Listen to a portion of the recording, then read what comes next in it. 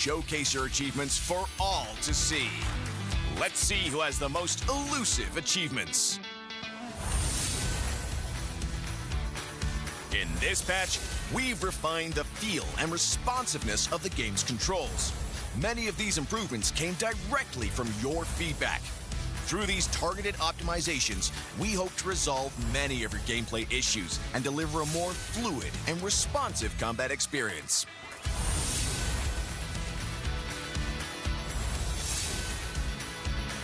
There are many more adjustments that you can read about in the upcoming patch notes.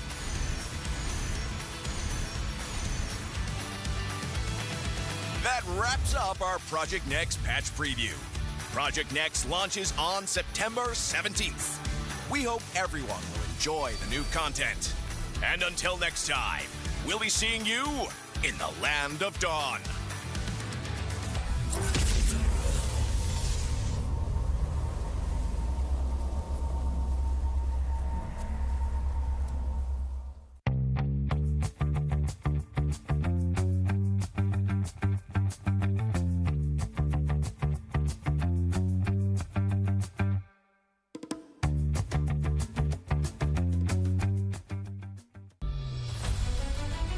Everyone, and welcome to a special preview of our annual map change. In this video, we'll explore more about this exciting new gameplay feature. Now, let's get started. When the annual map change launches, details of the feature can be found here. When a match starts, players will be notified of the battlefield mechanic that's in effect before hero selection. You can view info about the mechanic anytime during hero selection to plan out your strategy. Are you ready for the Broken Walls Challenge? The old walls across the battlefield have crumbled, revealing new paths and giving heroes without blink a chance to shine. We can't wait to see the optimal routes you'll come up with. Danger lurks in every corner when dangerous grass is in play. The battlefield has been overgrown with bushes, so proceed with caution. Will you be the hunter or the hunted? You'll need new strategies to survive this deadly jungle. Have you ever dreamed of soaring over the battle like a cloud? With Flying Cloud, rideable clouds will spawn on the battlefield. Just hop on and take to the air for swift lane rotations, or plunge down for deadly ambushes. Come, ride the wind and own the skies. The river will bring you to victory with Expanding River. River currents will expand into the jungle areas, and new currents will appear when the Lord spawns and when it's defeated. Travel with the current for a massive movement speed boost. Master the flow of the currents and drag your enemies into a whirlpool of defeat. We hope these new battlefield mechanics will break stale metas and deliver new experiences and challenges to everyone. See you all on the new battlefield.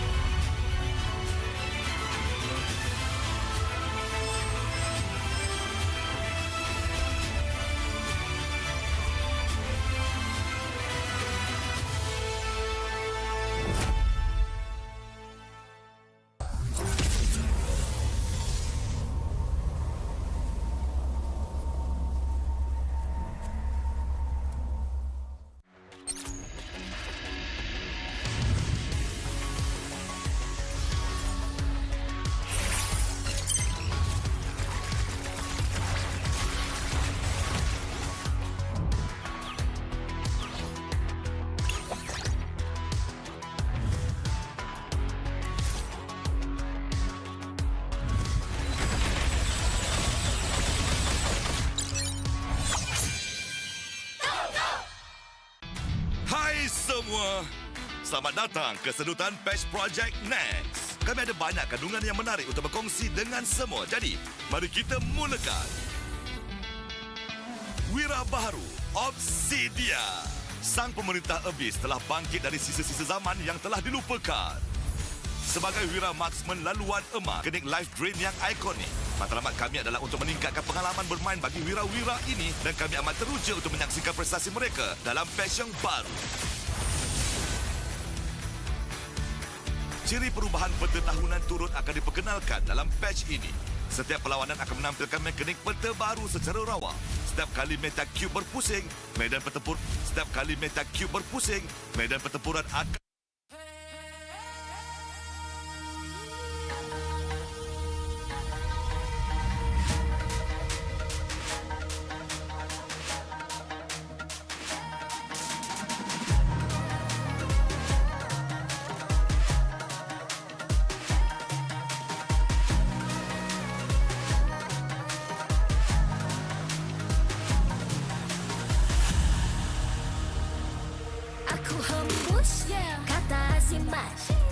terjatuh, aku beringat jalan dah jauh, cari titik bermula. Krak, krak, krak, krak. Jangan patah semangat, patah semangat. Semarak api bukan calon cadangan. Biar apa menghalang, aku sambut datang. 1000 daya, 1000 alasan. Harungi semua sampai di akhir garisan. Eo, eo. Kami tak senang mengalah, kami luar biasa. Semangat membara, harungi bersama. Lakukanlah sama-sama, lakukan. Bergema di kiri dan kanan. Tak berhenti marah ke hadapan. Tak mengalah berdepan cabaran. Jaga, jaga, kita jaga. Jaga, jaga, kita jaga. Jadi ayo. See me, watch me, hype me, gotta give it all. Don't matter how many times I fall, gotta get back up, yeah, yeah, gotta go. I can hear them calling, now I gotta serve. Mess with my clique, now you get what you deserve. We keep it tight, we keep it cool, they got me and I got them too. Api tak kunjung padam. Marah ke hadapan kita, sehaluan jangan simpan-simpan. Kita anak Malaysia. Kami tak senang mengalah, kami luar biasa. Semangat membara, harungi bersama. Jaga, Jaga, kita jaga. jaga, Jaga, kita jaga.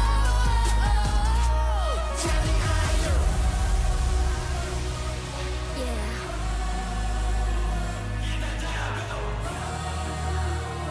Are you ready? Can you feel me now? Yeah, yeah, yeah, yeah. Let me hear you say. Oh, yeah. Lakukanlah sama-sama, lakukan. Bergema di kiri dan kanan. Tak berhenti marah ke hadapan. Tak mengalah berdepan cabaran. Jaga, Jaga, kita jaga. jaga, Jaga, kita jaga. jadi ayo.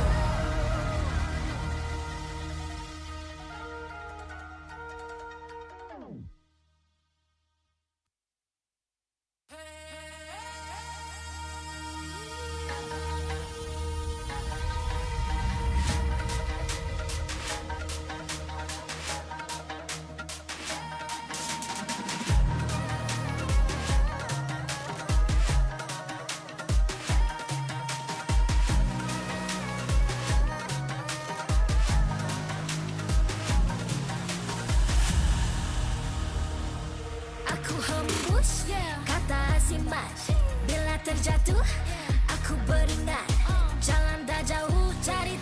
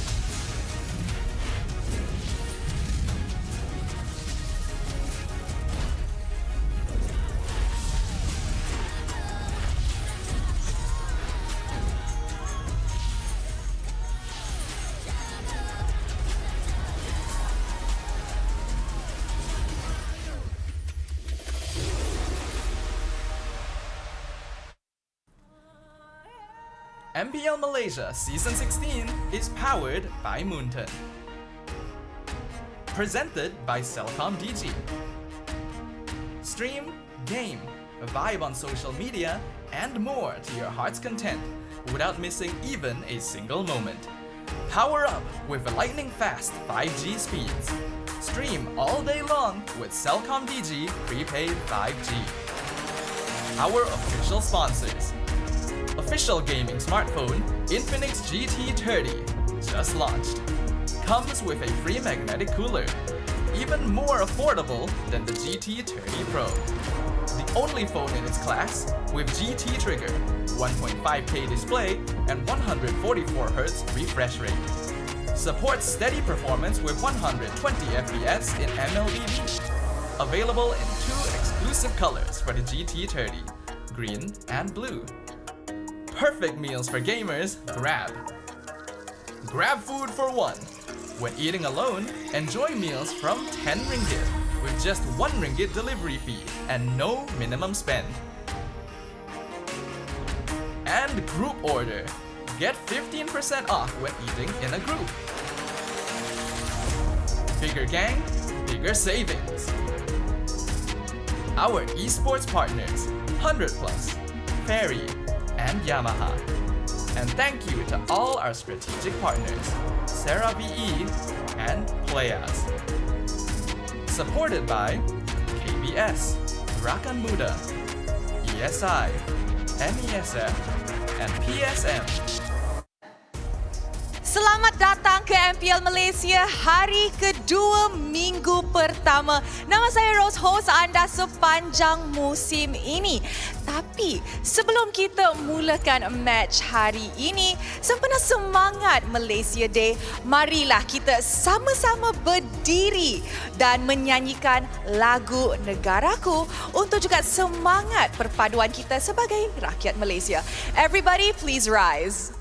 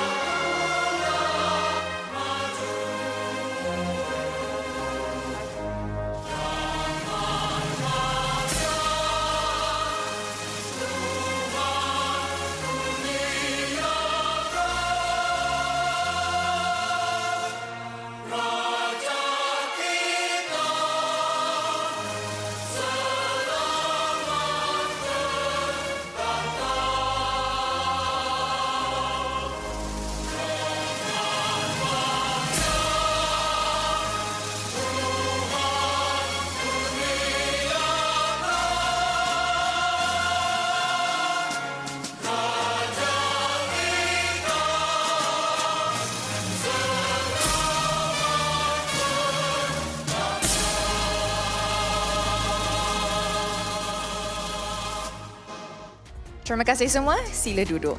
Thank you very much. Alright, so before kita mulakan perlawanan hari ini, kita recap sikit je pasal hari pertama semalam. And of course, kita mulakan kita punya musim ke-16 dengan kemenangan daripada Monster Vicious. 2-0 clean sweep atas tim Vamos. And of course, Untitled pula membuktikan mereka bukan lagi pasukan yang nothing to lose. Berjaya membuka tirai regular season dorang and of course breaking their own history with a clean sweep sepanjang regular season. And SRG seperti biasa menunjukkan kestabilan mereka. Walaupun Homeboys berjaya mendapatkan satu mata, kedudukan mereka tetap kukuh. And of course hari ini, mari kita tengok jadual untuk hari ini. Match pembukaan Todak menentang Team Ray. Untuk Team Ray, jom kembali selepas kali terakhir beraksi di musim ke-11. Question is, apa lagi yang mau dibuktikannya kali ini? Bagi Todak, Zaid, bekas Rookie of the Season musim ke-9, kini memburu milestone baru untuk mengubah legasinya. Kedua-dua pasukan kini berada di persimpangan. Adakah masa mereka akan diperbarui atau sekadar berlalu pergi? Untuk match kedua CG Esports menentang Games My Kelantan, CG Esports tampil dengan barisan veteran Chiku Valence Gary, legenda yang pernah mencorak era lalu, kini bersatu semula dengan nama baru. Sebaliknya, GMXK membawa kisah akar umbi, bertumpu pada Mat Dins, pemain yang menghidupkan semula karirnya daripada MAL Challenger kembali ke pentas MPL. Inilah pertempuran antara veteran yang memburu legasi seterusnya menentang underdog yang mengejar peluang pertama mereka untuk last match of the day, iaitu highlight match, which is Vamos going up against Homeboys. Perlawanan klasik yang penuh dendam. Musim lalu, Homeboys menutup larian Vamos dengan kemenangan 2-0 yang sangat-sangat convincing. Musim ini, Vamos kembali dengan misi redemption. Malah melangkah ke era villain bersama dengan Gorgeous. The question is, cukupkah senjata baru ini untuk ubah skrip? Bagi Homeboys, inilah pentas untuk buktikan dominasi mereka, bukan sekadar nasib. And of course, kepada semua audience kita dekat rumah, kita pun ada code for you guys. Ini adalah code, ini gaya kita, gaya juara, gaya Malaysia. So, macam mana nak redeem code yang korang boleh nampak dekat lower third ni? Korang buka JML and isikan redemption code dalam MLBB anda. First come, first serve, so fastest fingers first. Rosa tak sabar untuk mulakan hari kedua minggu pertama. And with that, let us show it to the casters.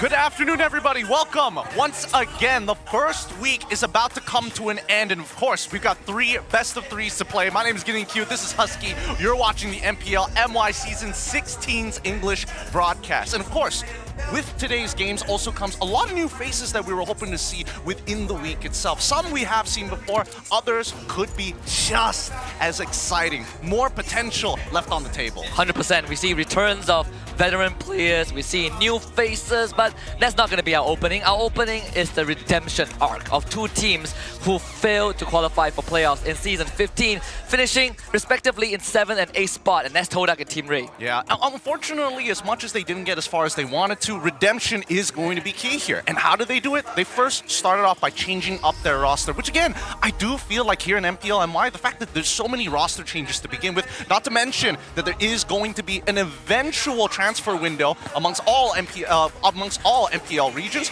but even so, it scares me to think that nobody's willing to sit down, hunker down, and invest in these boys and girls. And that's a sentiment that we've shared across multiple seasons, right? Not just in MPL MY, we also talked about that regarding RRQ Hoshi from Indonesia after their M5, M6 run as well. But I think for a team like Team Ray, the story is slightly different because we noticed that across the past 2 seasons, they've hit a plateau and some changes needed to be made, and indeed they went for a drastic shuffle. This is a crazy shuffle for me. The fact that they got Joam back into the gold lane, Nova X Kobar stolen from MV, ZQT from JP Niners. They've also introduced Dusk, and of course they still have their. Even so, I am shocked the fact that they were able to get Joam over after his incredible season during Season 11 with Lunatics, now coming back to MPL MY under Team Ray. Yeah, I personally didn't expect Joam to come back. I thought he would never come back to MPL MY in any capacity. But I'm happy to also see Dust, right? Another MAL player, Tier 2 now promoted to Tier 1,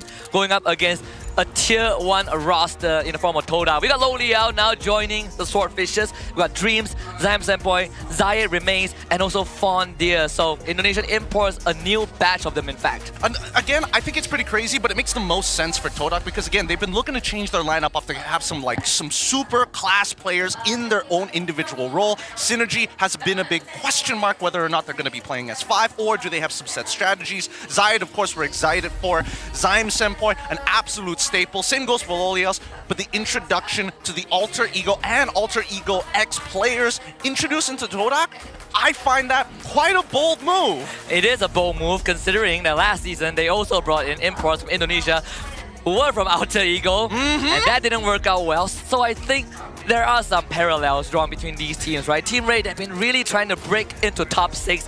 Hasn't happened yet. But for Todak, they suffered a devastating blow last season. Kenapa? Tak boleh pause sebarangan. Tapi aku cakap lah, kita memang pause tak sebarangan pun. Mesti ada sebab, betul tak? Paling pause nak berak Avin kan? Oi. Pin, kalau Kalau Ustaz, aku tak sure. Alamak, cuba kau tanya. Ustaz tak nampak tu. Ya Ghost touch dia nama macam pun ghost kan? Ghost touch sebab kita buat benda Ghost memang pelik-pelik. tak nampak tu. Alamak. Kita Aku rasa lihat kena kau terbuka. kena ada kamera belakang yang menunjukkan ghost touch. Semangat. Oh, salah kill. Lu sering emote gak, Matt? Enggak. Energy. Gak sering? Emote. Ya. Enggak terlalu sering. Lu, Matt? Gak ya? Kalau di Todak harus dibiasain sih. Enggak mau gua. Come catch me, bro. Haha. Whoa.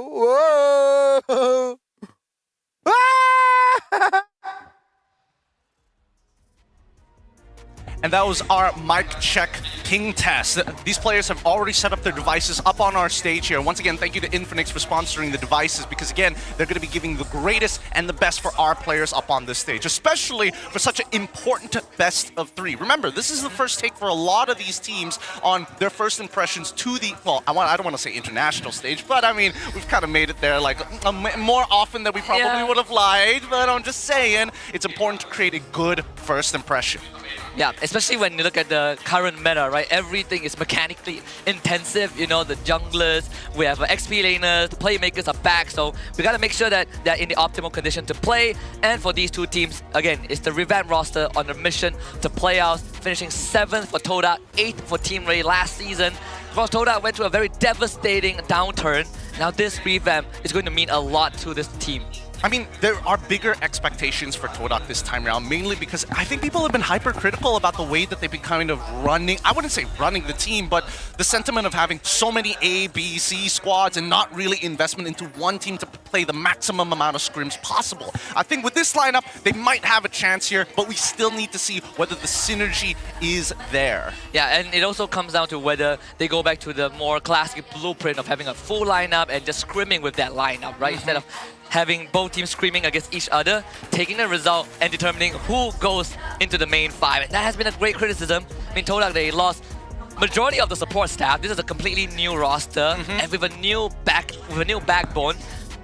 If they can give us a good match against Team Ray, I think faith will be restored. But I think you can say the same for Team Ray, who has gone through quite the past 2 seasons. Yeah. And the plateau is very obvious, and you know that there's really no way for them to improve in that time frame. Yeah, that's the thing. It's about that glass ceiling that they keep on hitting every single time. Like you mentioned, it's like the plateau. It can be very difficult. With that being said, though, it looks like it's time to start these games. Let's get both of these teams right here, right now.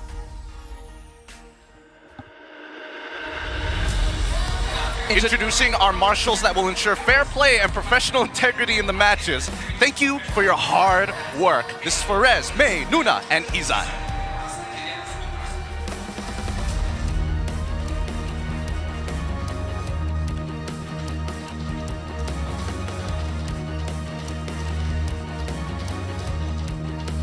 After 2 seasons stuck in 8th place, they return enhanced with revamped local lineups plus 2 Filipino imports. Will they sting their rivals with domination, or do they still need time for preparation? Ladies and gentlemen, give it up for Team Ray!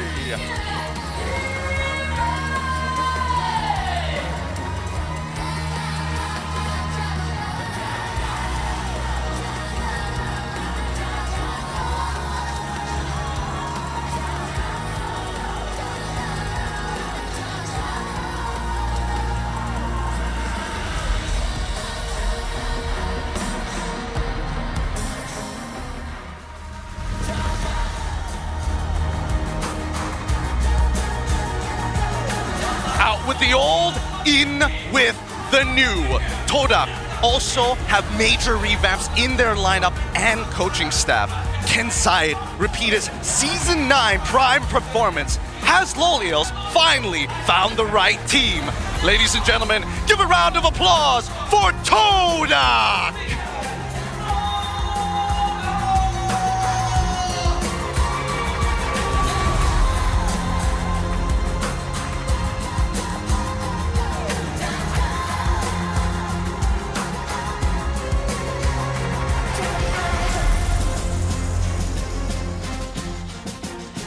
Introducing the head of League Ops, Franklin, alongside with the coaching staffs of both teams, the masterminds behind every game.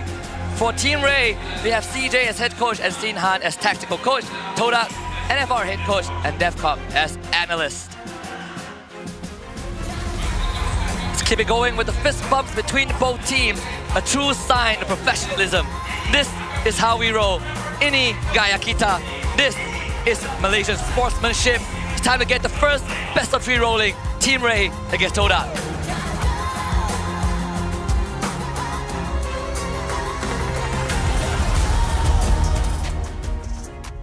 With that last bit of physical contact before they head into the virtual realm to battle it out into the land of Dawn. First pick will go over to Todak.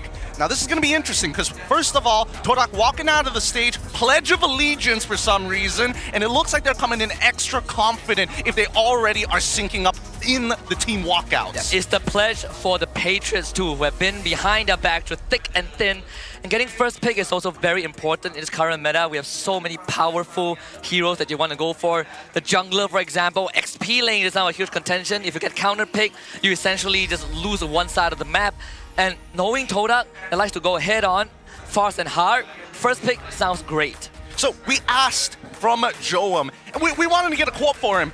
He said, I came back to MPL MY because I want to stop SRG. They've been dominating too much. After sacrificing a lot for myself, I want to keep playing until I achieve my dream, which is to become the finals MVP at an international tournament like MSC or an M Series. There is some progression there, right? You start in the local league, you take down the best team, and then you go on to the world stage. And I know a lot of pundits out there will screenshot this frame and be like, yeah, dream on. But hey, Joam, his first season and his only season with us has already proven himself to be a force to be reckoned with. I personally share the same sentiment as Simon, with your boy Simon. I want a team to take down SRG. Absolutely. There needs to be some strong competition for our league to get stronger in general. And I think Joam is a great addition to do so. The last time we saw him was in Season 11, and under the banner of Lunatics, he's almost single-handedly carried the entire team to a playoff run that almost got them into the semifinals. Yeah, and that itself is quite a legacy that he has left locally, and I think across these few seasons, people have always been speculating whether Joam will return to the scene. Now your wish has been granted for sure, and when we look at his track record, even in MPLPH Season 15, he's played what, total of 33 games, more than half of it on Granger, which is still a meta hero. Now we also got a player quote from Loliels.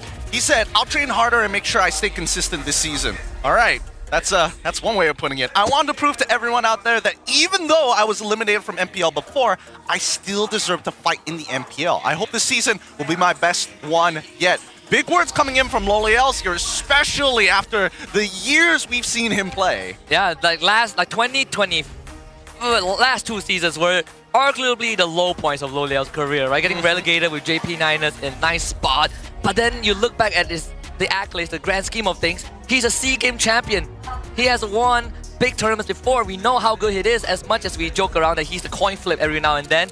But you need someone to clutch against someone like Joam. Loliels your guy. Yeah, I mean, it could go either way, right? Because I feel overall, Joam just seems to be the more stable laner. In laning phase, in team fights as well. Even in his time during with Smart Omega when he decided to return, watching his career from the sidelines in MPLPH, he was still doing good work. So, coming back into MPL MY, now that Joam has a little bit of a support system around him, not to mention that a majority of the players coming in from Ray actually do speak in English, so communication barriers are going to be a little lubricated, as some may say. Yeah, for sure. I think that also is going to help them in the jungle matchup as well. You know, Zayed looking for the Season 9 Prime against the Dust, right? Very unproven player up to this point.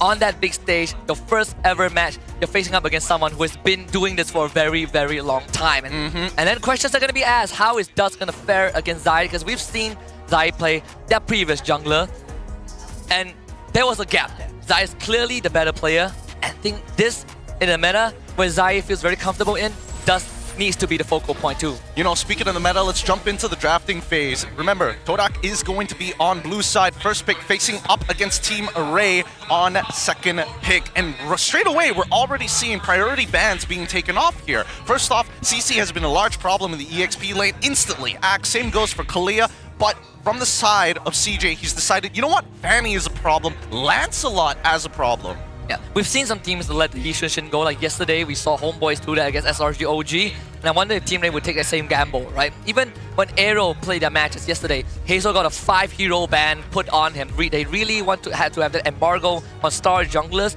And if that's the approach from Team Ray, I wholeheartedly welcome it, right? See what happens when you give Dust an advantage in the draft. Yeah, let's see how much of an advantage he's really going to get here, because so far, based on what I'm seeing from Todak's side, a lot of picks, again, one priority picks, one flex pick in that Arlet, but getting rid of the Kalia just makes a lot of sense. It feels like Todak wants to set up for a potential assassin, if not allowing Yi Xunshin to play the game. But let's find out whether Team Ray is going to allow that to happen in the first place, right? They can ban out Yi Xunshin here. That'd be 3 jungle bans dedicated to just Zayed if necessary. That's going to unlock something like a Hayabusa kind of down the road. So they are willing to let that Yi Xunshin go. They ban the Tusin, which also is a hero that Todak would instantly snatch, right? We got Zion Senpoi, the pillar of the squad, Zushin, Fasa, you name it. Yeef is now back in the meta as well. Todak has plenty of options to leave that later. Let's see that first pick. If it's an Yi Xunshin, then I think Todak's direction is going to be a lot clearer this game. Yeah, Ooh. Actually, now that I think about it, how often do we get to see Zayed play the Yi Xunshin to begin with, right? They're going to get the Wan this time around. Zayed is more of an assassin main just in general. We don't see him on those marksman style of junglers at all for the most part. Now we see the Lapu Lapu get locked in, a pretty free pick for the side of Team Ray, very flexible in what it needs to do. But based on what we saw yesterday, a lot of people were speculating that, hey, Gold Lane is a bit of an interesting pick, especially when you have Yi Xunshin in play. I feel like both sides are like, okay, Yi Xunshin is that bait, so let's go for things that jump right on top of him fast, is able to keep that distance and scale into the late game. Barca, Lapu Lapu, final lock-ins for TR. Yeah, we take away one of Zion Senpoi's staple pick, but we also saw SRG OG kind of flex that Lapu Lapu into the goal lane for Innocent. They revealed it early, they kind of misdirect Homeboys, and then they were like, hey, Esmeralda XP lane. If this is one of the playbooks, one of the chapters that Team Ray took away from yesterday's series, SRG OG, I think it could be something that they could pull off, because Team Ray, even with the previous roster, under the guidance of Sinhan at least, who still remains in the coaching staff, have shown some pretty wacky playstyle. Yeah. Talking about wacky here, I feel like Team Ray, right now, CJ is looking to try and stop Zion Senpoi, right? Because let's think about it, right? We see the Phoveus, we also see the Baxia for the side of Todak. I think this is an okay adaptation, but I feel like Team Ray always seems to have priority in terms of what their jungler is going to be. Almost no matter what, right? Because if Todak reveal any of those laners early on, that's when Team Ray can actually look to turn this around. Now, without the Kimi from the side of Zayed Senpoi, the Lapu Lapu as well as the Farsa is just going to be a huge deterrent to say, we don't even need to ban it. You play it, we can still punish you. Even when we look back at Team Ray last season, one of the patterns that we always notice is that Trapped pick gets shafted until the very end, right? And we always say that he gets dealt worst card. He's not able to do much with what Team Ray has given them. And that's why I think having Joam on Team Ray makes it a lot more manageable, right? Even if you push his pick into the 4th and 5th, he can still kind of hold his own. But in this case, I think taking the Moskov makes a lot of sense. Well, they're playing the Moskov into the Phoveus, which is already a little annoying, I'm not going to lie, but into the Baxia on top of that, it does mean that this Moskov really has to scale. It needs to get that DHS as early as possible before even participating in any of those fights. We're probably not going to see Joam go for any big plays just yet, especially around the first turtle, but Chip finally getting banned out in that second phase, and now they're trying to be a little flexible about things. They're avoiding the mid lane. Akai gets banned out for the side of Todak. I feel like TR was setting up to play a tank jungler to begin with, and I feel like Todak has caught on. Yeah, something like, I mean, Fredrin is the only one left in the pool now that Akai and Baxia are removed from the equation. If they want to continue down the support ban route, it could be the Gator, right? You force kind of a Fredrin Baxia matchup in the jungle, because with the Phoveus pick, the only other route you can flex the Baxia is Roam, and even then, it's not as popular as it was compared to last season. I think I'm on board with that. I'm on board with that. For now, I'm curious to see what jungler is going to come out from the side of Team Ray, right? Because it doesn't feel very good to play an assassin into the Baxia. It feels even worse when you have to play the Fredrin into the Baxia, so your early game pressure is completely gone, and you just have to raw scale, so you're really dependent on your laners. Valentina, interesting. Really taking out the flex picks coming on from the side of Zion Senpoi. Honestly, I was thinking either Valentina or like a Luo Yi, right? Yeah. To maybe Yeef, but I think if they have the Lapu and Farsa, they probably are less worried about the Yeef and more of something like a Valentina that could add to the team fight power of Todak, which they already have. I think this mid-game spike, which favors the 1-1 a lot, especially if Loliao gets a good early game, is already scary enough for Team Ray to deal with. Well, let's see how scary it's going to get, right? Because Todak has this final ban, and they could double down on just getting rid of junglers, tank-style junglers, or even assassin styles if they're worried about Loliel's getting attacked very early on. But even then, the Hayabusa, really good call coming in from Todak. As much as Hayabusa is already in an unfavorable matchup, now they really push the buttons of Team Ray. You go Fredrin. What else is there in the jungle for Assassin? I mean, unless you go Benedetta, right? But only Aimao does that. Yeah. So Fredrin for Dusk. Okay. Fredrin, not exactly the most ideal, but it works with the rest of the synergy of the team composition. They need somebody who's able to not only peel, but at least hold people still, an anchor for the team until Farsa is in place, and then they can start to go for the reinitiation. Either way, they still have a bit of a tough matchup here, right? Because it's a skill matchup when it comes down to the 1-1 versus Moskov. Most of the times, especially with top-tier players, it just becomes a nothing lane. Both sides don't really want to trade against each other unless we have Inspire coming in from the Moskov. Then maybe, but who's to say? Who's to say? If Loliao was playing Moskov, I would lean into that 100%. All right. If we need a risk taker, he's the guy. Yeah, he is that guy. All right. Last two picks here for the side of Todak to finish off their composition for game number 1 of this best of 3. They go for the Selena alongside with the Khalid. Interesting options. But it does, again, amplify the early impression that they can provide, right? Khalid, Baxia, Selena, high mobility, but these early gang squad, you not only can threaten the Moskov, Farsa is not going to have a good time if you head to the Lapu lane with Dreams already holding, with Fondia holding it down with the Phobius. I can see Todak speed up the game before Team Ray gets into a comfortable spot. They need something with some heavy peel, like really, really heavy peel, because Khalid and Selena is going to make this Farsa's life really difficult, attacking in multiple angles, and there's no real way to actually stop the Raging Sandstorm anyways, right? And this is even before we talk about Baxia getting in the mix. Man, I want to say Gatot, but this is a Baxia on the enemy team. Badang, Gatot, Kaja. That's one way to deal with a dive. I'm all down for it. I'm all down for it. They needed something that can at least contest for the wave clear in the mid lane and not exactly take too much damage back, assuming that they don't get hit by the Abyssal Arrow, right? But I think that Khalid is going to be a bit of a non-factor unless Nova Escobar really drops the ball. Mid-prio is going to be pretty important here as they'll be able to rotate across the lanes, jungler matchups. I think that's where Todak is going to really use that mid-prio to go for these bigger invades, to use that early pressure to generate a lead. I agree. And I think a lot of that attention is going to be put into the Lapu lane, right? If I can get the Phobius ahead, I unlock that XP lane, and I give myself a way better chance of contesting that early to mid. Yeah, speaking about unlocking, right? We still have to worry about the EXP, who again, in the current metagame, they need to make big plays. And from the looks of it, as long as we don't see a general lead from either side, then they got to play the 50-50 on the team fight as we get ready to go into the land of Dawn for our next game. A best of 3 now begins here at MPL MY Season 16, day number 2. Let's see what impressions we'll have by the end of the series.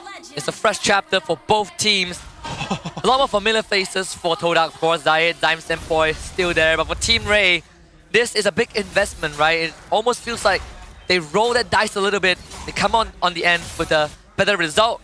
Dreams spotting out the early purple buff take. Of course, no steals. Very standard start. Mid lane priority given over to Zach QT. Yep, and this is perfect. This is a perfect start for Team Ray. They were worried about the initial invade. They were worried about mid lane getting pushed out very, very fast. But Dreams, he's playing like a walking ward, right? He just wants to keep track of where Dusk is going to be. If he can chunk Nova X Kobar, that's perfect. And if they can steal a buff with an arrow, that would also be great. And Zai steals 2 more camps just like that. It's going to be ahead in experience. Hasn't even taken his own orange buff yet. So by default, Zai is already off to a slightly better start. And Todak, because of Dreams, gets to mirror the movement of Dusk. And every time Nova Escobar uses his ability, Dreams just jumps on him. Yep. This is the only time that Dreams is going to be able to harass Nova pretty convincingly because Dusk doesn't have access to level 4 just yet. Once he gets the energy eruption, then he can go for these big resets. Either way, Von Deeren as well as Dur seems to be a nothing lane going on there. Loliels and as well as Joam, we haven't seen much action from that lane. No big advantages, really just tracking your opponent and making sure that this mid is clear. And because Dust lost 2 camps, he will be behind in experience. And that's even taking the XP crab down in the bottom side of the map too. So already a slower start for Team Ray. this level 4 at the turtle pit is going to favor Todak. I think they're in a prime position. They can clear out that mid wave, whereas for Team Ray, they will pivot towards where the Lapu is. Yeah, speaking of waves here, Diamond Point already at level 4. Dreams and Nova Escobar not even close as they go into the very first fight. Full commit onto Todak. The Phobius will hold his ground. Fondia somehow still stays alive. And unfortunately, you can't say the same for Dust, who goes down before slamming that ult.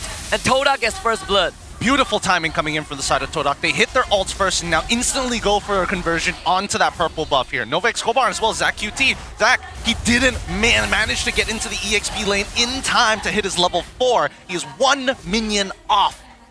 And not only that, Zyme Point landing an arrow onto Dust too, so he was controlled for way too long that he was like, if that out went off, I think there will be a turning point for Team Ray. Sadly, not the case. Purple buff gone, and Dreams continues to just be an annoyance to Team Ray. He has full control, and I think that Todak want to utilize his vision and control to make sure that it's tough, because Zayed, he's been free farming the entirety of the game. Walks up, steals away one camp, walks away, and he can keep on doing this because we're not seeing enough resistance coming out from Team Ray. So far, Team Ray has been forced to just play the lanes individually, right? We're not seeing Zach connect. Nova Escobar is being forced to mirror Dream's movement, and that's not what Team Ray wants. They want to be able to move with Zach QT, but because of these delayed timings, suddenly Todak have a lot more control that Team Ray would have liked. Yep, they've already generated a 1.2k lead, but the EXP difference is where we're seeing Todak actually utilize better against Team Ray. I think the hardest part right now is that we are coming to a point where Nova Escobar has hit level 4. So now, the onus is on Team Ray to initiate. They need to be the ones who are looking for a play to make. And more importantly so, with the next turtle coming up in about 22 seconds or so, who is their target priority? Joan could be that for Todak. The arrow does just graze by. That connected, it's going to be a dive happening. That's why Joan even took the flicker, right? He trusts the team to back him up. And that really falls on Dust, who is still trying to catch up. Zayed finds Dirty Arrow, almost connects, forcing out the bravest fighter. So Team Ray fully disengaged. Yeah, there's no real way to tell how far that arrow was thrown from Dur, trying to keep it safe. Oh, even the Raging Sandstorm being thrown out as well. Looks like it's going to be a no contest for Team Ray, but now that their Raging Sandstorm is gone, they're looking to take the space. Dust is going to put his head there. He's still a level behind Zayed though, so it's not easy. Zach QT getting dived on by Dream. Turtle stolen by Dust. The SOD connects and Joam says, I'm in the fight, baby. And that's Team Ray picking up a return for themselves. Yep, just better regrouping. Oh, wait, hold on. Fondir gets taken out by Dur on the offside. And while this is all happening, Joam actually went for the lane swap, and now he's going to get a lot of gold plating on the bottom side as Loliels needs to take advantage of this. He needs to stay even against Joam. And that's recovery for Team Ray. That initial 1k plus goal lead for Todak shrunk to below 500. And that's perfect for Zach QT too. Didn't even have to use the Purify, because Dreams did not have enough damage to take him down. In fact, I think Joam gets the better end of that trade. He gets a full turret in the bottom lane. Significantly better. I'm surprised that Zach QT literally had the cojones to just stand there and feather air strike. He knew that Dreams with a full combo wouldn't be able to do it without his ult. So that's great calculations from Zach QT's side, showing a bit more maturity, but more so, he's willing to throw out these feathered airstrikes to get these initial chunks. Also very important fact that doesn't won the retry battle somehow, right? That's going to bring him back up in experience, some goal injection for the entirety of the team. And Nova Escobar waiting very patiently with the Divine Judgment too, that really allowed Team Ray to turn that fight around. 2 kills on top of that. Right now, Todak, their entire lineup is heavily dependent on Zayed actually staying alive and finding those flank angles, but they can't expect Zayed to stay in the middle of the action for that long. They need to be a little more crisp on these flanks. They need to find these picks a little bit faster. If not, Team Ray have a much better chance of just standing still and holding on to these neutral objectives. For now, we see Zayed and as well as Dreams pushing towards this top side, opening up the map a little bit more for Lolios, and TR looking to respond. They know that Nova Escobar was heading top, padding top lane too, thanks to the Cena trap. Turret still goes down though, sadly. They didn't want to commit that ultimate. Need to keep it for the next turtle, which will be spawning bottom side. And that's good news for Team Ray. They did take the bottom tier 1. They're going to slowly take the space now. At this point, keep our eyes on how they're playing this 4-in-1 split. Joam, he's going to absorb this next wave, but with Lolios already on his way down to this bot side, it's going to be a man advantage for Todak. The attention is going to be put onto Dur, bravest fighter, towards the pit. Here comes the arrow connects. Better airstrike cancel and Dust wins the retreat battle. And this time Zach QT escapes to the Purify, slam down off the Appraiser's grab, but Fondia deep in enemy lines. Zach QT pull back. 2 dead for Team Ray. Dust next on the chopping block. And this time it's Fondia's time to shine. And Todak finds 4.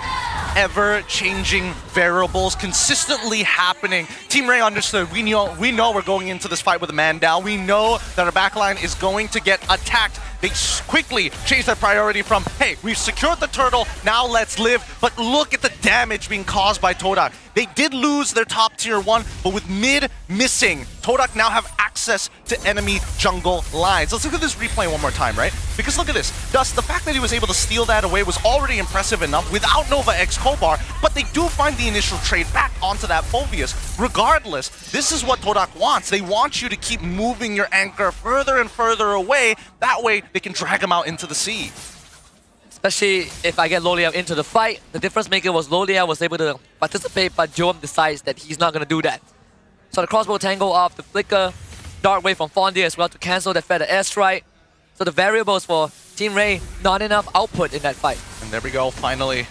Now with the Thunderbelt already purchased, we see Todak utilizing that. Wait, Nova flickers forward! An instant follow-up to get rid of Loliao. And sadly, Dreams cannot help his marksman fast enough, even with the Raging Sandstorm. SOD connects, Joe pulls the trigger. They get the stun on the Zaya. The follow-up is immediate from Team Ray. Another clapback and a 2K goal swing just like that. Instant response. Great play coming in from Nova X Kobar here. I wasn't expecting him to cover that much distance to begin with, and they take their own mid-tier 1 as they push into enemy territory. Joam is in a phenomenal position right now. If we can get the item list to pop up, that'd be great to know exactly how far he is in his build. But the gold lead that we saw from before instantly is converted back to Team Ray. They lost the previous fight at the Turtle. Todak was up by 2.1k, and look at what happened. Team Ray now leading by almost 1,000. Todak will be teasing a possible Lord take. As much as 1-1 has that built in Purify, it's not going to work as a suppression. Nova Escobar, 50 seconds until the next Divine Judgment.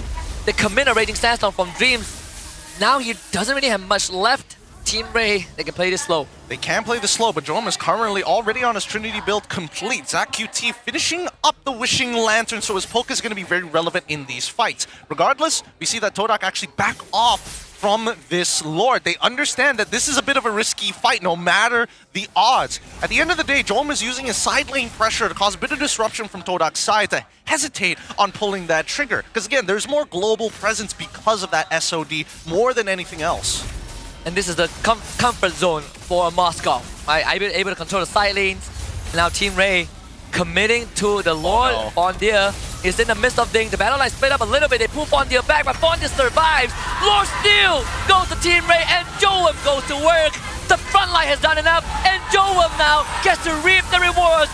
Pierce through all of Todak, one by one. 3 down for the Swordfishers, but Joam's not done just yet. Time set point on the run, but Joam pins him down. Mega kill for the Moskov. Man, Joam! He's fast. He's fast. He's faster than the farm. He's fast with his fingers as well. He's absolutely destroyed Todak in this match because of how much gold he was able to attain for himself. All these little plays and sacrifices from Team Ray's side has allowed Joam to become an absolute monster. 10 minutes into this game. 9 minutes completed Trinity build. 10 minutes, 30 seconds for a Wind of Nature. I gotta say, Dust, he lost one retreat battle and never again. This Lord, let's see how much it can do. Dreams, great Raging Sandstorm, but the follow-up not really there. Sacrifices life for the cause of Nova Escobar. Todak needs a bit more. The arrow comes in, but the damage a bit too much from Team Ray. And then a double, and Joam takes it. A bit too ambitious this time. Loliao finds the shutdown, but Team Ray still have numbers. He didn't have enough time to press the button, and it also didn't help that he also took a tower shot. Regardless, missing a bottom inhibitor, all the goal for TR, 2.4k in the bank, and it's gonna keep on compounding. I'm surprised Dur was able to find Lolios in the previous fight anyways, but it's all because of that flicker. That flicker is such an important tool, and I'm curious to see Lolios in his item build, how far is he actually into it? Because I saw him get a Wind of Nature, but look at the way that this fight progressed, right? They initially wanted to make sure that Dreams and as well as Zide get taken out first. And as soon as that happens, unless we see some tighter execution from Todak's side, the collapse needs to happen at the same time. Raging Sandstorm, I'm expecting everybody else to follow up. If we don't see that follow-up, then Zayed is kind of just left there to be like, please, help, anybody, anybody. The saving grace for Todak was Raging Sandstorm, right? Dreams was the shock absorber. If not for that 4-man crowd control, I think Team Ray would have ran away with the game already. In terms of item builds, if we're talking about running away, it's actually not as far as I thought it was between the two gold laners, right? 9.7 and 9.9 currently, despite Jom being 6-1 and 5 and Lolios 2-2 and 3. The scoreline tells a completely different story. As we look at the main gold leaders, here it's going to be the EXP lane in Dur, and as well as Dusk, who has done phenomenally on these 50-50 fights at a disadvantage during Lords. Winter Crown done too. It's all for that 1-1. It's him and Jom that have the ability to absorb that crossbow tank if it ever comes to it. But most of these fights are decided by whether the Feather Airstrike gets to channel the full salvo, right? ZachQT himself alone can chunk out Lo Liao, Zam Sandpoint, and prevent any sort of a follow-up from Todak. But if it got done for Lo Liao, I think Jom is also going for the same build. Yep, they're going for the exact same build here. Lo Liao's opting to sell his boots at this point just to get it a slightly earlier. We'll see if it's going to make a difference in this fight because they're bursting it out way too quick. Inside, he must contest! And this time it's Joam that really puts in the work. Full disengage for Team Ray. Lo Liao on the chase. Nova Escobar is the target though. Can he escape? Nova Escobar will give his life away. Crossbow tank goes up. It's diverted. Lo Liao could have converted fully. Maybe Team Ray can look for a turnaround because Nova Escobar is going to be dead for sure. Seems like they'll make the call to back off. Were they gonna go for the chase or not? I think Joam was even thinking about it. I'm like, I'm ready to throw the SOD. I just need the green light, but nobody is there to actually start peeling for him. If he got in, it would just all be up to Joam and his Flicker. Dreams out of position and even getting their Flicker out of him. Big resources from the side of Todak. Yeah, Lord from bottom. Mid-wave cleared out. So Todak gets staggered the push and perhaps keep both the remaining inhibitors up still. Malefic Gun though down for Joam. That could be a difference maker. But the airstrike onto Fondir, half his health bar is gone.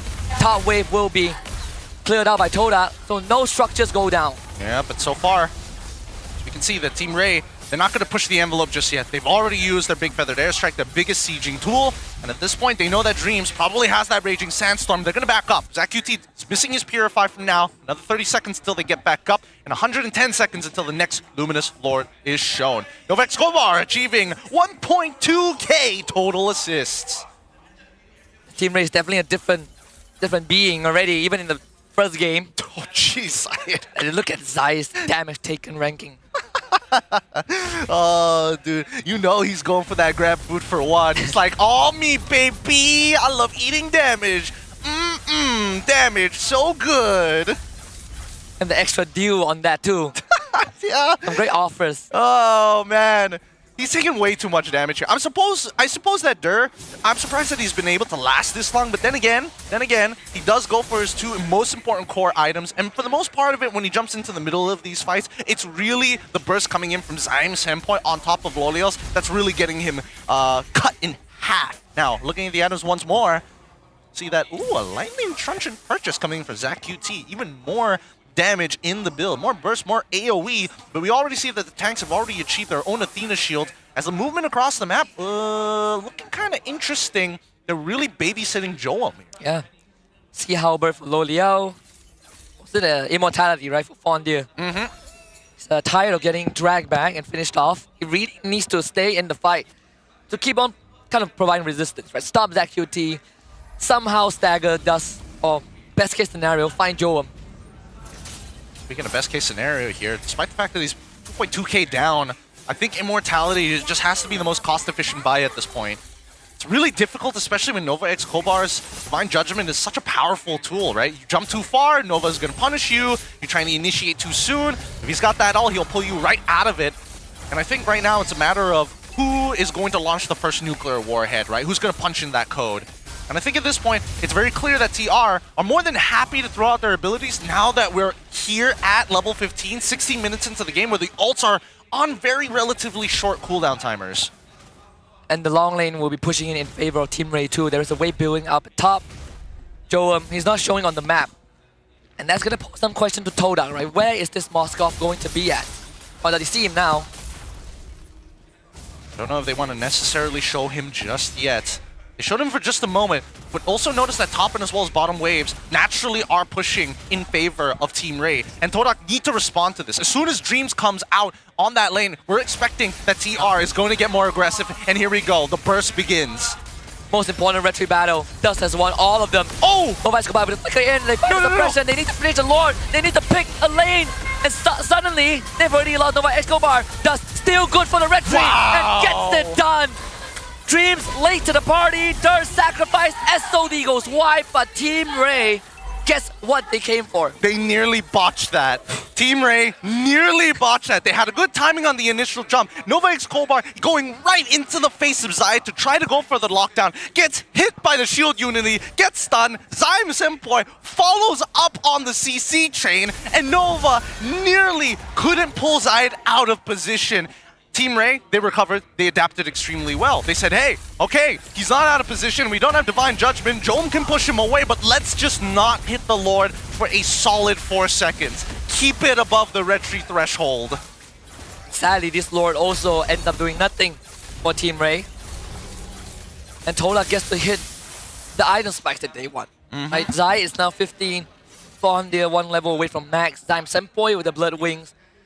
Whatever lead that Team Ray had, or the minor ones that they had, are completely back to square one. We are on an even playing field, aside from the fact that Team Ray have a bottom lane advantage. In terms of damage dealt, looks like Dur doing the most, 55,000, a full 13,000 ahead of Loliel's alongside the Zyme Senpoi as we're coming into the situational items at this point. Cores have already been built, and now we see that even, it looks like eventual Dominance Ice purchase coming in from Dust. Doesn't make much sense here. I think that,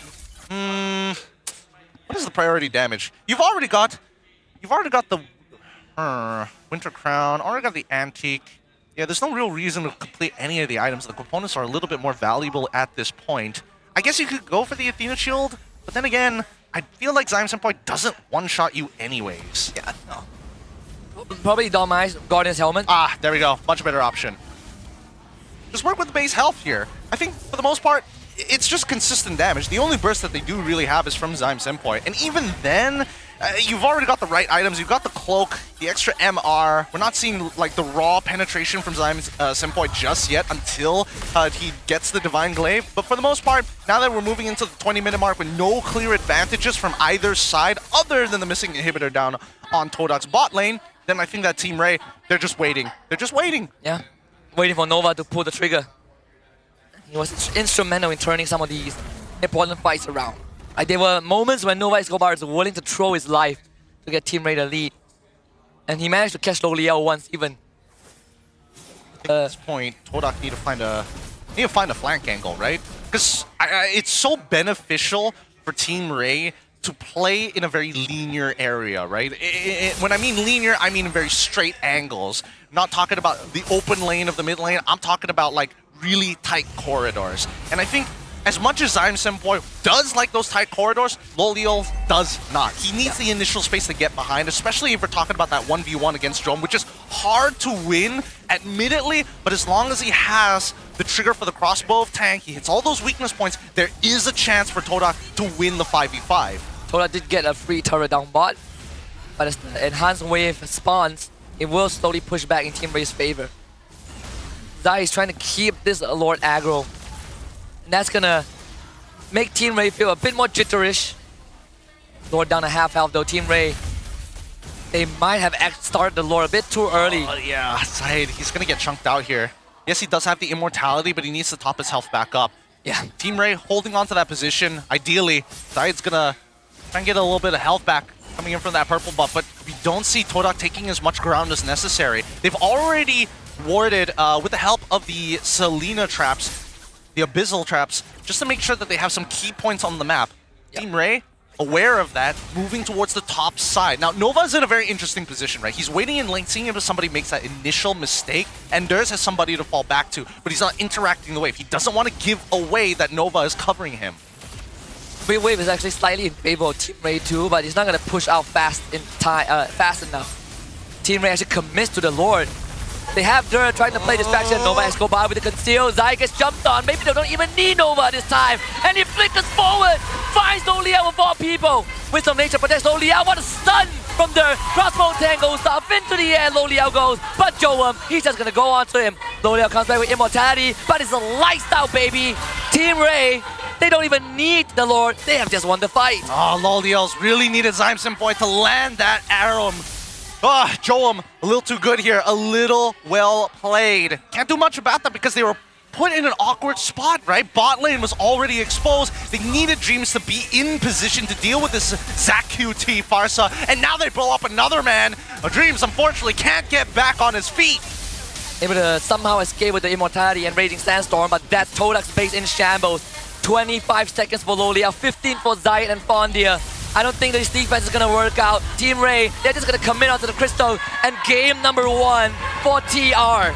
Very nicely played from Team Ray. Denied the snowball, found the reversal, won literally every single one of these neutral fights. Team Ray has pulled it back and they are looking real good. Big confidence boost for Dust 2. Won the first and second retreat fight a level down.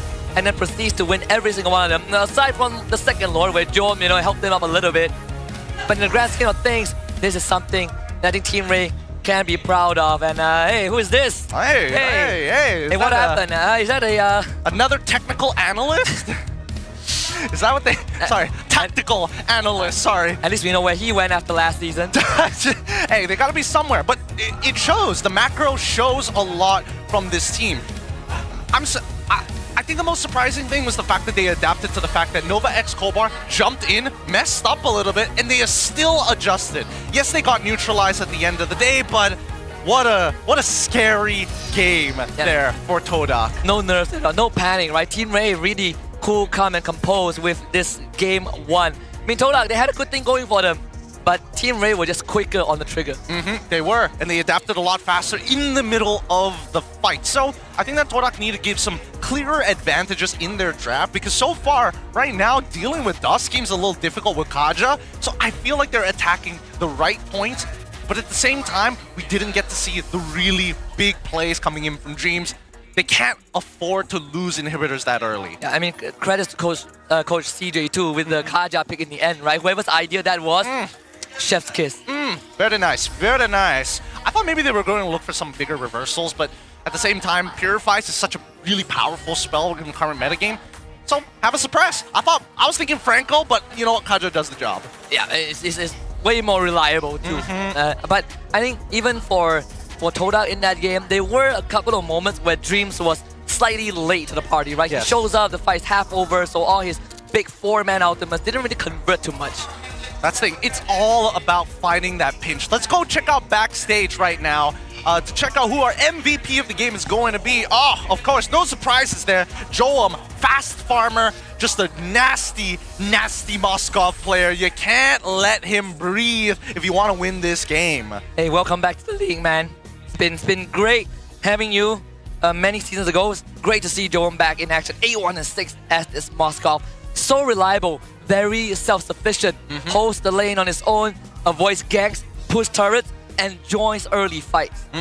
Just technical supremacy all across the board from macro to micro, and it helps that honestly, it helps a lot that the rest of his team are able to do so much with so little until Joam was ready to pounce. Yeah, he was pretty ready too, right? I think, what? 9 minutes? 9 minutes in. He was joining turtle fights. Oh yeah. 9 minutes in, Trinity build complete. 10 minutes, 34 seconds, already had a Winds of Nature. That's how fast this man is able to go. And arguably, he could have gone even faster if he got a couple of early kills, which he didn't, but even so, he made it count. 9 towers to 4, 2 turtles to 1, 3 lords to 0, 11 to 8 orange buffs. And that's where we start to see, whenever these early game scenarios, or I would say mid-game in this particular case, Team Ray know how to go for those big punishes. The early game, we saw a lot of those purple buffs being contested for after big conversions of, yes, you did steal the Lord, you did steal the turtle, but we're going to take everything back. Yeah, but there are also some flowers that I think Todak deserves, right? I mean, how they carry out the early game, the jungle pressure from Zai and Dreams really put Dust on the back foot. They forced Nova Escobar to mirror Dreams' movement so that there's not really any fast tempo play that Team Ray would have eminently like to pull off with a Farsa Kaja. So Toda, they definitely had their moments, but it's more when Team Ray started adapting, like you mentioned, when Dust started hitting those retreat buttons right on the money. That's where they were able to find catches on the Lo Liao, they were able to break formation of Dreams and Zayed, and they were able to just isolate Fondir. Yeah, I'm rather surprised that Zayed didn't invade as often as I thought he would. I think there's only one time that we saw him just kind of walk in, go for the initial retreat, walk back out. Especially when it's like pre-level 4 as well, where you have a huge advantage against specifically Dusk, right? Dusk is only working with 2 abilities. He doesn't have the big resets of cooldown reductions from the energy eruptions. There's no Appraiser's Wrath to worry about. And worst yet, ZachQT is highly dependent on his cooldowns, right? Naturally, at level 1, level 2, I was expecting Dreams and Zayed just to like 2-man walk into his orange buff and say, hey, this is mine, sir. Please, step away from the premises. In fact, I was also thinking at some point, maybe Dreams help Zayed Senpai clear the wave, and then they move together. That's what I was thinking too. Move is 3. If you think 2 is not enough, bring 3. So far, here's our rich guy, the carry and Sandbag, plus the best wingman of the game.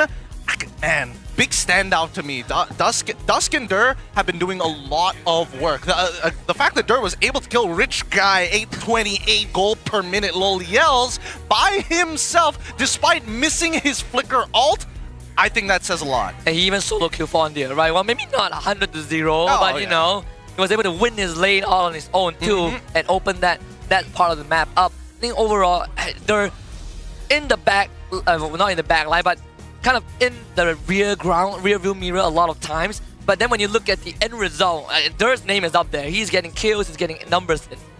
And he's significantly like, I don't want to say gapped, but in terms of the gold, he did kind of develop a pretty solid lead over Fondir, right? And again, let's look at the game one more time, right? Because all of these games really depended on how do you play the neutral objective, which to me was super surprising, right? I feel like Todak should have been the ones putting Dusk on the back foot, which they did in the early games, right? And even when they got their neutral objective stolen, Todak manages to find some bit of profit by getting an early rotation from Oleos. But from that point onwards, right, every single one of these fights just did not look good from Todak. They just didn't develop enough of an economical lead to really have some lasting power in these fights. And I think that exact moment when Nova was able to catch Lolia of all people was the turning point. They got 4 kills, they swung the goal by 3,000, they got the next objective, and then Todak just got snowballed on Zayed and Fondir. We saw there were moments that they were thinking of playing together and being that brick wall, but every time they go in, they get hit by Zach, they get hit by Joam. And Zayed Senpai just cannot do it all on his own. He needs to wait for cooldowns. I think there should have been a bit of a different approach to the early game, to be perfectly honest. I think it should have been more hyper-aggressive with the lineup of their mid-trio being so strong in comparison to TR. And I feel like that was a bit of a waste. Overall, look at Dur, man. He's just absorbing so much damage for the team, allowing such open attacks from TR into that backline. Even Nova moving forward to block any potential arrow too. So again, the coordination from Team Ray really on point. What an opening for them. I think they have already, you know, subverted some expectations that people came in from season 14 and 15 thinking that Team Ray is not going to change. Well, sorry to disappoint you, they're already looking so much better. Counterpoint, is it that people have been, you know, putting some low expectations on Team Ray, or is Todak just not exactly there just yet? I don't know.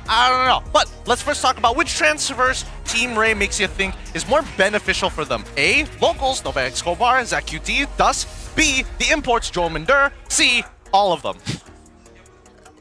My honest opinion, I think all of them. This is a full team shuffle, right? Some teams, they swap out 1 or 2 players, but Team Ray was like, we're going to get a full roster. And it came together pretty well. I think I'm rather surprised because again, when you look at these names, and start integrating them together, it doesn't make sense initially, right? Especially since you're getting imports from essentially two sides of the world to a certain degree. Joam, obviously important. Dur, also you're like, does everybody speak English on this squad? I'm gonna take that as a potential yes from the side of Team Ray, because that's probably the only way they stay that coordinated. I mean, Dur also played with AP Brent, right? Lazy Esports, remember back in the SPS days. We know that he was a prodigy in the making. It's one of his big stage now. Way to build up, a way to kind of set the tone for everybody else. But I think at the end of it all, it's going to be a tough battle for Todak if their draft doesn't start to improve, or at the very least, really understand, okay, this Dust guy and his red trees, how disgusting can he get? And the fact that Nova Escobar always gets like a pick-off style of support. Yeah, I mean, we already forced Dust Brethren, we did what we could, we beat him in the first turtle, and then there's this Kaja. This Kaja is ruining it. Yeah. Kaja, this Moskov. Now, they lost this game. They get the pick size. Do they go first pick again? I feel like they shouldn't. I feel like they shouldn't, but there's a good chance that they could like try to because again, it's less of the draft and more so, man, we really didn't take advantage of everything that was given to us in the early game with such a good lead, 2.2k, all down the drain in one singular fight. So I think if they just tighten up a little bit more, it can be a little bit better. But let's see whether they're going to say, hey, you know what? Let's just, instead of tightening up, loosen up a little bit more. Let's get a more flexible draft to see if we have more options on the map for y'all. And I think one of the changes they could make, probably in Zyme's standpoint, right? Maybe not the Selena. If they can get him the Farsa or Eve or something that's not the Selena, that's a lot more reliant on aiming your arrows, perhaps that could give them not just a mid-lane advantage, but also allow him to move with Dreams more often. All right, let's look at our spotlight uncovered here. So we wanted to get Jom a little bit better. Apparently his favorite food in Malaysia, ayam gepok. Big ups for Joam. Filipino food you'd I recommend adobo and sinigang. Classic answers. Best friend in Team Ray, Zach QT, because he's good at Tagalog. The question is, where did he learn the Tagalog? Yeah, that's what. Did he have past histories? I mean, just chit-chatting with like Cram, I guess, when in SRG when he was a sub. I don't know. That's probably the best place he got it from. Either Cram or your boy Innocent, Coach Ark. I want to say, I guess Coach Ark makes a lot more sense. Yeah, I'll take Coach Ark. I was gonna say Starmie for a second because he's the one guy who hangs out literally every other day with Cram and as well as Innocent on a daily basis. But I'll take that. Another minute left until we start heading into the drafts. First pick going over to Todak this time. Once again, I want to see whether or not that's going to be beneficial, because what would you change at this point? I think you leave the CC open. Yeah, I think you can. In fact, Yi Xunshin wasn't even touched the entire game. The entire game one. You could leave the CC open and then you see if you want to get it for Fondir. Or you go for the same sequence, you pick the one. And I want to say you pick 1-1 first, but then Farsa gets stolen instantly. Yeah, I think the biggest problem is that there was a lot of deterrence for Zyme Senpai to play any type of artillery mage. That was one of their bigger problems, right? And then once they got the Boxia, it became a little tougher afterwards. I think Kimmy still was on the table, but when you're up against a Lapu Lapu, that's such a difficult matchup because he jumps on you, there's not a lot of counterplay that you have. As soon as you get hit by a CC, you're basically as good as dead. And the worst part is that you have to deal with Nova Escobar, so having Purify or Flicker really doesn't change the outcome of the game. So let's see. Todak now first pick once again facing up against Team Ray on second. Same exact ban actually, but with a difference of changing up the Farsa. They banned the Farsa, Team Ray says, okay, you want 1-1, we ban 1-1, and boom, Zusin. This is going to deter teams from playing tanks in general. I think for Todak, they still don't mind playing the Boxia into the Fredrin. I think it's more likely that Team Ray has to go on an Assassin at this point. They couldn't still go for the Yi Xunshin if necessary. The Boxia is wide out in the open. I was thinking also, if Todak went for 1-1 and Farsa gets picked up, maybe they can consider Zetian. Now that they've Zusin, probably not. I don't know. I feel like Zetian...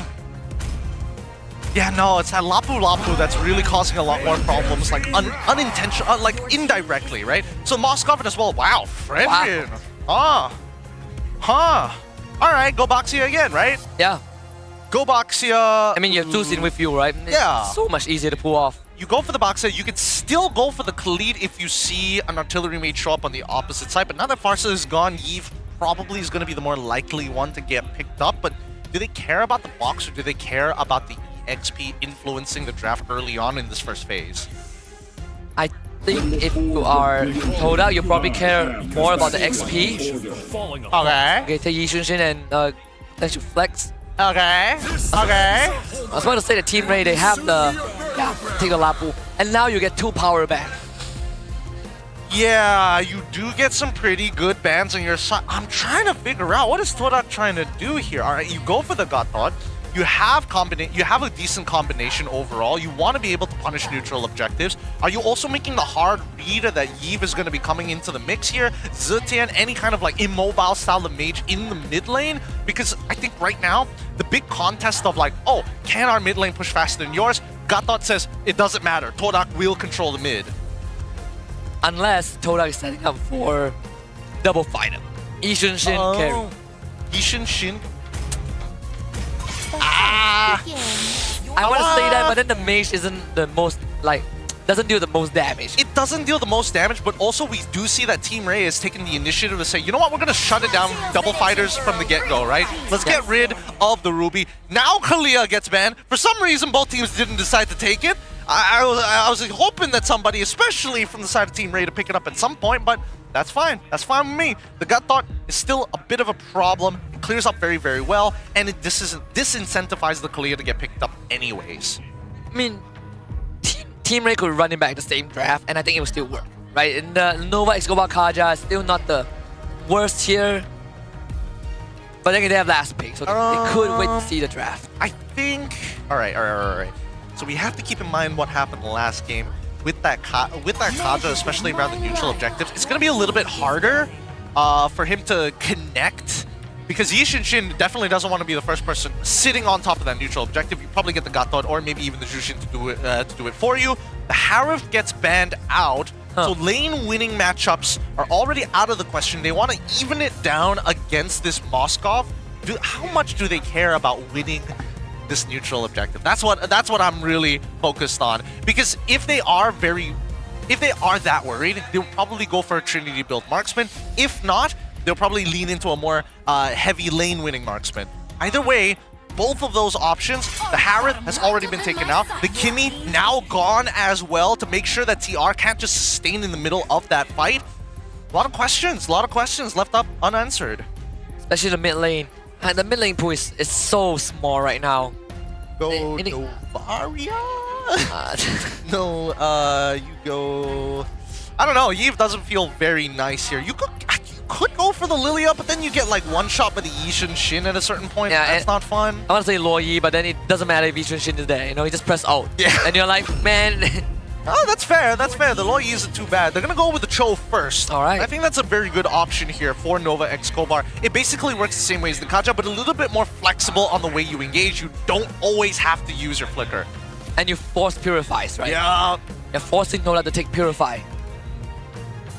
Marksman-wise, I mean, Granger is still up there. Granger, I want to say Beatrix, but there's no Kalia. It's hard to do. They're going to go for the traditional Claude again. They really want to disincentivize Team Ray for being able to like use an artillery mage. It's the Loliel special. Yep, Loliel special. I mean, it's the Trinity build, so they also wanted to find as many overlaps as possible. Todak already fist bumping. It looks like they already know what that last pick is going to be. And it looks like it is going to be the Esmeralda. All right. Pretty nice. They soak up a lot of output from all the three front lines of Team Ray. Not so sure against the Lapu Lapu. I feel Lapu Lapu can destroy you once it gets their War Axe, but I guess against it's like you said, disincentivized any sort of artillery. Yeah. It's just full-on dive. It's disincentivizing the mid lane. It's disincentivizing actually hovering around the neutral objectives. We'll see. We'll see how this plays out, right? Because now TR, they have to figure out what their mid lane is going to be. I think the Luo Yi is okay here, but no matter what mid laner you're going to play, you're going to get run down by either the Esmeralda, the Claude, or the Yishin Shin. And if worse comes to worse, it's Zhu Shin, and that's just inevitability, right? Here we go. It's the Valentina.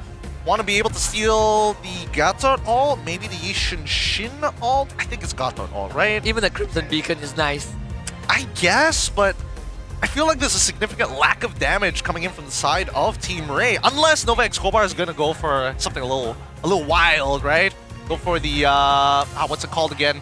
Assassin Emblem, Concussive Blast, Fury Hammer. And then full tank. And then he gets dire hit on top of it all. Yes. That would be the way to go. That'd be interesting to see. But let's get into this, right? Because this is a slight variation of game number one. Neutral objective and mid control is going to be number one for both of these sides. Team Ray, definitely needs to slow their pace, slow their roll, wait for Todak to make a lot more mistakes because Joam is the main win condition. Yeah. And after game 1, Team Ray just need one more for 2-0 over Todak in their opening series. And not only that, exact revenge for Season 15. Let's head into the land of Dawn for game 2 between Todak and Team Ray. Same size for both teams, Todak on blue, Team Ray on red. As we get into this, let's see the setup. Purple buff starts on both sides for Duskin as well as Zayed. I really want to see whether Zayed can out-retry Dusk now that he has Yishin Shin. It's a little easier to do, but at the same time, if Dusk is able to outplay him, turn that 50-50 into 100% with a single energy eruption, that could be the difference maker for these fights. With how he won the retry wars in game 1, that is a big morale boost too. I believe in Dusk's confidence, but I am seeing it Todak right now, right? We talked about the potential switch up. You get mid priority for a mid hero that struggles to clear wave, and then you walk together. That's what Dreams is helping Zyme do. But unlike game 1, there's not going to be any early invades like what we saw from Zai on the Baxia. Now with Nova Escobar being there as well, it does make the life of Zach QT a lot more manageable into Dreams and Zyme. Yeah, this lane, it's really, really hard to deal with. Considering that Dreams can honestly just one-shot the wave, I'm surprised that they're actually focusing on going for the trade, really. Because again, Nova Escobar, he's very mobile. It's difficult for Dreams to not only catch him, because the only way they lose that trade is if Zyme Zempoi gets enough of those butterfly stacks to hurt him. Dreams going up to the top side, trying to get some pressure, especially for that River Crab. We all know how gold laners love that crab. Oh, I love money. I love me some extra cash. Trinity build heroes. Definitely want to get that, but then pressure on the Zyme. Whoa, boy. Big damage. Very, very big damage.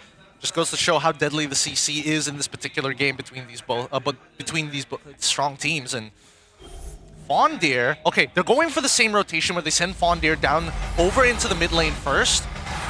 Get some pressure there because he's very close to hitting level 4. But now we also see that on the bottom side, the Nova Escobar and as well as Dur trying to hard shove the lane as fast as possible and putting the brass tacks onto this Lapu Lapu. Yeah, Fondir is still the Pop to Purify. The Pop connects on the Nova Escobar. They're gonna knock off the Dreams, but Dur is out of position. Most likely a First Blood lifted up, and First Blood was Zyme Zempoi. The Appraisal's Rifle does not enough. Zach QT needs to provide assistance, but it's insufficient. Todak finds 2. Beautiful play coming in from Todak's side. A convincing 2-0 lead, and now the very first turtle in their hands. They prioritize Dusk again. Just goes to show, oh, Dreams, he's in trouble. Somebody help him, he's dead. The turtle, trying to grab him. The red trick comes through, SOD does end up missing another Purify 4-star. This time, Zyme Zempoi loses his. Yeah, when you think Team Ray is going to completely give it up, they somehow sneak one in. A bit sad for Dreams, but even so, he still hits level 4 on time. Doesn't lose much pressure from this, and will be able to cover the top side in the meantime. I mean, if Joe landed the SOD, that could have been a lot different. That could have been so much worse. He would have taken it 100%. Oh, if not for the kills, at least a fast way to walk into lane. Either way, Loliel's focused on his farm. Same goes for Joma at this point. Now, really, it's the battle of the supports, right? Dreams is trying to do somewhat the exact same thing as Nova Escobar. Be that living ward, open that map, gain that vision. But the hard part right now is the fact that Nova Escobar is just that much faster than Dreams, and also taking the Wilderness Blessing to keep up with Dreams, even though he basically one-shots the wave. Yeah. And a player of Nova Escobar's caliber, his tendencies, right? He loves to fight. And he's really sharp at it. Give him Tigreal, give him Cho, give him any kind of roamer that has an ability to start a fight, he's gonna take it. And I think that's kind of where that minor gap is between him and Dreams, right? He's just a lot more decisive on these calls. Yeah, extremely decisive. Now with the turtle boat already active, they know exactly where everybody is going to be. Zayed doesn't really want to take this fight, but he does want that the EXP crab at the end of the day. On the opposite end, we do see that Dreams and as well as Zyme Zempoi, their plan to move to the gold lane already thwarted as Nova Escobar has revealed the map, allowing Joman to make some good decisions to not push up. DHS purchase coming in from Loliel's. 9 more seconds until that purple buff is back up. Unlike game 1, Fondir has a way better time in the XP lane, dealing with Dur. It's just a matchup. But still, I think with this turtle spawning, Team Ray, I feel like they might consider giving it another go. Right? Trying to contest Todak here, maybe Dusk can win this retry fight. They are at the same level.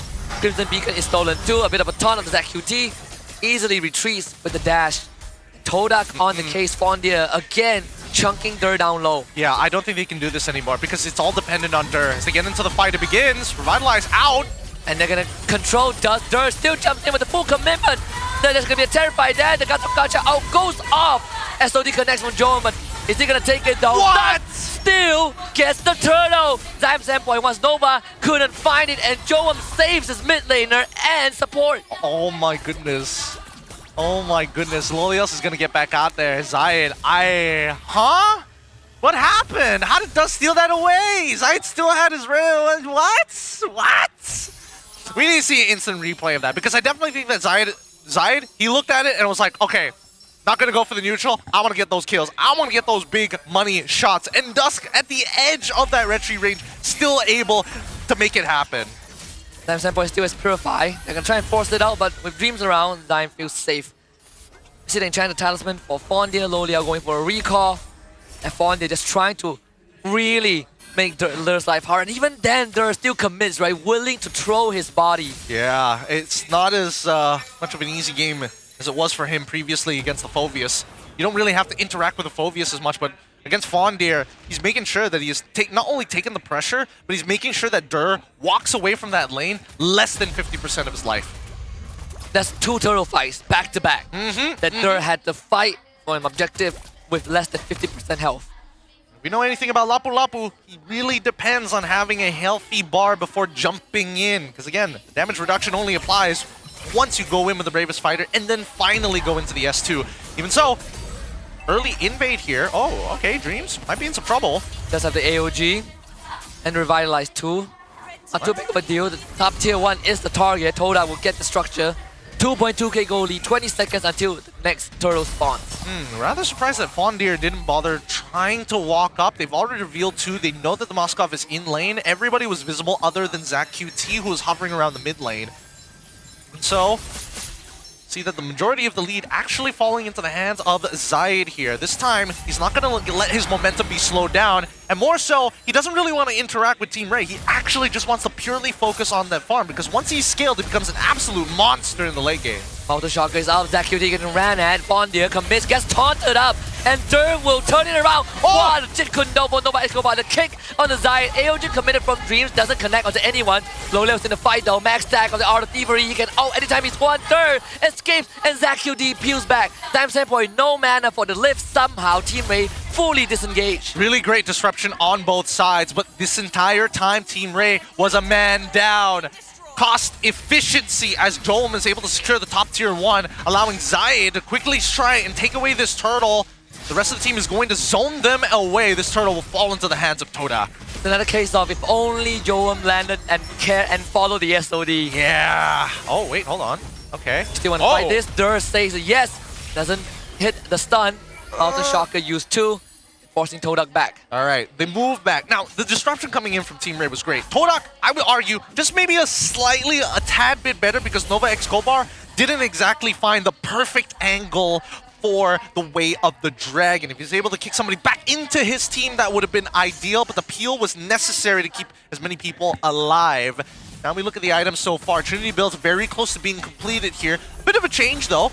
We do see that Lolios actually does have a bit of a gold lead on top of Joam. Already with the DHS, the Corrosive Scythe almost to that Golden Staff. In comparison to Joam, Corrosive Scythe into Golden Staff. He's got a lot of slow, not as much sustain. And we did discuss a little bit about Team Ray's DNA and how people like Nova X Kobar and Dur are very decisive on the trigger fingers, same as Joam. We're not only looking at 4 flickers, but also how they utilize those flickers. In fact, the Mountain Shocker was used early on from Zayed to pressure Joam a little bit.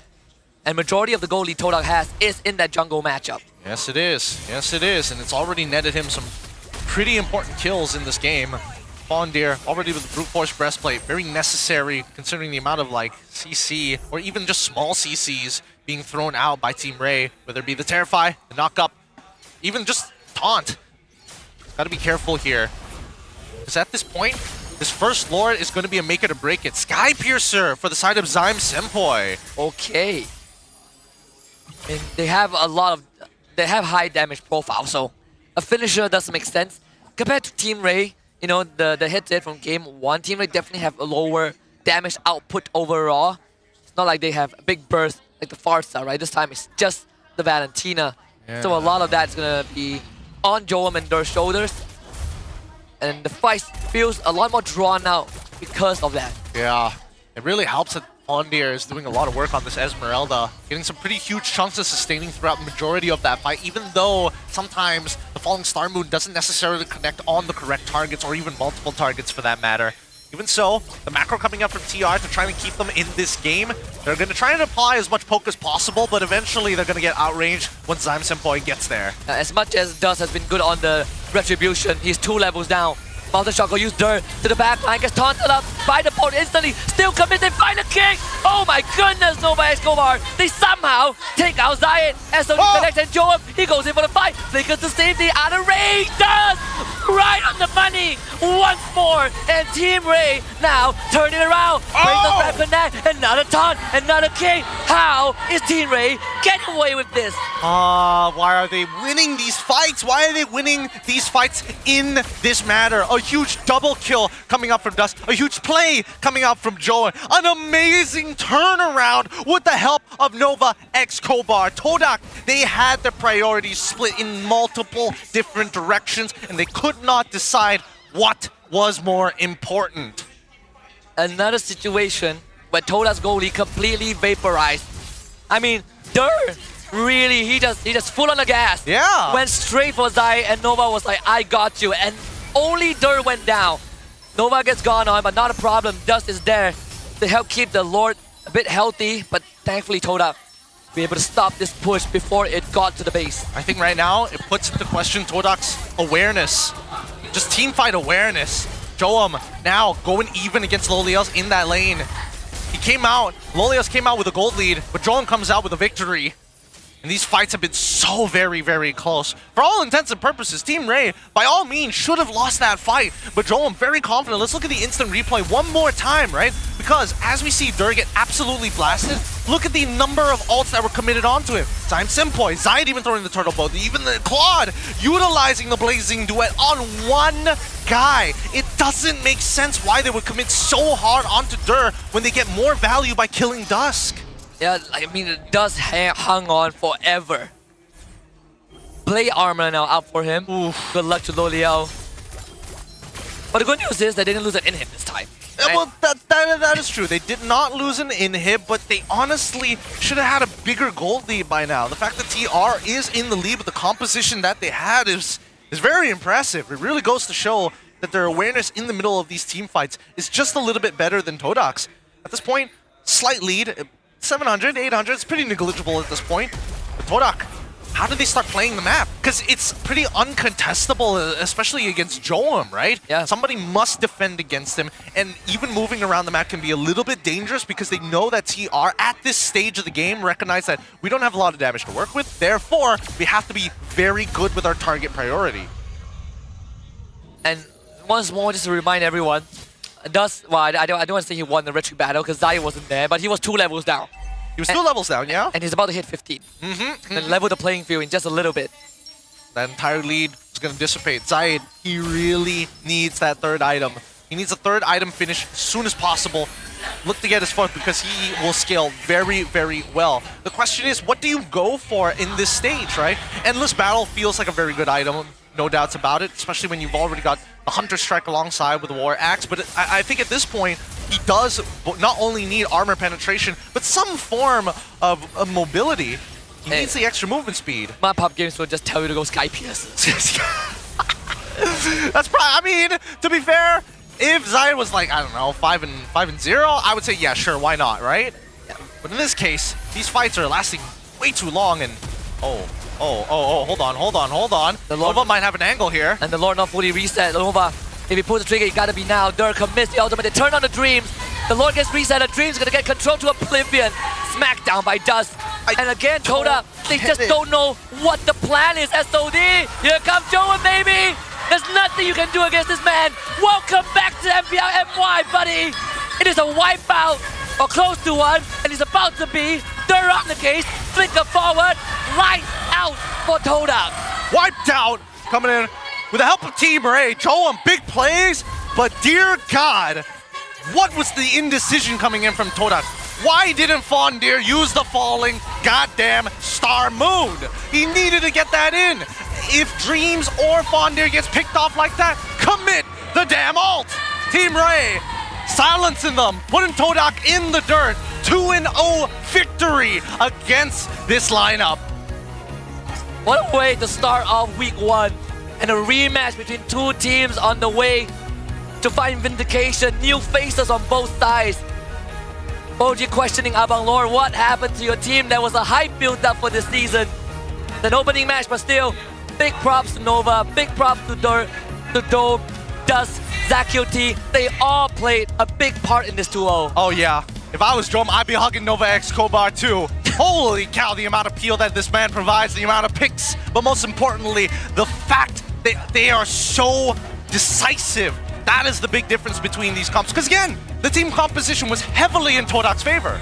Yeah, and Dust, this guy deserves a pat on the back. Oh, what yeah. a debut on an MPL stage. He really needed this boost of confidence, winning out a majority of the retry battles. Some of them are a little obsolete because Zayed died, but I think that game 1 represented him the best. Both games behind on the Brethren, and both games it did not crack. Woohoo! What a flex.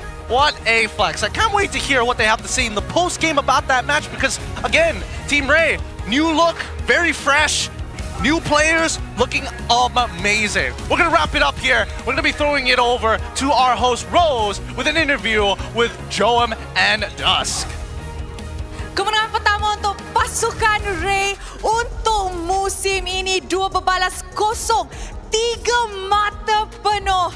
Wow, ladies and gentlemen, ini adalah satu benda yang very exciting untuk Team Ray this coming season.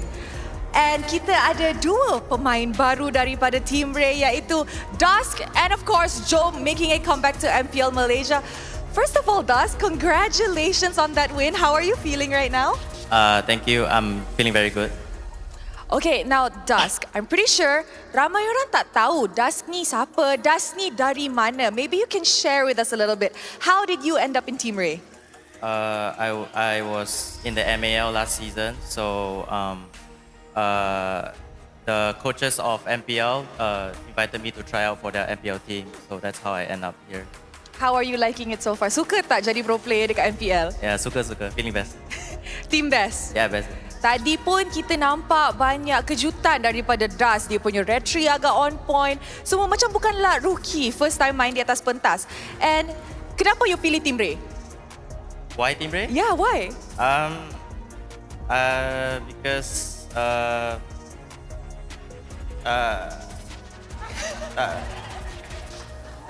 don't know. You don't know? Yeah, I don't know. It's okay. Maybe we will know soon enough. Now, Dusk, I heard that your journey, perjalanan you di MAL, it wasn't really that good. It really wasn't that smooth.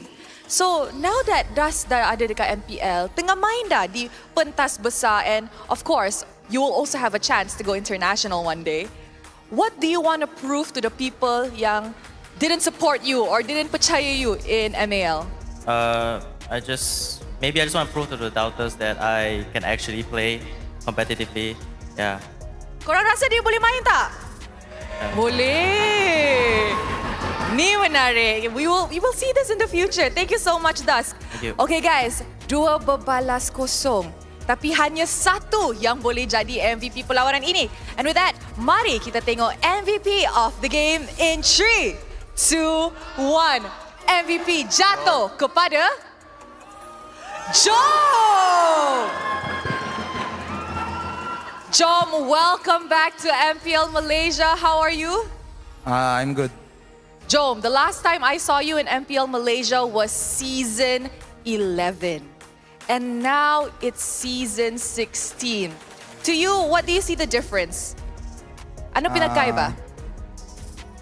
I'm still grateful because this is our first game and still not many fans, but I'm still grateful someone supporting us, and I think we just want to target the win and the fans will come on us. Yeah, the fans will definitely come eventually, especially after such an amazing win. Now, Job, a lot of people are saying that you're the main carry for Team Ray. What? Madami nagsasabi na ikaw yung pinaka-hard carry ng Team Ray. do you think you being in Team Ray will finally break their 8th place curse? For me, I'm just doing my best always. And yeah, I think we can go to maybe finals. But we will work hard for it. Wow! Finals! Weh, baru habis satu match terus ayo on the finals. Ni yang semangat yang kita nak. And of course, lastly, I heard that your personal goal is to be a finals MVP in the international stage one day. So why did you choose to play in MPL Malaysia? Why did you choose to come back?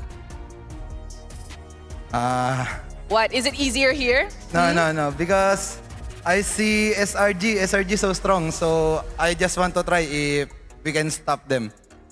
Uish, diorang nak cabar kekuatan SRG sejauh macam mana? Alright, thank you very much, Jom.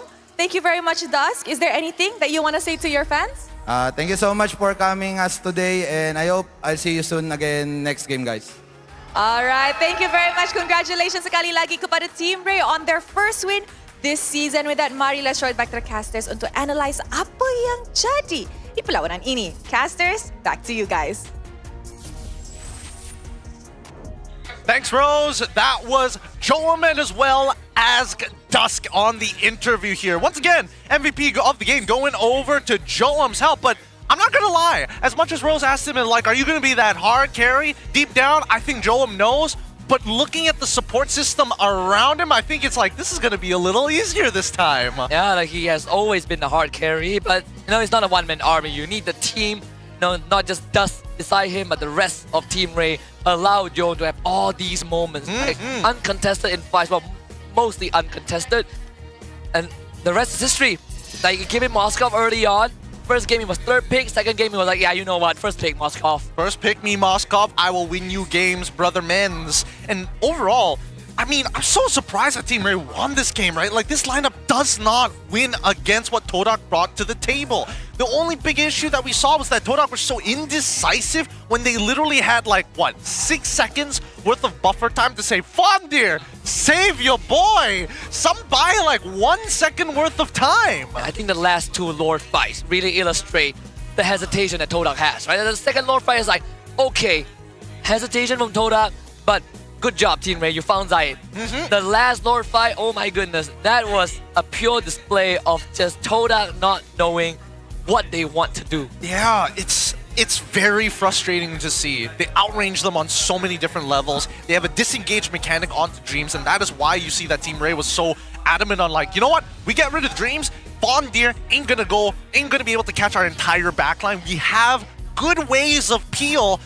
The only problem is if Fondir goes in and then Loliel shows up instantly after. That was their biggest worry. And they didn't have to worry about it because Loliel's never gotten to that position in the first place. I feel like even Zyme Tempo is kicking himself like, man, I committed to a Sky Piercer. Yeah! Yeah! There hasn't been any impactful, like, big AOGs. A few of it were responses to Nova getting a pick and Dreams respond with an AOG as if you're dealing with a Kalea. But aside from that, not really any big outs from the Gatot. That's the thing. And Dreams honestly would have had a chance to do that in that last fight had somebody bought a little bit of time. Either way, I'm very happy with the way that Team Ray won that matchup. They found and exploited weaknesses, and more importantly, I think we saw a good showing not only from Joam and as well as Nova X Kobar, but Zach QT, very stable in the way that he plays, right? Again, he's got a really good eye of judging for damage, whether it's executing his opponents or even taking damage.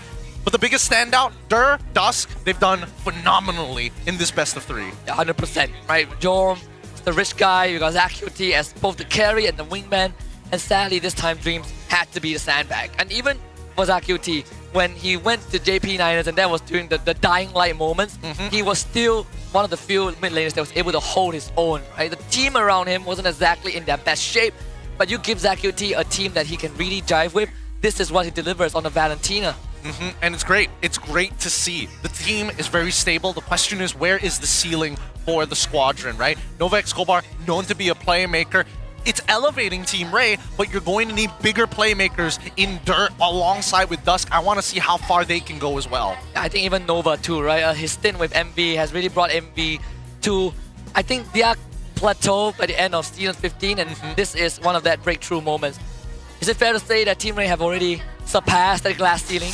Not yet. Not yet. I Just feel keep on. like right now, based on what the amount of resistance we saw from Todak, I wouldn't say it just here. I think it's a good argument, but it can get a lot better or a lot worse from Team Ray from this point onwards. Because imagine every other team. They saw how clean this particular game was, the way that they controlled the neutral objectives, and despite the disadvantages that we saw Team Ray accumulate through the early, they managed to recover on that mid side. Yeah, I mean, they have 8 more series to prove that, but this is a good litmus test, right? We have a good baseline to see where Team Ray is. I mean, this fight as well, I cannot believe that, what, 4 members of Team Ray walked away? Zyme Standpoint is desperately trying to get a Sky Piercer stack, and he got none. He was praying, He just needed that first one. If he got that first one, he would have chained it all together. Oh, but this last fight was so painful. I cannot believe how much Team Ray got away with this. They found that choke point that they were looking for. They also managed to land the SOD on the back line. They completely scattered Todak into the wind. And the only person that really was able to participate was Oliel. He was like solo blazing duet, he's doing everything, but it's not enough. So again, congratulations to Team Ray on their opening series victory over Toda. Revenge served best in a 2-0 fashion with a full new lineup. Oh yeah, it's great to see. First clean sweep in their rounds, but there's still more to be had here today. That's our very first best of 3. And I mean, it's already kind of set the tone to what is to happen later down the line. Because again, other debuts are also going to be happening today. I mean, if you're a big fan of Toda, you might be interested in the upcoming series as well. Oh boy, well boy, it's we're gonna throw it over to Rose in just a little bit. Thank you guys for watching. Another best of 2 going to be happening right after this. Selamat kembali ke Panas ke Tidak, tapi kali ini I rasa dia akan jadi kurang panas sebab Rose yang ada. So sebelah Rose kita ada superstar lah daripada Toda iaitu Coach Nafari. Coach, I know kekalahan itu memang sedih lah bila kalah. Tapi you expect ke kalah macam tu dengan Team Ray? Enggak expect sama sekali. Enggak expect langsung? Yeah. Oh, okay. It wasn't an expected loss at all. And Coach Nafari, I'm pretty sure you know lah kan, Toda ni, netizen suka sangat tengok dorang. Suka sangat bila dorang kalah juga. Because ramai orang macam jadi coach online. So, sebagai coach yang sebenar, you rasa pressure ke ada banyak coach online? Enggak sih. Enggak ada hubungannya sama netizen atau gimana. Emang hari ini kita main enggak sesuai ekspektasi kita aja, dimana mainnya mungkin banyak terburu-buru karena dari 2 game itu kita juga semuanya leading early, tapi kita entah kenapa kita nge-throw game-nya tiba-tiba gitu. I rasa kena fix banyak disiplin, problem, communication in game. Memang banyak lagi untuk fix and baru minggu pertama. Okay, soalan kedua. Masuk perlawanan ini, kita dengar Coach Nafari punya ekspektasi tinggi. Ya, betul. Tapi apa yang jadi? Kenapa macam tu? Makanya kadang hidup nggak sesuai ekspektasi emang ya. Kadang hidup tuh nggak sesuai ekspektasi karena ekspektasi kita tuh tinggi banget. Terutama di first match ini kita lawan Team Ray yang kita punya confidence sangat tinggi, tapi ternyata justru hasilnya kita kalah 0-2. So, apa yang coach akan buat bila balik rumah untuk make sure minggu ke depan Toda boleh secure points? Yang pertama, yang pasti kita bakalan review game-nya dulu, kenapa kita kalah. Mungkin kita bakalan adjust masalah strategi atau gimana. Terus yang kedua itu masalah mental. Karena kita mainnya terlalu rush ya, terlalu terburu-buru di in-game. Gak santai, gak relax gitu. Jadi itu harus dibenerin juga gitu. Santai itu penting. Speaking about santai, Coach, Rose ada satu request, boleh? Apa tuh? Ini baru minggu pertama MPL. So, kita kena bagi semangat kepada fans Toda dekat sana. So, siapa kita? Todak. Siapa kita? Todak. Siapa kita? Todak. Habiskan. Todak. Langgar. Yay! Thank you very much to Coach Nafari. I hope you guys can come back stronger untuk minggu ke depan. And with that, let us throw it back to the casters.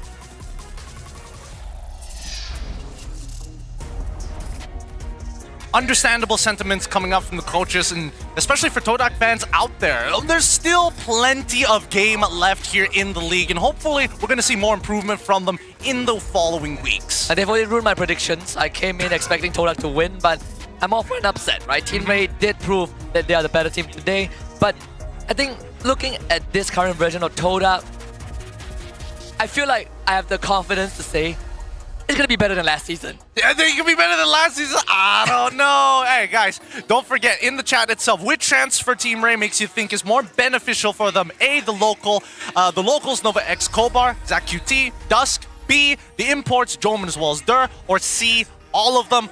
I think they put some really good arguments. I don't know how split the chat is gonna be about it. Hey, I know my Filipinos and Filipinas will say Joam. For sure. But you also have to take Dur. You also have to take Dur. They come in a pair. Okay, so Isabel, you can't just take Joam. Alright, we claim those two. We claim those two straight away. He likes I am Guppo, dude. He's part of us now. He's earned his citizenship straight away. Either way, I'm curious to see what the results are for the chat. But our upcoming matchup, it's gonna be CG up against, oh boy, Games MY Kelantan. These guys, I'm worried about them. I'm worried about Games MY Kelantan. I feel like CG, they've got the veterans. It's like, what can you really say about that? Yeah, right? I mean, it's like an MAL finals rematch, right? And CG swept that. So I want to see GMX, they have some heavy hitters as well. Even though they're new names, you know, they're Jungler Jaja, very sought after by a lot of pro teams as well. So we've heard from the grapevine. Even so, it's going to be an exciting time. Don't go anywhere. We're going to go on a short break, and when we come back, more MPL and Mobile Legends action right here. We'll see you in just a little bit. Lapung boleh. Jom. Go ke Barca, Barca ulti. Orang dia lampu guys. Mati Barca. Nice. Ayo guys, totong. Ada tiga nih. Gasain lu, gas dulu aja. Kena. Nice. Satu atas guys, satu dong. Sama guys. I can still fight guys. Basia guys. One guys. I Vincent guys. One guys. Ano ba lang? Kaya jump. Okay lang. Take guys. Just back guys. Cannot tower. It's okay guys. My bad guys. Okay lang, jump. Sama guys. I think we... Baksha guys. Baksha guys, focus guys. I stand to guys. Baksha. No one. One guys, ulti ah. Ulti one guys. Ulti one guys. Can go, back up. Just help me here guys. Nice. Me guys, clear me. Yeah, tower now guys, tower. Mantap guys. Nice guys. Mantap jom. There. Hero guys. I'm here. Hero guys. Now blazing claw guys. Space. Isansi guys. Isansi mati. Low guys. Low. Cover. Good, still good guys. Nice. Take guys ah. Take care guys. Come back guys. Flood no purify guys ah. We can still fight guys. Space. Go guys. Let's go meeting guys. Take care guys. Calm guys. Hero guys. Esme, go. Put it. I go guys. Clock. Guys. Clock. PMI guys. I will go. You want to end, guys? Yeah. Wait guys, focus cloud first. Kill the cloud first guys. Let's go mid. Kalma guys. Kapalagi yun, Ton. Boleh. Masuk tong, Pak. Masuk nih. Tuh, aku mati. Boleh sampul juga sih tadi 8. Iya, lo tadi, Cok. Kenapa di reset? Win already guys. Nice one guys. Nice one. Tower guys, tower lang. Tower all. Mantap guys. Kalma.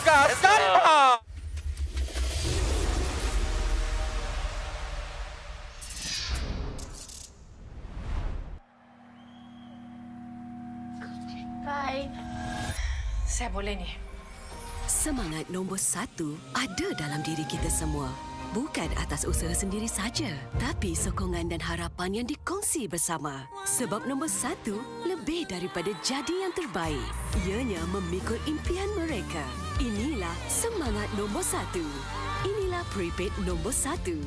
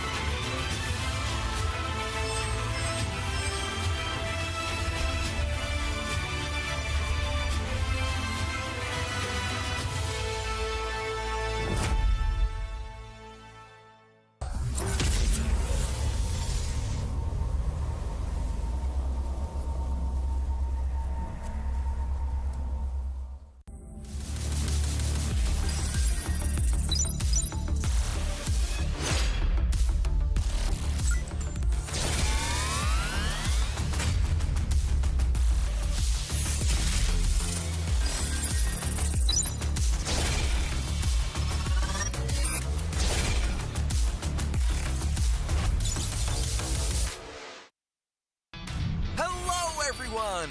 Welcome to the Project Next patch preview. We've got a lot of great content to show everyone, so let's get into it. New hero, Obsidia. The Sovereign of the Abyss has risen from the ruins of a forgotten age. As a gold lane marksman hero, her core gameplay revolves around building up bone shards to unleash devastating single-target burst. Her bone shards automatically hit enemies struck by her basic attacks, and she tethers herself to enemies hit by her ultimate. We can't wait to see your spectacular plays with Obsidia. Abyss heroes Alice, Dyroth, and Thamuz have all been revamped. We've updated the visual designs and backstories of these three heroes and completely redesigned Alice's skills. We buffed her early game while preserving her signature life drain mechanic. Our goal is to elevate the gameplay experiences for these heroes, and we're excited to see how they'll perform in the new patch. The annual map changes feature is also coming this patch. Each match will get a random new map mechanic. Each time the meta cube flips, the battlefield will be transformed, opening up new opportunities and challenges for even more strategy and tactics. The achievement system has been revamped. We've added all new season achievements. Based on your playstyle and match performance, you can unlock varying levels of prestigious flares to show the world your skills and abilities. Plus, the new Wall of Honor lets you showcase your achievements for all to see. Let's see who has the most elusive achievements. In this patch, we've refined the feel and responsiveness of the game's controls. Many of these improvements came directly from your feedback. Through these targeted optimizations, we hope to resolve many of your gameplay issues and deliver a more fluid and responsive combat experience.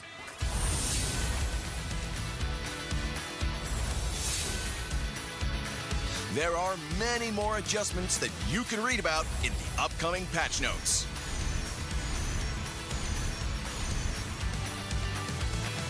That wraps up our Project Next patch preview. Project Next launches on September 17th.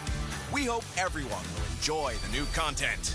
And until next time, we'll be seeing you in the Land of Dawn.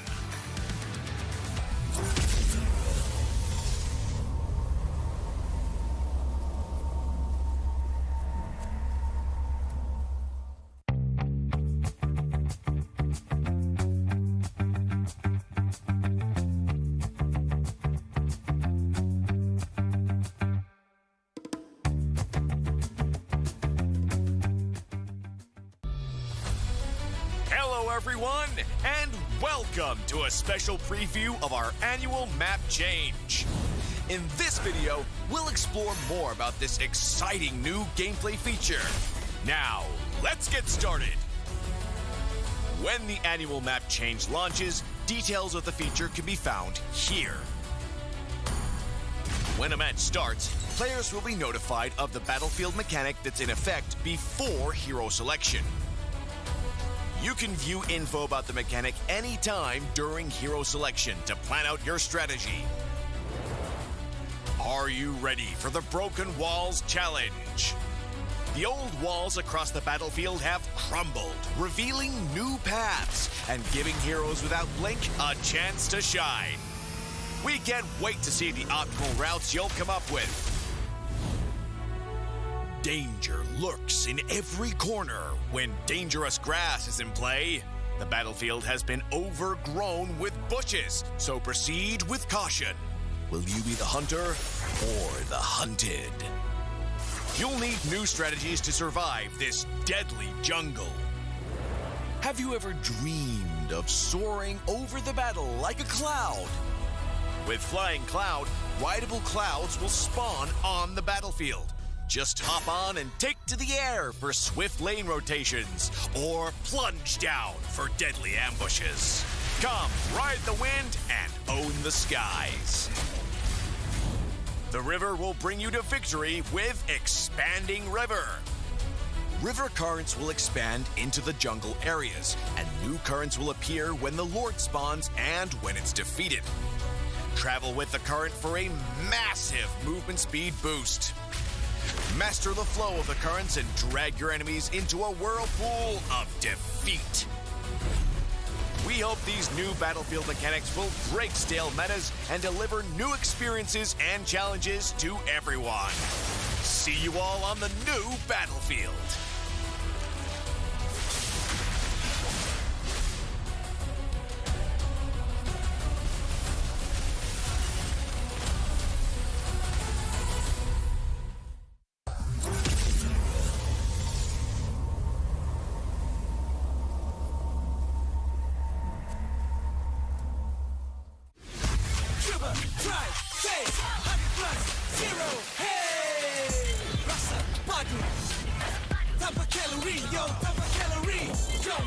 Harimu dengan 100 plus zero. Cuba, try, taste 100 plus zero. Hey.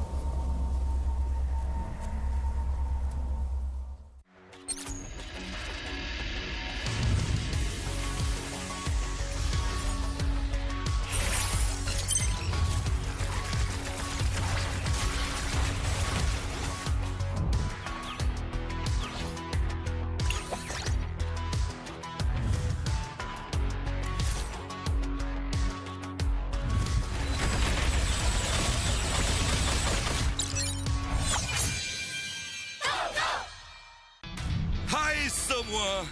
Selamat datang ke sedutan Patch Project Next. Kami ada banyak kandungan yang menarik untuk berkongsi dengan semua. Jadi, mari kita mulakan.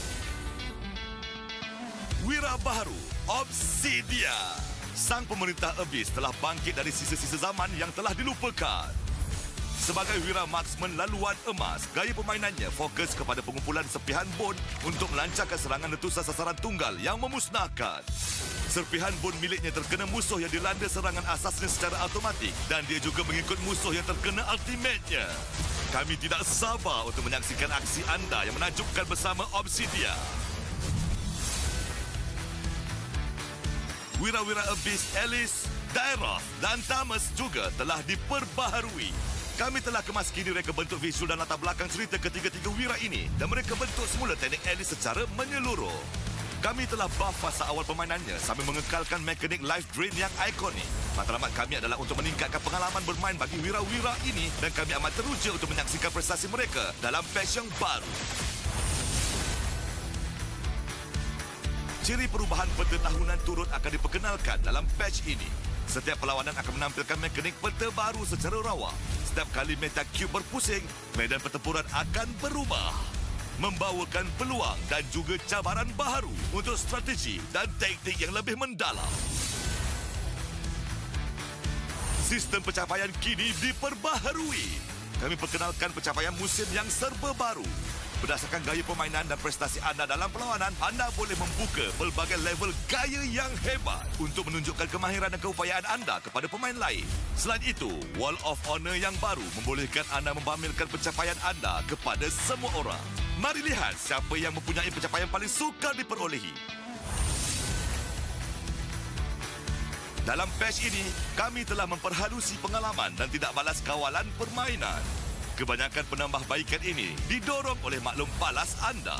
Melalui pengoptimuman ini, kami berharap dapat menyelesaikan kebanyakan isu permainan yang anda hadapi dan memberikan pengalaman pertempuran yang lebih lancar serta responsif.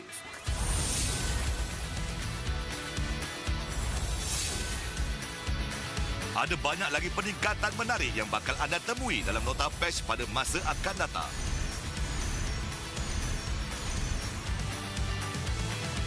Itu sahaja sedutan patch Project Next kali ini. Project Next akan dilancarkan pada 17 September.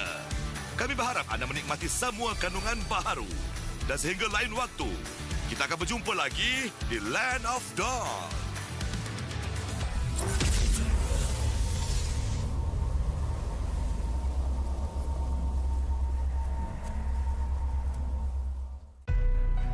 I see desperation. I come to crush my enemies. I reap the strong rise, the weak crumble. My will is absolute. The abyss shall meet.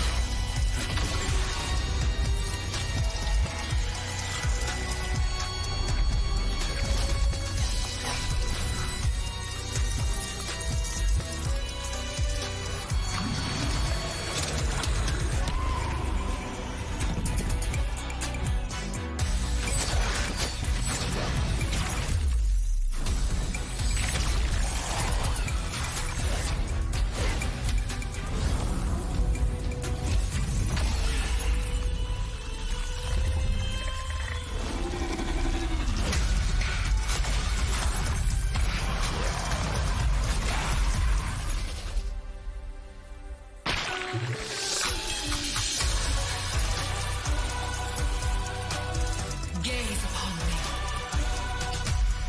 Become me.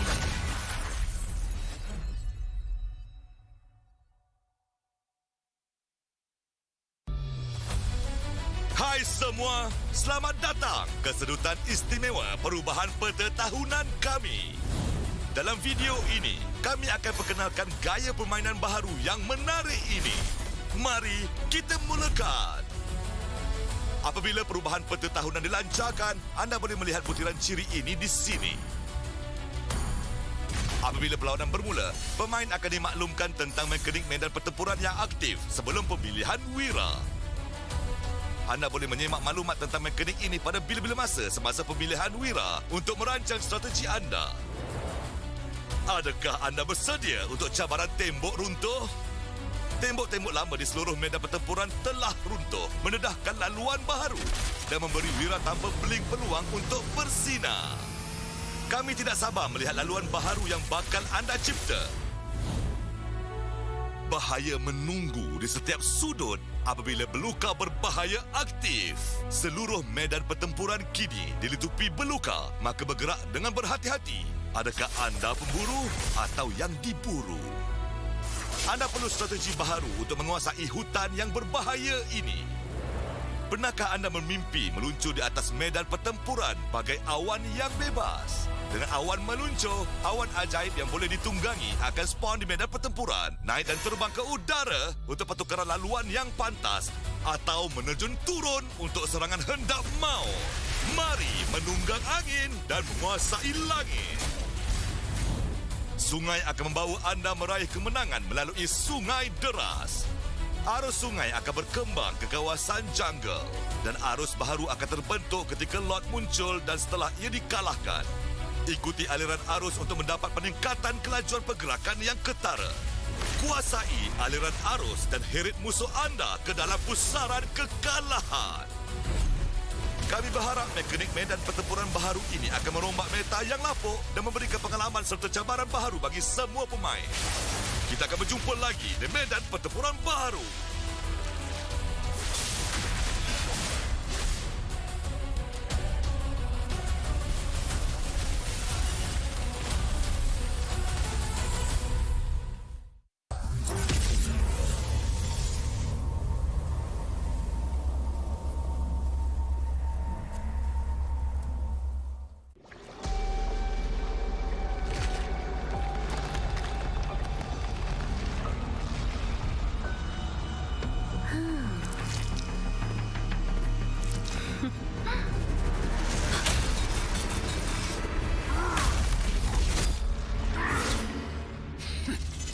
Does the Lord of Lava also crave the Sovereign's blood? Fool! The tyrant's remains will only bring doom! Under her brutal dominion, our warriors were corrupted into foul bonds of decay. Sovereign of the Abyss, Obsidia. Her curse still flows within the Sovereign's blood.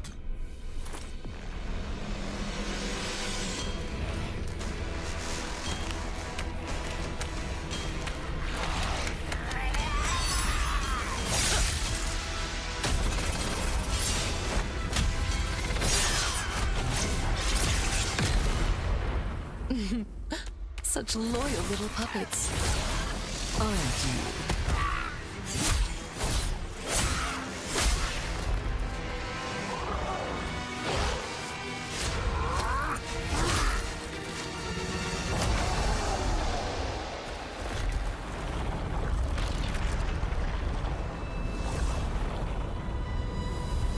You are merely a puppet, no different from my spawns.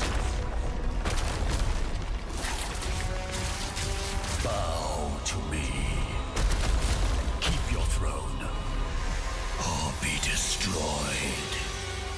The Abyss bows to no one.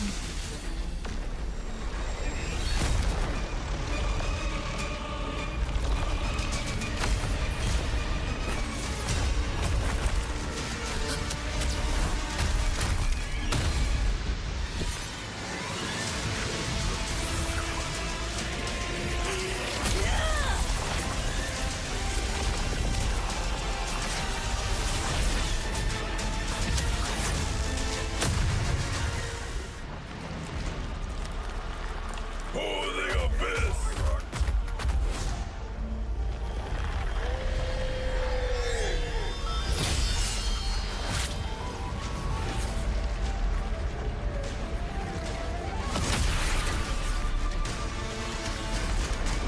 These wretched spawns reek of its corruption.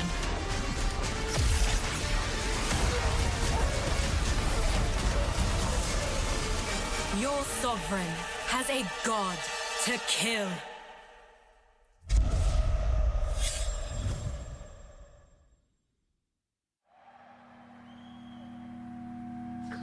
Bye. Saya boleh ni. Semangat nombor 1 ada dalam diri kita semua. Bukan atas usaha sendiri saja, tapi sokongan dan harapan yang dikongsi bersama. Sebab nombor 1 lebih daripada jadi yang terbaik. Ianya memikul impian mereka. Inilah semangat nombor 1. Inilah prepaid nombor 1.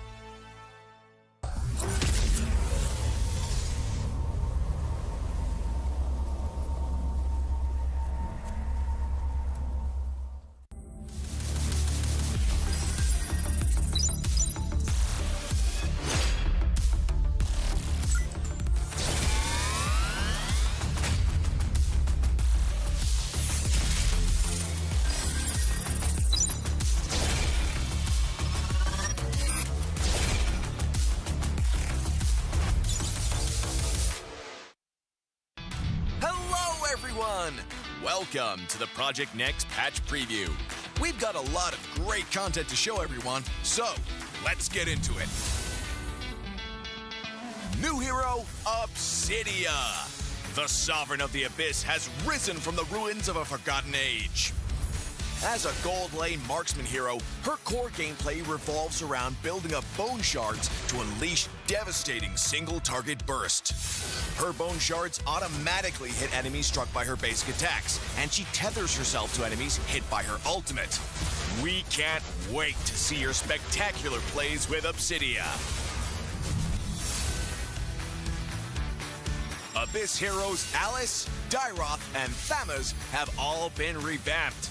We've updated the visual designs and backstories of these three heroes and completely redesigned Alice's skills.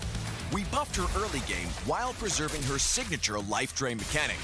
Our goal is to elevate the gameplay experiences for these heroes, and we're excited to see how they'll perform in the new patch. The annual map changes feature is also coming this patch. Each match will get a random new map mechanic.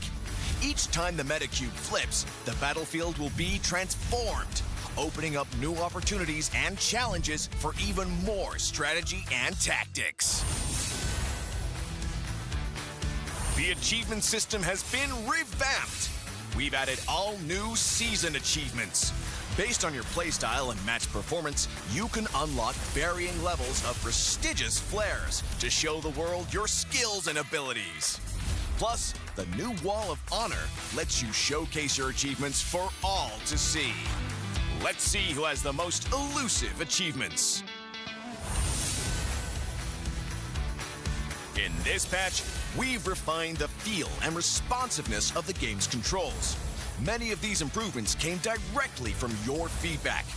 Through these targeted optimizations, we hope to resolve many of your gameplay issues and deliver a more fluid and responsive combat experience.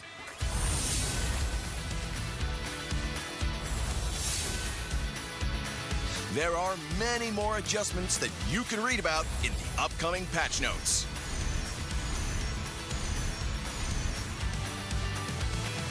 That wraps up our Project Next patch preview. Project Next launches on September 17th. We hope everyone will enjoy the new content. And until next time, we'll be seeing you in the Land of Dawn.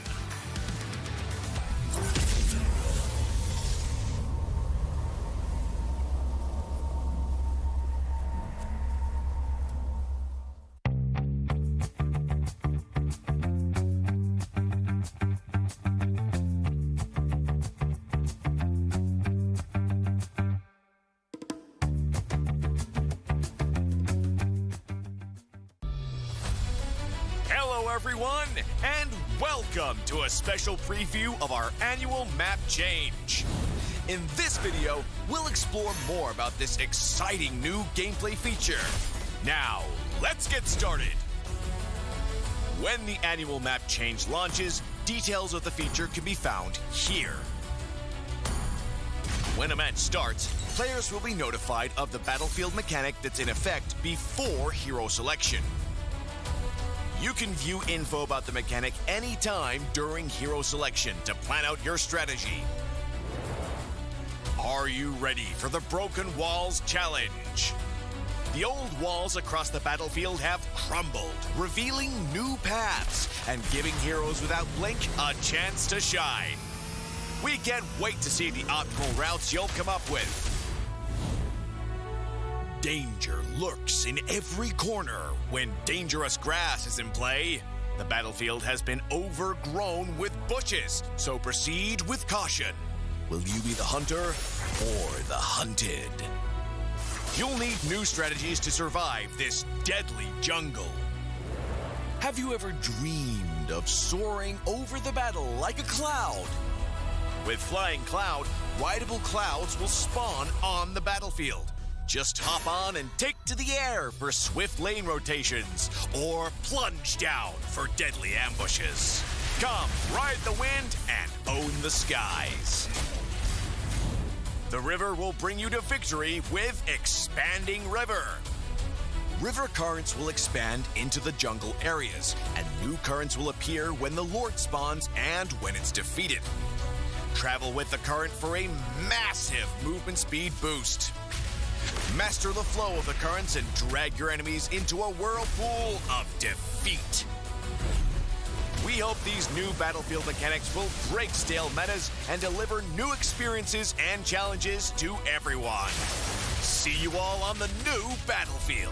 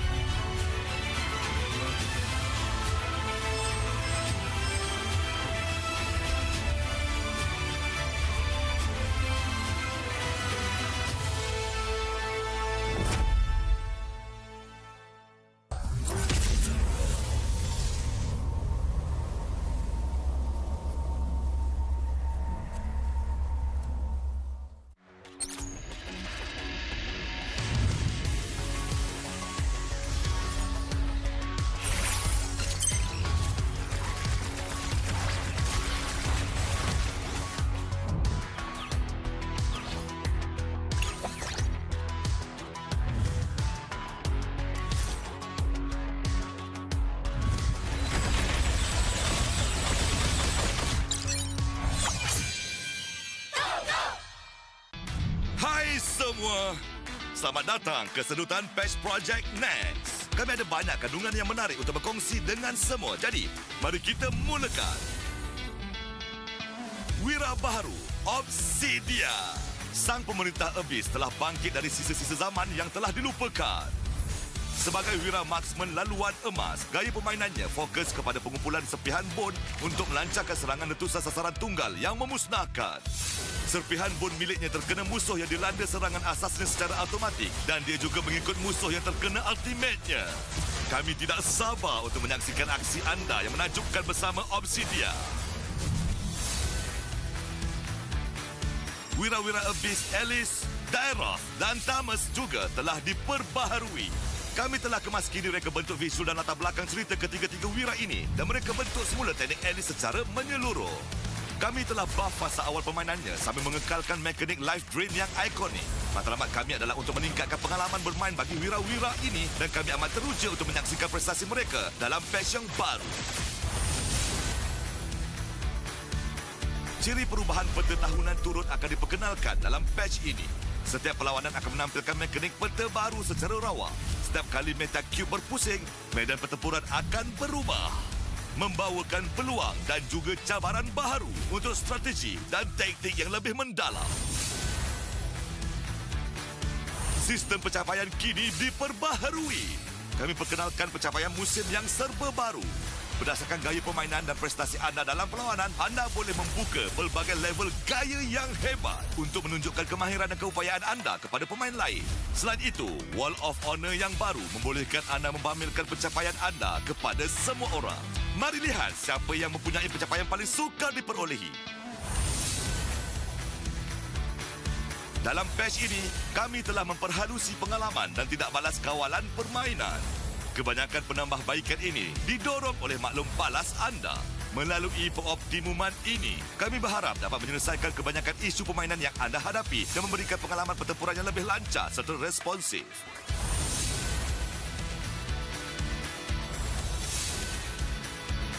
Ada banyak lagi peningkatan menarik yang bakal anda temui dalam nota patch pada masa akan datang.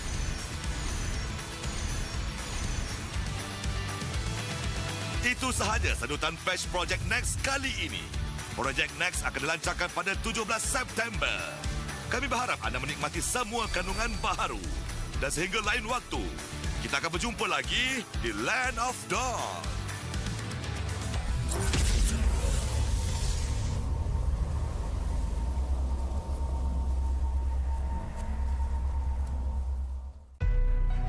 I see desperation. I come.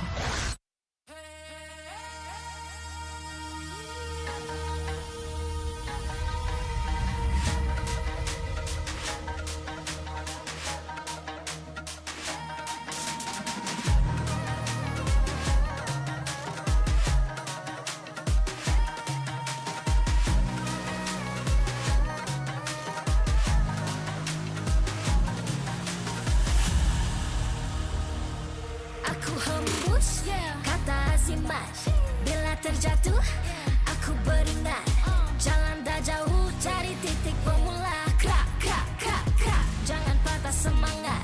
Semarak api bukan calon cadangan. Biar apa menghalang aku sambut datang. 1000 daya 1000 alasan harungi semua sampai di akhir garisan. Eo eo Kami tak senang mengalah, kami luar biasa. Semangat membara, harungi bersama. Lakukanlah sama-sama lakukan, bergema di kiri dan kanan. Tak berhenti marah ke hadapan, tak mengalah berdepan cabaran. Jaga, jaga, kita jaga.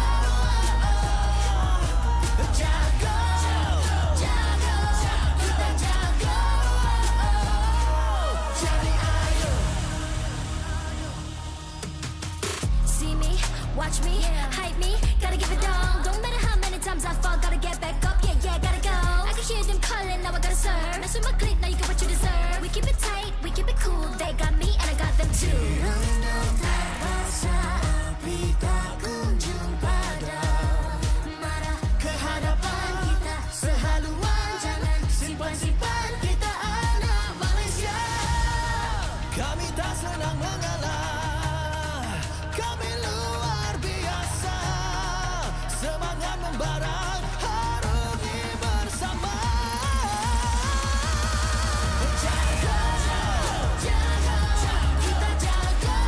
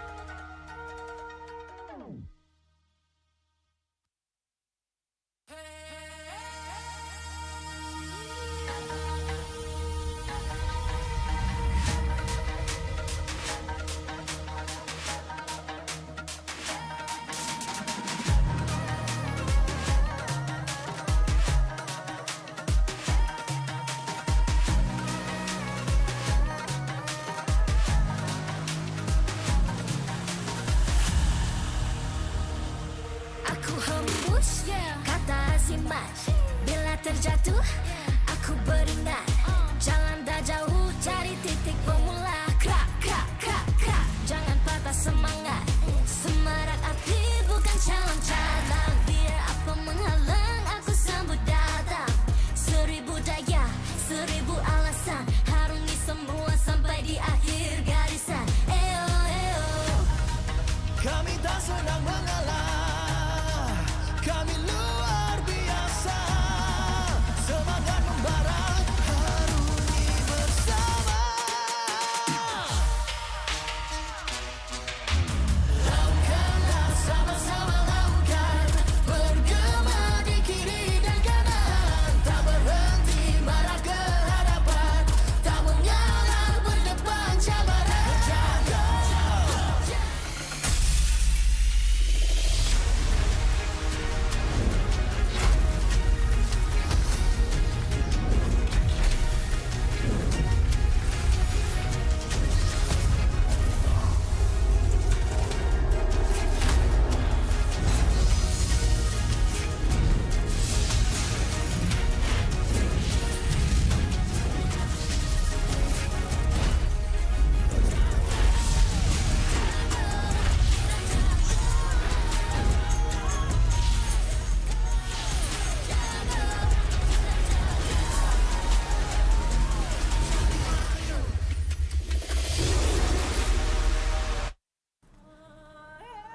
MPL Malaysia Season 16 is powered by Moonton. Presented by Celcom DG. Stream, game, vibe on social media, and more to your heart's content without missing even a single moment. Power up with lightning-fast 5G speeds. Stream all day long with Celcom DG Prepaid 5G. Our official sponsors. Official gaming smartphone, Infinix GT30, just launched. Comes with a free magnetic cooler, even more affordable than the GT30 Pro. The only phone in its class with GT trigger, 1.5K display, and 144Hz refresh rate. Supports steady performance with 120 FPS in MLBB. Available in 2 exclusive colors for the GT30, green and blue. Perfect meals for gamers, Grab. Grab food for one. When eating alone, enjoy meals from 10 ringgit with just 1 ringgit delivery fee and no minimum spend. And group order. Get 15% off when eating in a group. Bigger gang, bigger savings. Our esports partners, 100 Plus, Ferry, and Yamaha. And thank you to all our strategic partners, Sarah VE and Playas. Supported by KBS, Rakan Muda, ESI, MESF, and PSM. Hai semua, saya Riz Piu. Saya dah tak sabar nak umumkan satu benda baru yang akan berlaku pada I believe I can fly. I believe I can touch the sky. Flying clouds coming soon. Flying clouds. Ya, tahu nak terbang. Mic pun dia nak ambil. Ya ampun. Okey, saya ada benda lagi nak umumkan dekat korang ni. Riz, stop. I'm sorry, kena stop. Aku dah pesan. Kita dah tak boleh pakai dinding. Dinding dah tak... Security tolong. Aku dah cakap banyak kali. Kau ni memang jenis tak dengar. Kita dah tak boleh pakai dinding, okey? Lepas ni, kau kena, okey? Okey, dinding. Okey. Banyak betul lah gangguan. Okey, saya nak umumkan lagi sekali. Apa yang akan jadi pada Jangan lupa minum air ya. Water is very important. 天气很热，记得喝多点水哈。你的声音都没有了。Okey. Ni barulah saya boleh nak announce dekat korang semula. Apa yang akan jadi pada minggu depan adalah seorang lagi. Ni kenapa pula ni nak sembunyi ni? Tepilah. Nak buat kerja pun susah lah orang. 4 maps 4 maps could be coming to us soon. Real quick here to change up the land of Dawn and give another level of gameplay for our pro players to figure out how much of a change is going to matter. We don't know yet. It's only going to be next week is when we're going to start seeing these new changes come into place. Welcome back, everybody. This is the MPL MY Season 16. We're continuing on with week number 1, day number 3. My name is Getting Q. This is Husky at the desk because our next up-and-coming game is going to be an interesting one. A couple of familiar faces and also brand new faces on their debut game today. Yeah, and this is the last time we have any promotional teams from MAL itself before we head into franchise next year. So GMX Kelantan is the final edition, and I've heard they're a powerhouse team, right? They finished second in the MAL League, only falling short to CG Esports. And if you guys don't know who CG Esports is, you will know very soon enough. Legends are going to be brought back here today. That seems to be the overall theme for the rest of the entirety of MPL. Maybe not just for MY, but across the world. It's an exciting time to be alive and watch MLBB Esports. But so far, the real question that we have to ask is experience versus Burning Spirit. 2 MAL champions meet once again. Yeah, 100%. And on top of that, right, we tease a lot about the next patch, Project Next. I think the Project Next also applies to a lot of these teams. And for CG, they have I think there's this burden lifted off their shoulders, right? It's a completely different roster.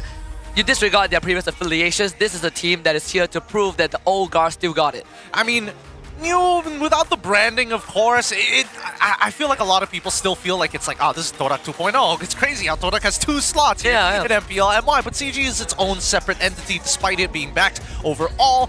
I think that this will be an exciting time to see whether or not this team still has what it takes. Because again, as you mentioned, Games NY Kelantan is looking like a powerhouse, but we don't really know how far that will go, especially here at the Tier 1s. Yeah, and I think if you want to kind of set the benchmark for MAL team performance, right, you have to take CG out of that conversation. They are not really an MAL team. GMX Kelantan, 100%. And then you compare that to previous season and what Untitled previously DxO has achieved, it's a pretty high bar to clear. It really is. The MAL has been a very impressive addition, especially with the relegation system before we go into the franchise. But for the most part, you might just still recognize the names coming here from MAL over into the MPL MY. Here is the full roster for CG Esports, starring Amzik, Balance, Chiku, Gary, and Yethri. And this is not the full lineup of CG Esports. The majority of the faces, you know who they are. Legendary people, 3-time MPL winner Chiku is there. You got Gary in the roster. Yethri, you know him as well. Balance, old name, but still here. And of course, Amzik being kind of the newer face in this slot. Now, at first glance, especially during the MAL, I was looking at CG squad and I was like, man, how does this team lineup actually work together? Especially knowing that Chiku Guys is a very vocal player when it comes down to the raw shot calls. Balance, during his time with Team SMG, was also extremely vocal. Yeah, well, that voice did bring them to a resounding victory, a clean sweep over the MAL finals opponent. Games MY Kelantan. I'm MQT, Muddins is back, Maima is back, we got Jaja, the young jungle prodigy, and Monster. And I think this team, if they can put up a good game against CG Esports, then I feel like we are going to have an exciting season ahead of us. Now, the main question for me is, Jaja, the whole world's been hyping him up. This is his chance to prove his worth. He really is. It really is. Down the grapevine, we've been hearing that Jaja has been getting numerous offers from really big teams. Not entirely sure how true that is, so that's why we're only going to leave it to the grapevine. It's just rumors, but I want to see here today. If he can prove why he is worth that medal, that would be very helpful, especially up against a team, and especially up against Gary on the opposite end. Yeah, it's kind of the new son against the old goat. I mean, even for Jaja, I heard prior to season 15, SRG OG was actually looking for him. He said no. What? That's a little wild. That's a little wild. With that being said, here is our ping test mic check. YouTube pun. Kurangi. Tak, kita orang dah double confirm. Oh, double confirm. Double confirm tu yang tanya masih. Dia play baru, belum tengok YouTube lagi. Kita orang dah tengok. Pas band pick Alright. Pandai kau orang menjawab. Dia first debut first. First debut. Hijau lagi. Yeah. Apalah. Ada orang nak tengok ni ya? Jaja. Tak ada. Ada orang nak tengok Jaja. Boleh minta. Halo. Boleh minta Jaja backflip. Jaja backflip. Jaja gini Jaja. Cak. Dah nak menang ni. Siapa suruh ni? Saya baru main. Diorang terus turun. So kita nak 1-0 lah. 1-0 Jom. Okay, thank you. Satu game lagi lah. Of course, our players still having fun up on the stage. Balance hasn't changed at all. We'll still mess with our marshals during their ping test. Nothing's changed. It feels like they never even left. Yeah, and I personally want to see how Valence and Chiku kind of command the team, right? Sure, MAL is a different ball game when you come to MPL. For them, it feels like, you know, revisiting old locations. But I think when you're on this stage after quite a few seasons away, the landscape has changed, right? Now, can you command this bunch, your team, when the stakes have been raised? Yeah, especially with the pressure on the line. Right now, minimal pressure because it's just the beginning of the season regardless. I think when you're looking at the opposite end against Games MY, yes, Jaja has been one of the few names that have been recommended amongst many other teams and looking to get scouted upon. But there's also Munster here. I've heard a lot of decent things about Munster, coming from Onyx Prodigy, the MDL team coming in from the legendary Onyx from MPL Indonesia alone. So far, based on what we've seen coming up from the Onyx brand when it comes down to just pure MDL, they've always done something good with their youngsters. But now we need to look at the dream team we need? Question mark? It certainly is a superstar team, right? When CG Esports first formed in MAL, there were already talks about it before the season started. We know that CG, the Chiku guys as the face, and then we started seeing the full roster, right? Gary, Balance, and it's like, holy cow, how did Chiku bring these boys together? Is it the dream team we need? I feel like for now, SRG OG is that dream team. But if CG can take down SRG OG, maybe in the group stage, or better yet, grand finals, then perhaps this is the dream team. I love that you brought that up because SRG OG Esports is one of those teams that need to be beaten at this point. I think that last season, MPL MY, we really struggled to see who else could actually compete at that level with high execution, how clean they played overall, and just great backbone to start. CG, on the other hand, I think it's kind of interesting, right? They start from MAL. They have this amazing roster with plenty of legends who have MPL trophies underneath their belts, yet they are still incorporating. I mean, Moon used to be part of this lineup, and the Chiku guys decided to go into the mid lane. Couple of shift ups here, and now somebody else is playing the gold lane. Like, boo!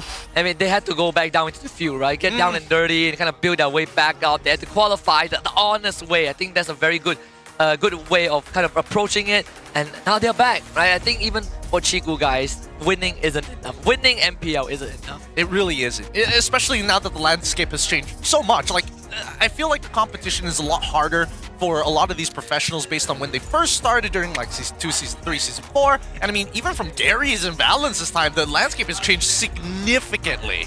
Yep, 100%. I think, again, the evolution of SRG OG has just showed us how strong they actually are, and CG might be the next team to beat them. Yep. With that being said, both of our teams are starting to get ready to play. Let's bring them out on to our stage.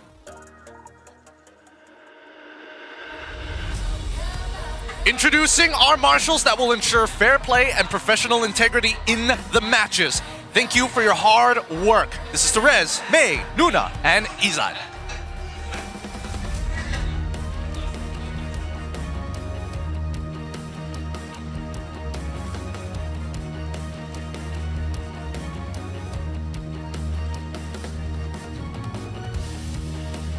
New name, but familiar faces. After undergoing a long but worthy journey through MAL, Chiku, Gary, and Valence are back in the MPL stage. Can they rise up and continue their mission to get that M7 slot? Ladies and gentlemen, give it up for CG Esports!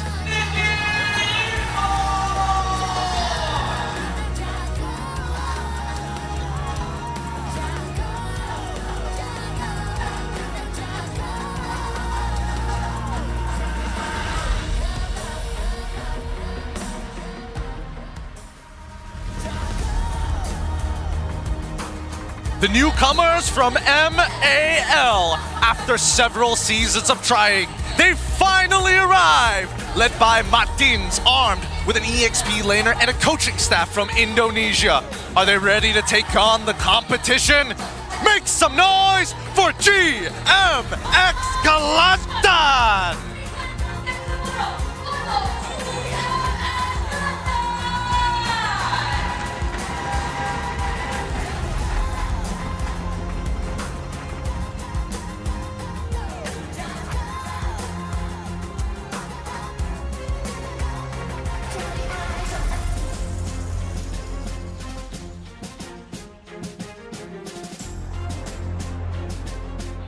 Introducing the head of League Ops, Franklin, along with the coaching staff of both teams, the masterminds behind every game. For CG Esports, we have Coach Raid as head coach and Coach Cody as a tactical coach. For GMXK, it's Coach VB as head coach and Backdoor as the tactical coach. To keep it going with the fist bumps between both teams, a true sign of professionalism. This is how we roll. Ini gaya kita. This is Malaysian sportsmanship. It's time for the MAL Season 3 Finals rematch to kick off an MPL stage. CG Esports against GMXK Kelantan. Good luck to both of our squads here up on the stage. The last bit of physical contact before they head on into the games, and this is going to be a really exciting one. GMX Kelantan. These guys, I'm interested to see how well they're going to perform. From the time of the MAL Season 3 Finals up till now, how much have they grown? Off of first pick alone, CG Esports, especially with Coach Rain, new haircut and honestly some new gray swag. I thought he was coming up with the traditional jerseys, wasn't expecting him to come in his own. Hey, I gotta say, it's good to see Coach Rain back, right? Last time when he was in the analyst role of RSG MY, he has put on a lot of that work, and that's why we see players like Rippo, Izanami, Lo Liao, even Demon Kai was under his realm at one point. But this is quite a clash. MAL Season 3 champion against MAL Season 2 champion. We talked about Chiku guys wanting to exceed beyond just winning games. He wants to beat SRG and go to M7. I don't just want the mindset of reaching the grand final to qualify, because with that mindset, it only means that they qualify for M7 but are not strong enough to compete if they cannot beat SRG OG. So Chico feels that they can't just rely on getting into the grand finals, they need to change the mindset. And that's totally true. It's 100% true. You're looking to compete on that world stage, you first must beat the benchmark, the second best squad out there in the world, SRG OG. And for someone like Chico, who has held multiple titles, multiple appearances on the grand stage of an international, has never made it once to a finals. Yeah, multiple MSC attendance, multiple M-Series attendance. I think even last season is a very good reflection of how big the power vacuum is, right? Like Homeboys made it to the grand finals against SRG OG. Homeboys also qualifies for M6, sure, but they got 4-0 in our grand finals, and they didn't even make they didn't even make it far in the M-Series alone. It always feels like there's something to prove every single season, whether it be Malaysia needs to be on the map on an international stage. Now, fighting to make sure that our second slot earned by SRG OG Esports is bringing another competitor who is worthy of that challenge. We've had so many teams fall just behind them and not make it that far, and only giving the hopes for SRG OG to make it into the grand finals to uphold country's sake name. But we also have a quote from Jar Jar. We asked him about, can he be Chiku on his goals for this season at the very least? And after making it to 2 MAL Grand Finals this first season, I want to chase the Rookie of the Season title, and personally, my target is to qualify for the Grand Finals. Even if there are strong teams, including SRG, I'll still give my all. That's the spirit you need to have. Inspired by Siska last season, debuting in MPL Season 15 and getting Rookie of the Season award. I think Jaja has a fair shot, right? Because Siska is no longer in the running for that title, and if GMXK can make it far, this is definitely the person that I think a lot of people will be crediting and looking out for. But aside from that though, the return of Muddeens and Maima. Especially Maima, he wasn't there with this roster when they played MAL Finals. He was the addition afterwards, and the sentiment around Maima has always been, he's sort of the filler. But I think in GMXK, I feel like they are going to look to change that. I'm hoping that they do look to change that, especially for Muddeens, because on his season of MPL MY under Team Secret, didn't exactly do that well and eventually got replaced, right? But was it necessarily his fault, or was it just the lack of experience? Now is going to be a great test to see how much he has grown and learned from the MAL side. Bit of years, bit of time to mature, and also reunited with Maima once more, who is a very I want to say calm energy, but he has just a really big personality. I mean, Martins as the captain of the team, that is also something that is quite big for GMXK as well. I think you look at the whole roster, I would personally, on impression, think that Maima is the shot caller, but the fact that it's Martins means that growth, there's something that they need to show on the stage. Absolutely. Not to mention the addition of their Indonesian counterparts as well to try and make this team what it is today. It has been a long time coming, and not to mention that Indonesia has been the staple for not only rookies, but also just a clean side of play when it comes down to just raw, macro, and aggression. They call them the Brawl server for a reason. I'm pretty sure Monsters is more than happy to show what he's got in a 1v1. And we saw that in Dur, we saw a bit of that in well, not Dur, it's from Philippines. We saw a little bit of that in Fondia earlier on, even though Todak ended up losing that game, but there is that brawl energy. I would say, I think we've found slightly more success taking players from Indonesia. I think it's just a language barrier, right? Maybe the MDL players, right? MPL players, I'm going to put that aside, but MDL development players, I think the Indonesian imports have definitely helped elevate our locals. Absolutely, absolutely. And I think, the MDL scene over in Indonesia is for honest to God, they've been doing a really good job to the point where it's even elevating us here on the opposite side of the causeway. But even then, our local players have now started to really start to show what they have in terms of just raw talent. Obviously, the pool isn't going to be as big as MPL Indonesia or MDL Indonesia, but the few talents that we do eventually find, it's great to see them back up on that stage. Gary used to be one of those players. Balance as well used to be one of those players. I mean, Gary won his first season on his debut too, and of all things, right, with Team Hawk. And went to an international after. And went to international. So this drafting phase, let's see what both teams have for us. CG Esports against GMXK. For CG with the first pick, GMXK on second. Alright, Arlet, Phovius, Hayabusa from the side of CG. GMXK have decided to get rid of the 1-1 alongside the Lancelot. Rather interesting. I don't know if this is targeted or whether this is their take on the meta, because if we're talking about meta, like strong first picks that we've seen so far, I mean, the Yi Shin has always been a big question mark. Yes, it can be situational now that the nerfs have come into play, but it really depends on the squadron. So we saw that Yi Shin was sort of ignored almost fully in the first series until it was picked up by Zayed. Seems like that's going to be the case this game, not on the ban list. Last ban by GMXK is the bar sub. Yi Shin open again, but the CC is also up. Yes, the CC is a nasty hero to play with. A 1v1 specialist, mostly dealing with tanks is kind of her specialty. She's able to sustain very, very long in the middle of team fights, and even in a lane when you think she's about to be gone, she somehow slips away.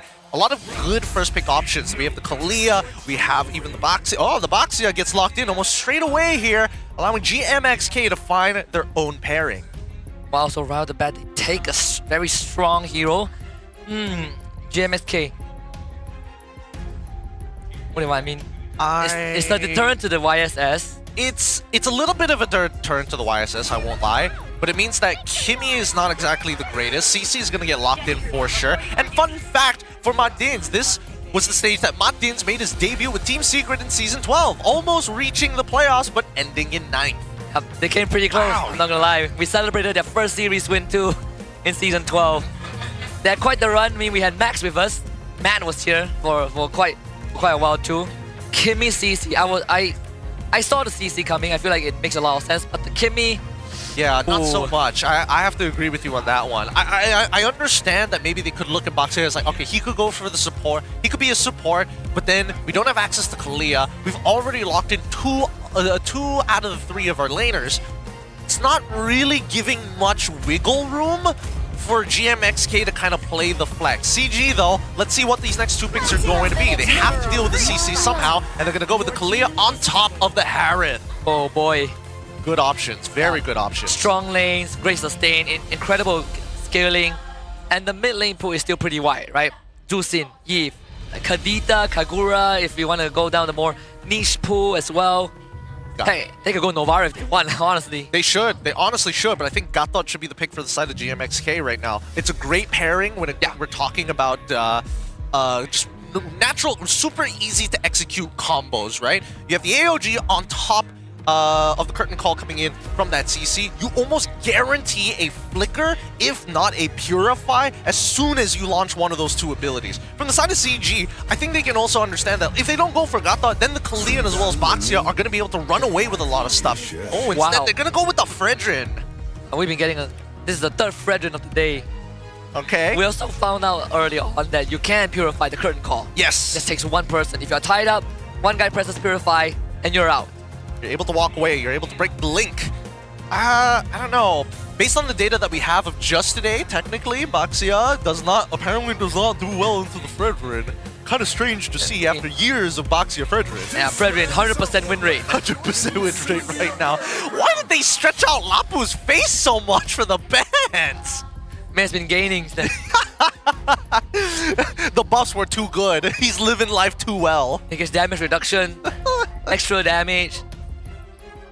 Beefed up his numbers as well. Alright, Moskov, the follow-up ban. They still need to make sure that, I don't know, the gold lane I feel has generally been pretty dominant, especially in the early four. The Harith, he's got really easy ways to lane, unless they have a cheeky little combo here from the side of GMXK, whether they want to introduce something like pick-off, something that has some form of pick-off on top of a Beatrix, then maybe they have the scaling and the laning phase down in the bag. The one thing that worries me now is that the event that CG finds a way to force this Kimmy out of the mid lane. I mean, the last time we saw Kimmy go was pretty disastrous, right? Yeah. She does not belong in the gold lane anymore. Yeah, it's pretty tough. It's pretty tough to play her in the gold lane, especially with the changes. But even so, there's still a possibility these next couple of bans to give us an idea. Kadita? What? What? Are we really? Is that the thing we're actually worried about here? Okay. They see Chico on the other side and they're like, what's the most cheese pick he would go? Which hero can Chico go the cheesiest to catch us by surprise? I mean, Kadita is one of it. I don't know. I think that's why CG Co-Train is like, you know what? Let's get rid of the Arlet, let's get rid of the Phobias, let's get rid of the Hayabusa. Chico can play all three of those things. Moskov, hell no. We ain't letting him touch that in the mid lane. Yeah. Okay. I mean, they could still go for marksman ban, right? So Harry, you ban what? Ranger? I don't think it's necessary to ban any of those at this point. I think they need to get rid of the Gato, but instead they're gonna get rid of the Granger. I guess double down on trying to win the lane through Amzik. I would have liked to see them play through their Baxia, but I think this is okay. Let's see whether or not GMXK is gonna opt to even consider going into the Gato Kacha as a means to disengage the entirety of the team if somebody gets picked up by Kalia. Unless they pick marksman here, and then they give us another Kaja, right? I mean, it is Martin. It is Martins, that is true. What else would be like semi-decent at this point? Badang is like, it's kind of okay. The Gato is probably like your best bet. Kind of, and even then it's like, oh, they're gonna go with the Bruno. Alright, so GMXK understanding that CG want to play through that gold lane no matter what, they need to find somebody who's actually able to go toe-to-toe with the Harith in the earlier stages, and maybe look to outscale him later down the line, and I think Bruno is an okay pick. I just think that GMXK is assuming that CG isn't going to sacrifice a lane just to try and squeeze in that Gatot. But we'll see. I think Gatot might not even be touched by the end of this. Yeah, I think there's a good chance. It's CG... What the XP lane, right? No Arlet. What else? They go for the Paquito. For all of us. That's very... I want to say very TDK, but you know, it's more of a Chico thing. No.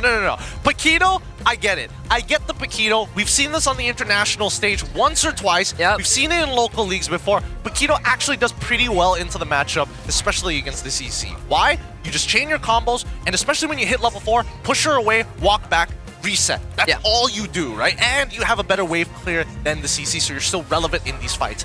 Considering that there are two squishies on the side of GMXK, we need peel. We need one more layer to cover all sides of their composition.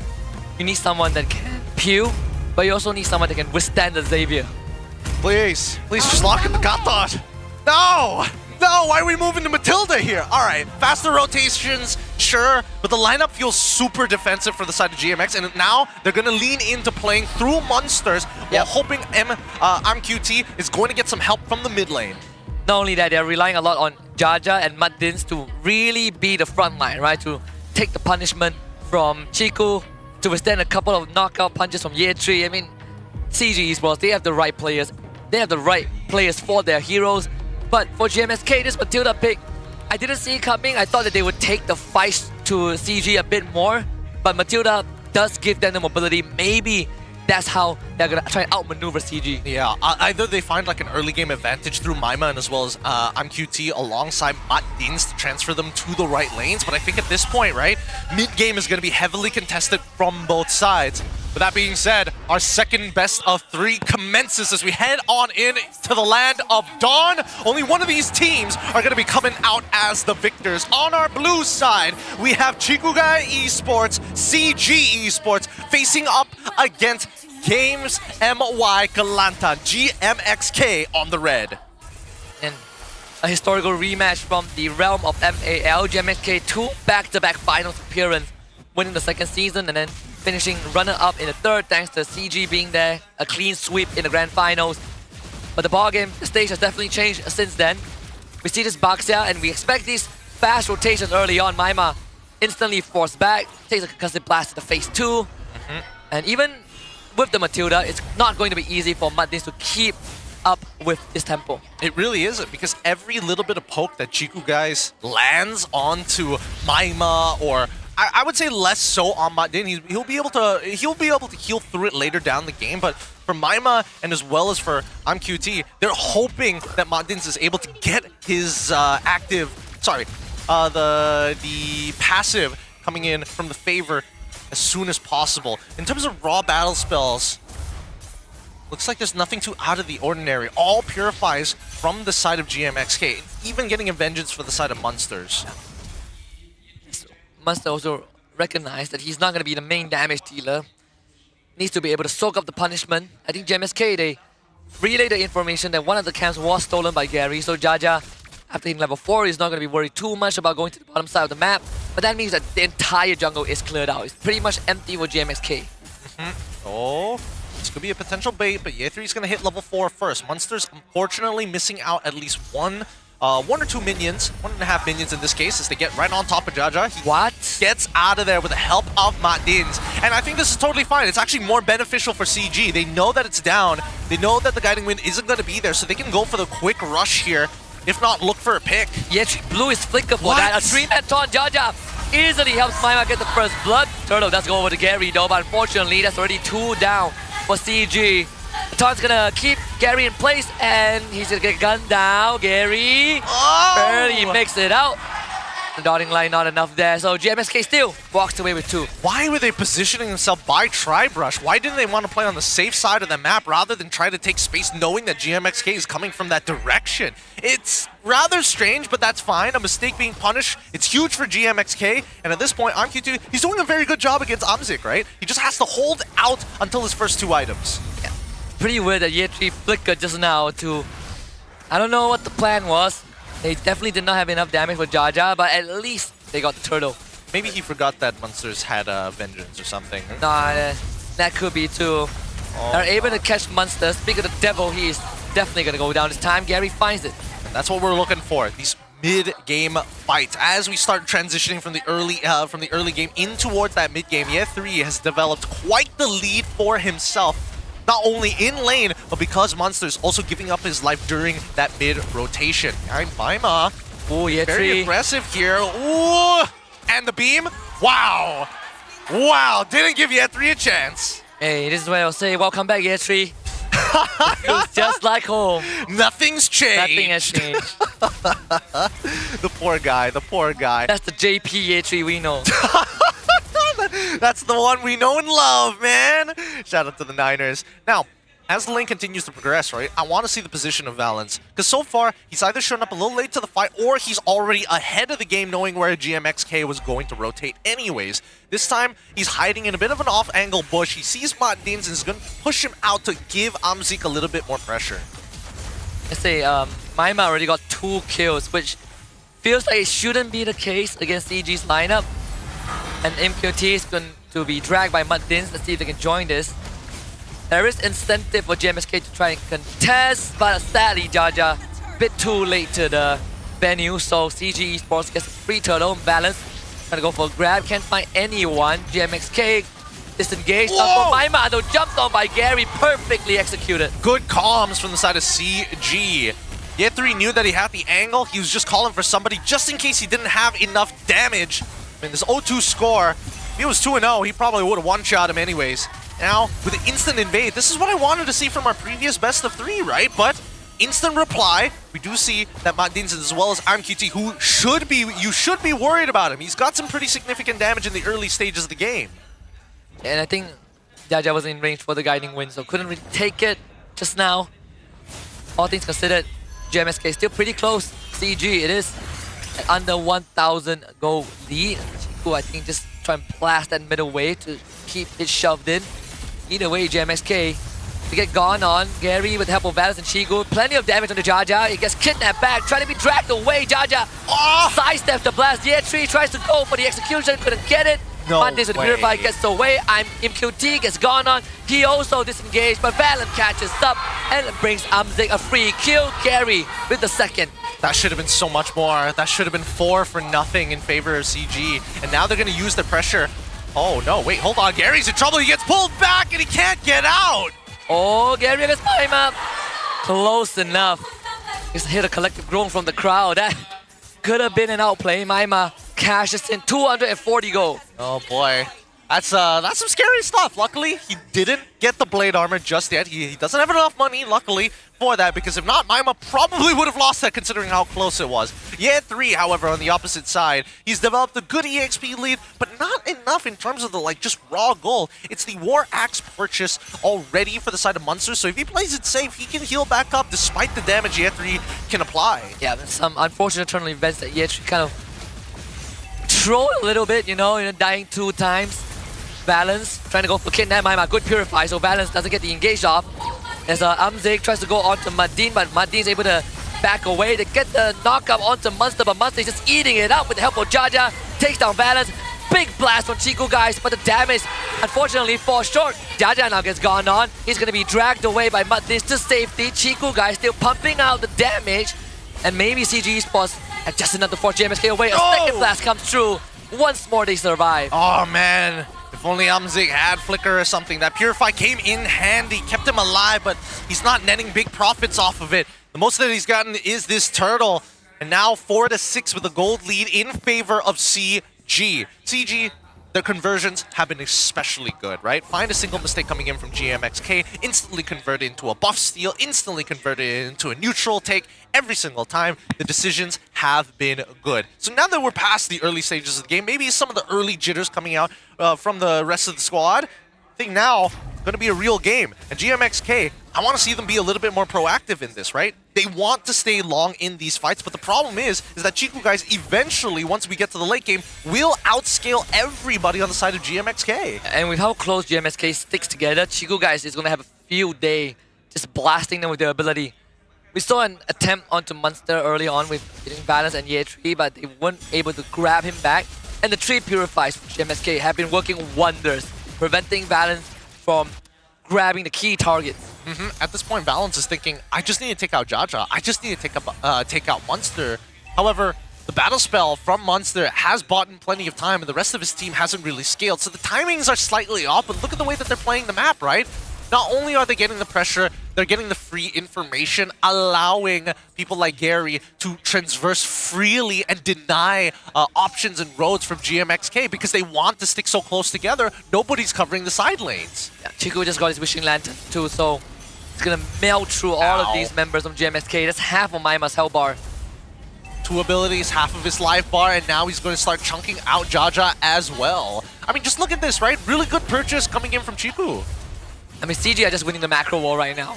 They're all rotating GMXK, whoever Matilda on their side. It's less about the team fights and more of just CG playing the map in a very intelligent manner. Aima's gonna try and keep this turret up, but we balance around. There's a deterrent. Mid-tier 1 goes down. Munster almost gets solo killed by Ye3. Yeah, he's got to be really careful. Munster cannot deal with Ye3 at this stage of the game. He's already got the anti-heal already purchased from the side of Ye 3. Once he gets that Hunter Strike, I think it's going to be a bigger problem. But look at the value that they are getting from Chiku on this Xavier. That Wishing Lantern doing so much work.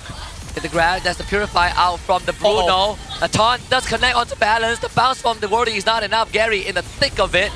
The rest of CG Esports able to peel back with the help of Chiku, guys. Again, creating that mystic feel. So hard for GMXK to just walk up. Oh, they can't. And they can't just keep funneling themselves in such a tight corridor. Chiku loves these types of angles. So far, the Favor's been doing a good amount of work, but now, with Munster trying his best. Oh my god, how is he alive? Finally goes down. The Vengeance only keeping alive for slightly longer, and CG Esports finally gets control of the Lord. This is a free objective. Free objective, and I think that right now GMXK, they have to be a little bit worried about their side lanes at this point, right? What would be ideal? Now that we know that Munster is not able to beat Ye 3 at this stage of the game, we look towards Gary's side, who rotates really fast. Therefore, Matins and Maima can't just work together. You need IMQT alongside with Matins and Munsters if they want to stand a chance against a potential 3v3 or 2v2 on the side lanes. I think the ideal thing is just, man, if Matins was on the Matilda, then maybe I would call an engage or something, but the fact that it's the Matilda means unless you're willing to make the hero play where Matins pulls Jaja in and then they start a fight, it realistically is quite hard considering that CG is 6,000 ahead. Yeah, the goalie definitely isn't helping the argument as well. Forced all the way back into their inhibitor's side. Inhibitor's taking minimal damage overall. It is still 11 minutes into this game, but sieging against Chiku is going to be so tough against the Xavier. Look at that, man! Oh my god, the damage! And they grab Jaja back into the team. Jaja's going to get blown up this time. Can't get the Appraiser's Wrath off. I mean, how much cooldown did Chiku, guys, reduce just from hitting these shots? He's accurate. He's real. Oh, yeah, 3 finds it. He finds it and gets back out just in time. The raw damage, this is the strongest we're seeing the CG. This is quite the power spike as they're looking to try and end this. And there's a good chance for them to do so. Jaja is 6 seconds out. CG dancing around with Zaman Force. GMXK pulls off a defense. At least the crystal stays, but bottom inhibitor under threat. Yeah, 3 disengage, circling ego onto 2. Amzik comes back in.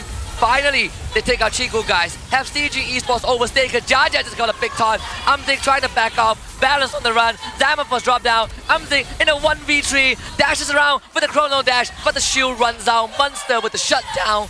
And GMXK holds. Nicely played by GMXK. A good rundown, but also they didn't sacrifice any of their members, even though they wanted to give that kill over to IMQT, or make sure that Matin survives, deny that vision, walk away, let Jaja do the work.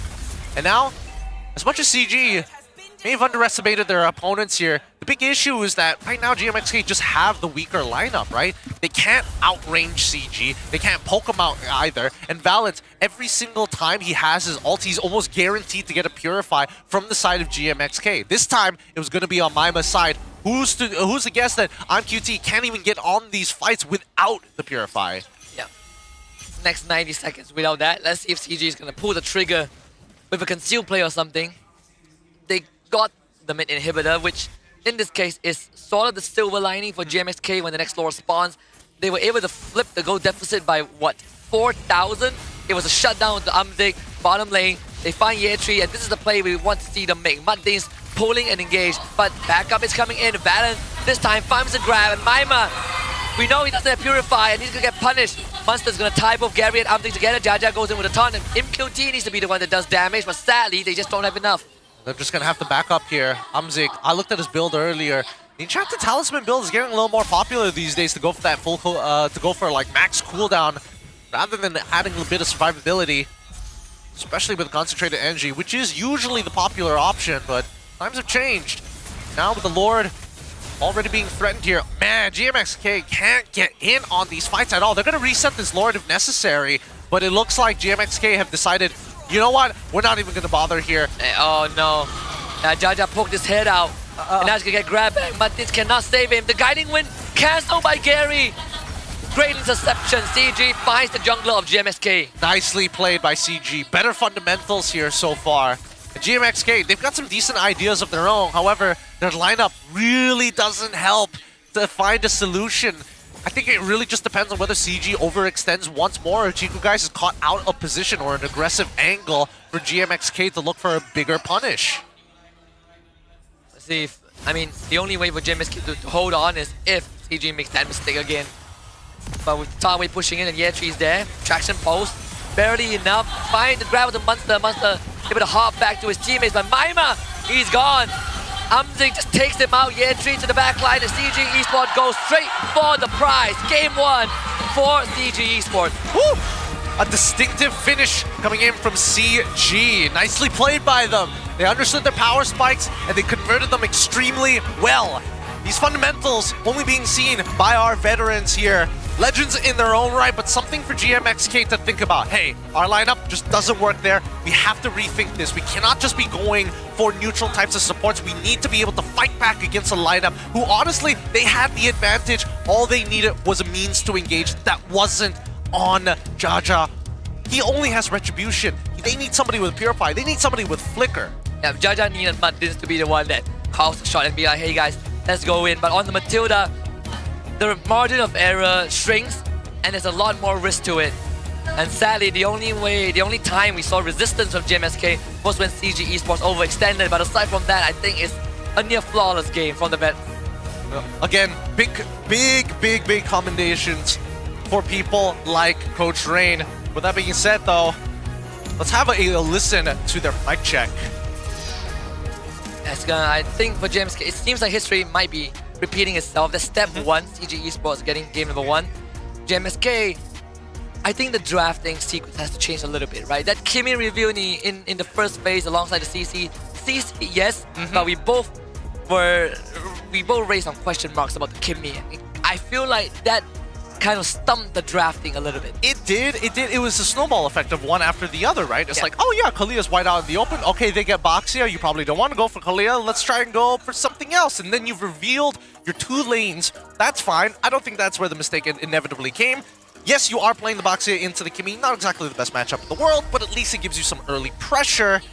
Why didn't they go for the Gatot? I don't understand that. That was such a good reason to have it, even though it does pretty badly into Boxia specifically.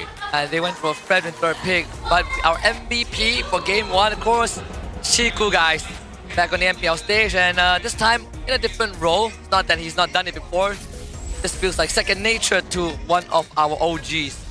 Yep. Again, Chiku Guys is playing for an extremely long time. He's ending with a KDA of 0, 2, and 6 because he is playing as a zone controller. But the amount of damage he pumped out with the second item, Wishing Lantern, you don't see that very often on Xavier's these days. Yeah, not really. Usually you go for Enchanted and then Flowing 1, but for Chiku Guys, he sees that they're pretty far ahead. Wishing Lantern does incredibly well into tanks, right? And if Jaja can take the punishment, no one can. Yeah, and not to mention, I think most importantly is the cooldown reduction that you get from it as well, right? On top of the Enchanted Talisman, he just knew that we have plenty of peel, we have plenty of ways to engage. If I can just cut the front and back line in half with that Mystic Field, the empowered Mystic Field, there's nothing they can really do. And that became so evident towards the mid to late stages of the game. Yeah, we're really forcing GMXK to funnel into these tight spots, especially the objective takes, right? We saw on the top side of the map, GMXK, they can't really come in from the mid lane, but every single time they try to come in from the top side, it's just Chiku Guys. It's just one lone bouncer with the Mystic Field. Exactly. I think for GMXK, gotta rethink that draft. As good as Gary is this the way that you want to go out, especially on the first day of play? I think, again, big hats off to Coach Rain, identifying, hey, if they take CC, we can take Paquito, and I trust that Ye3 is able to not only win the lane, which he sort of did. He got a good trade, forced an EXP lead onto Munster, forcing him to recall early on, but afterwards, it could have been better. It could have been better. Yeah, I mean, he kind of like, he griefed 2 times. Yeah, and then afterwards, he recovered. Exactly. After the 2 griefs, and honestly, the fact that they could have gone for a big wipeout on the top side of the map, it gives a little bit more hope, but it just goes to show CG quick on the trigger finger, and more importantly, has a really good eye for opportunity at like finding and extending the combo essentially. Yeah, and I think at least for this game, it's slightly more acceptable for Ye3 to dropped the ball 1 or 2 times because the rest of the team has just been having a great game, right? They were snowballing. So EA3 fumbling is like, okay, oh well, whoopsie.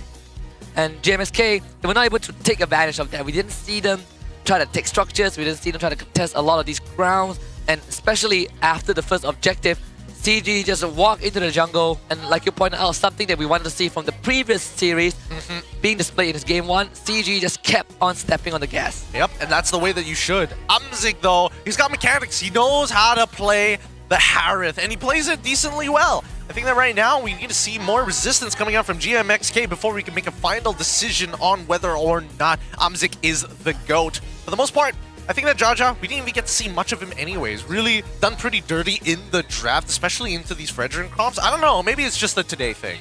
Yeah, I think it's probably a today thing. Well, more of this comp, Jaja has lesser space to work with, because if we take reference from what Team Ray did, they also have a Fredrin comp, which struggle, but you have the enablers, right, from the XP and the Roma. In this case, they had a CC and a Matilda. There's lesser tools for Jaja to work with too. Yeah, it's tough. It's really, really tough.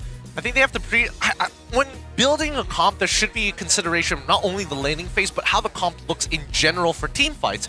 I think, unfortunately, the team fighting aspect of GMXK is I just have to outlive your resources, which is dependent on gold. So anything that happens wrong or any mistakes being made during the early to mid game is that much more devastating. And when you run double marksman into a comp with Boxia, it makes the problem, it amplifies the problem a little bit.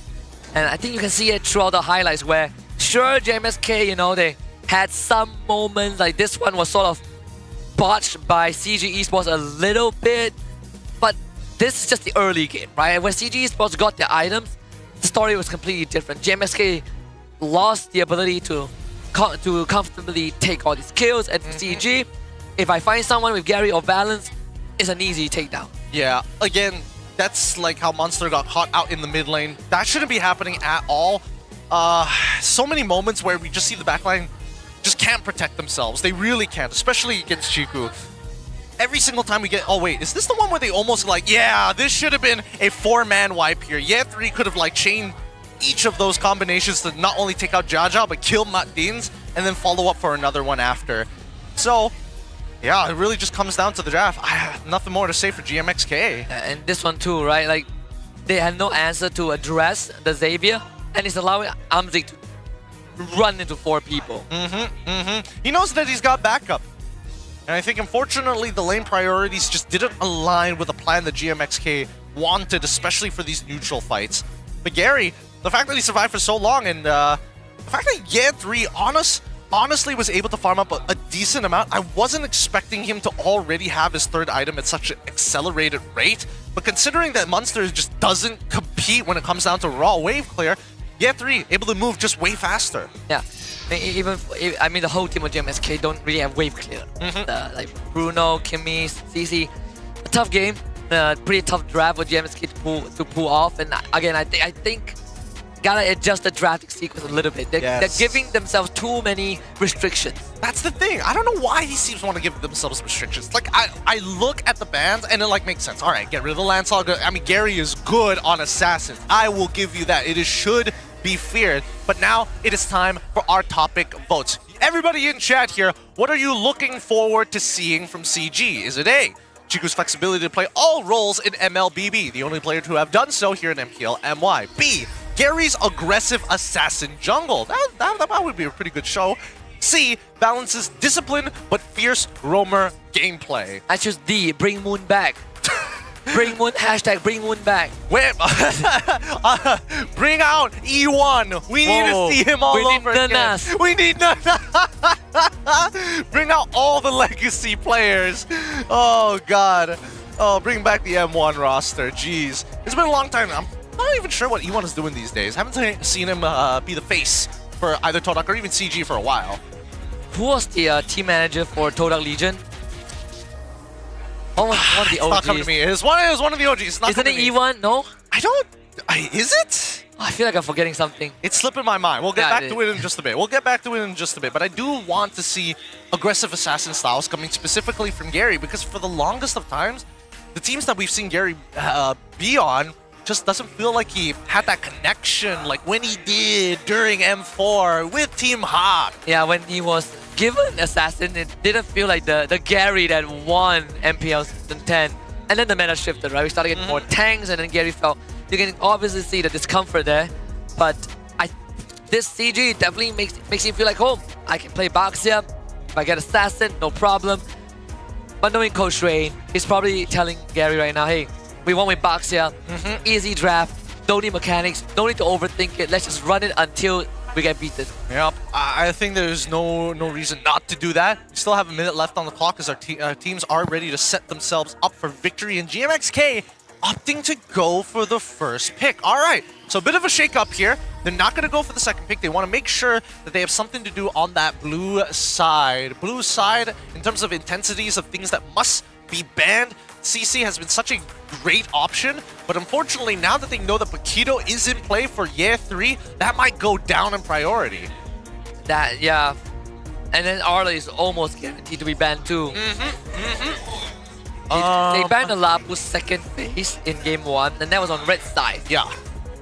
But on blue side, it's less incentive to take it early too. There is less incentive, but then they can also get rid of the 1-1. I don't know. There's a number of options and different openers that they could go for. Right now in MPL MY, based on the openers that we have seen, I feel like day 2 was the most like, okay, yeah, I get this. This feels very standardized. Obviously, with one game exception, but for the most part, pretty on the ball. Yeah. I mean, even in MPL Philippines and ID, it took the teams a while to start letting Lancelot and YSS through. I think YSS was the hero that guaranteed picker ban. Yeah, guaranteed picker ban. And even when Lancelot went through it, like, you give it to someone like Kyrie, the game is half over. Yeah. Yeah. It's a big risk to take. It's a huge risk to take, actually. But now, GMXK, starting off with the Fanny ban, totally understandable. But they also get rid of the CC. This could be a reflection that Munster isn't comfortable playing the Paquito into that matchup, or do they want to find something a little bit more lane dominant? I mean, Phoveus could still get picked up. Baxia gets banned out for the side of Coach Rain alongside the 1-1. Really good options here for CG. At least Lancelot in the pool. I mean, if GMXK wants to force the trade, you could open Lancelot and see what CG says. Will it end up like a YSS into the Lancelot if it boils? If it gets that far? I feel like it benefits CG a lot more, right? If the Lancelot gets that true. Actually, no, wait, I forgot. We first need to address Kalia. Kalia needs to be addressed here. It's either GMXK leaves it open to pick it up for themselves, or CG picks it up. Because regardless, now that the Boxy is gone, that's one part of the trifecta out of the way. Jaja can still go for the Frederick first pick if necessary, but it depends on what this next one is going to be. Kimmy! Huh? Okay. I was just about to say, if you want to go Kalea, maybe you consider banning out Lancelot, right? And yeah. They banned the Kimmy. I feel like if you're CG, you just choose my own open. Yeah, just open it. First pick Kalia. First pick Kalia. CG side, they go. I feel like Lancelot is like. I feel like you have to pick it. It definitely is a picker. It definitely is a picker ban. But with Kalia in play, it's like there's definitely an option for you to try for something. Not to mention that even YSS was still available, right? So either way, Jaja is going to have to show what he's got on this Lancelot. Because CG side, they can play a very standard game of, oh, we go for the Fredrin, we also go for the Kalia. We just need to be tanky, and there won't be a way for you to cut through us until you are done with at least 2 items. Jaja will have to really out-mechanic everyone. If that's Kalia, if there's any sort of crowd control, Jaja has to be able to find that iframes. I mean, we saw this coming from a while away, right? YSS Kalia.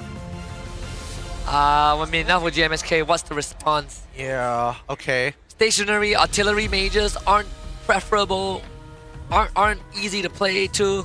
Especially into this duel, whether it's the Kalia or even the Yishin Shin. Yishin Shin, a lot scarier because you blink, you're dead. Kalia, at least you have like time to watch yourself die. But now we see, oh, Zhu Shin for Maima. Huh? Why? But why though? Who do we go with? Oh, please. I don't think. Please. Okay. Dude, why? Why is this necessary? Why are you like this? Why Uranus? Do you Esmeralda now? I think it's pretty free. Like, E3 can play a mean Esmeralda. Does he have access to Phoveus? Actually, it doesn't really matter. How many dashes do they realistically have? He doesn't know the last 2 picks. He's only guaranteed 1. A lot from Lancelot, 1 from Zushin, 1 from Uranus, which doesn't feel that great. It's a weird combination that GMXK want to go for. Yep, as an Esmer. Very free, very free. 4 times pick, 60% ban and pick rate so far. E3 is going to try and dominate this lane as soon as possible, but now we go into the second phase of the picks as well as bans. We're missing mid laner from CG side. Chiku's pick has not yet been revealed.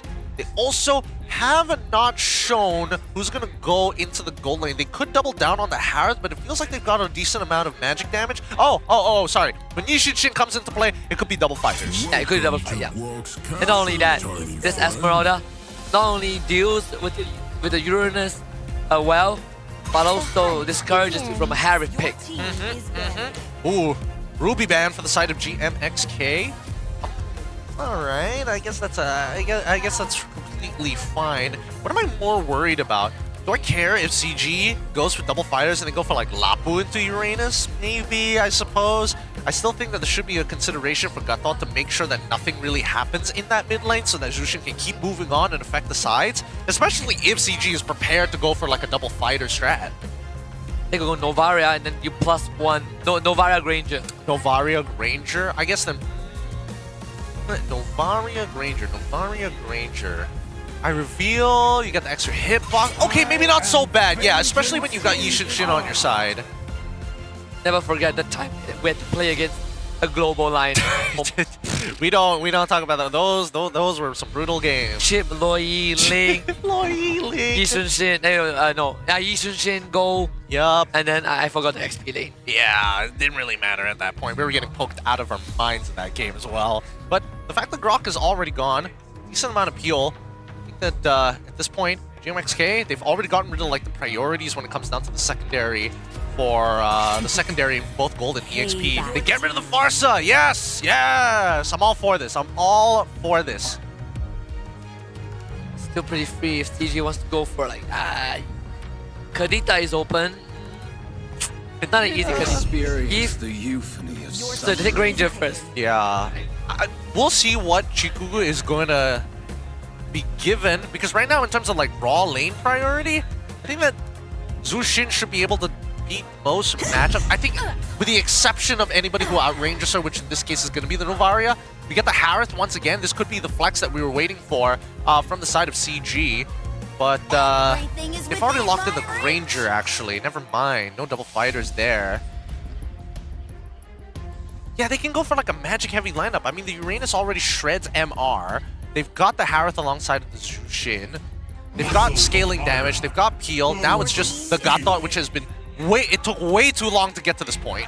Yeah, way too much magic damage. A ton of magic damage on the side. But that also means that the damage profile, even though majority of it is magic, they have a lot of output early on too. A lot of output.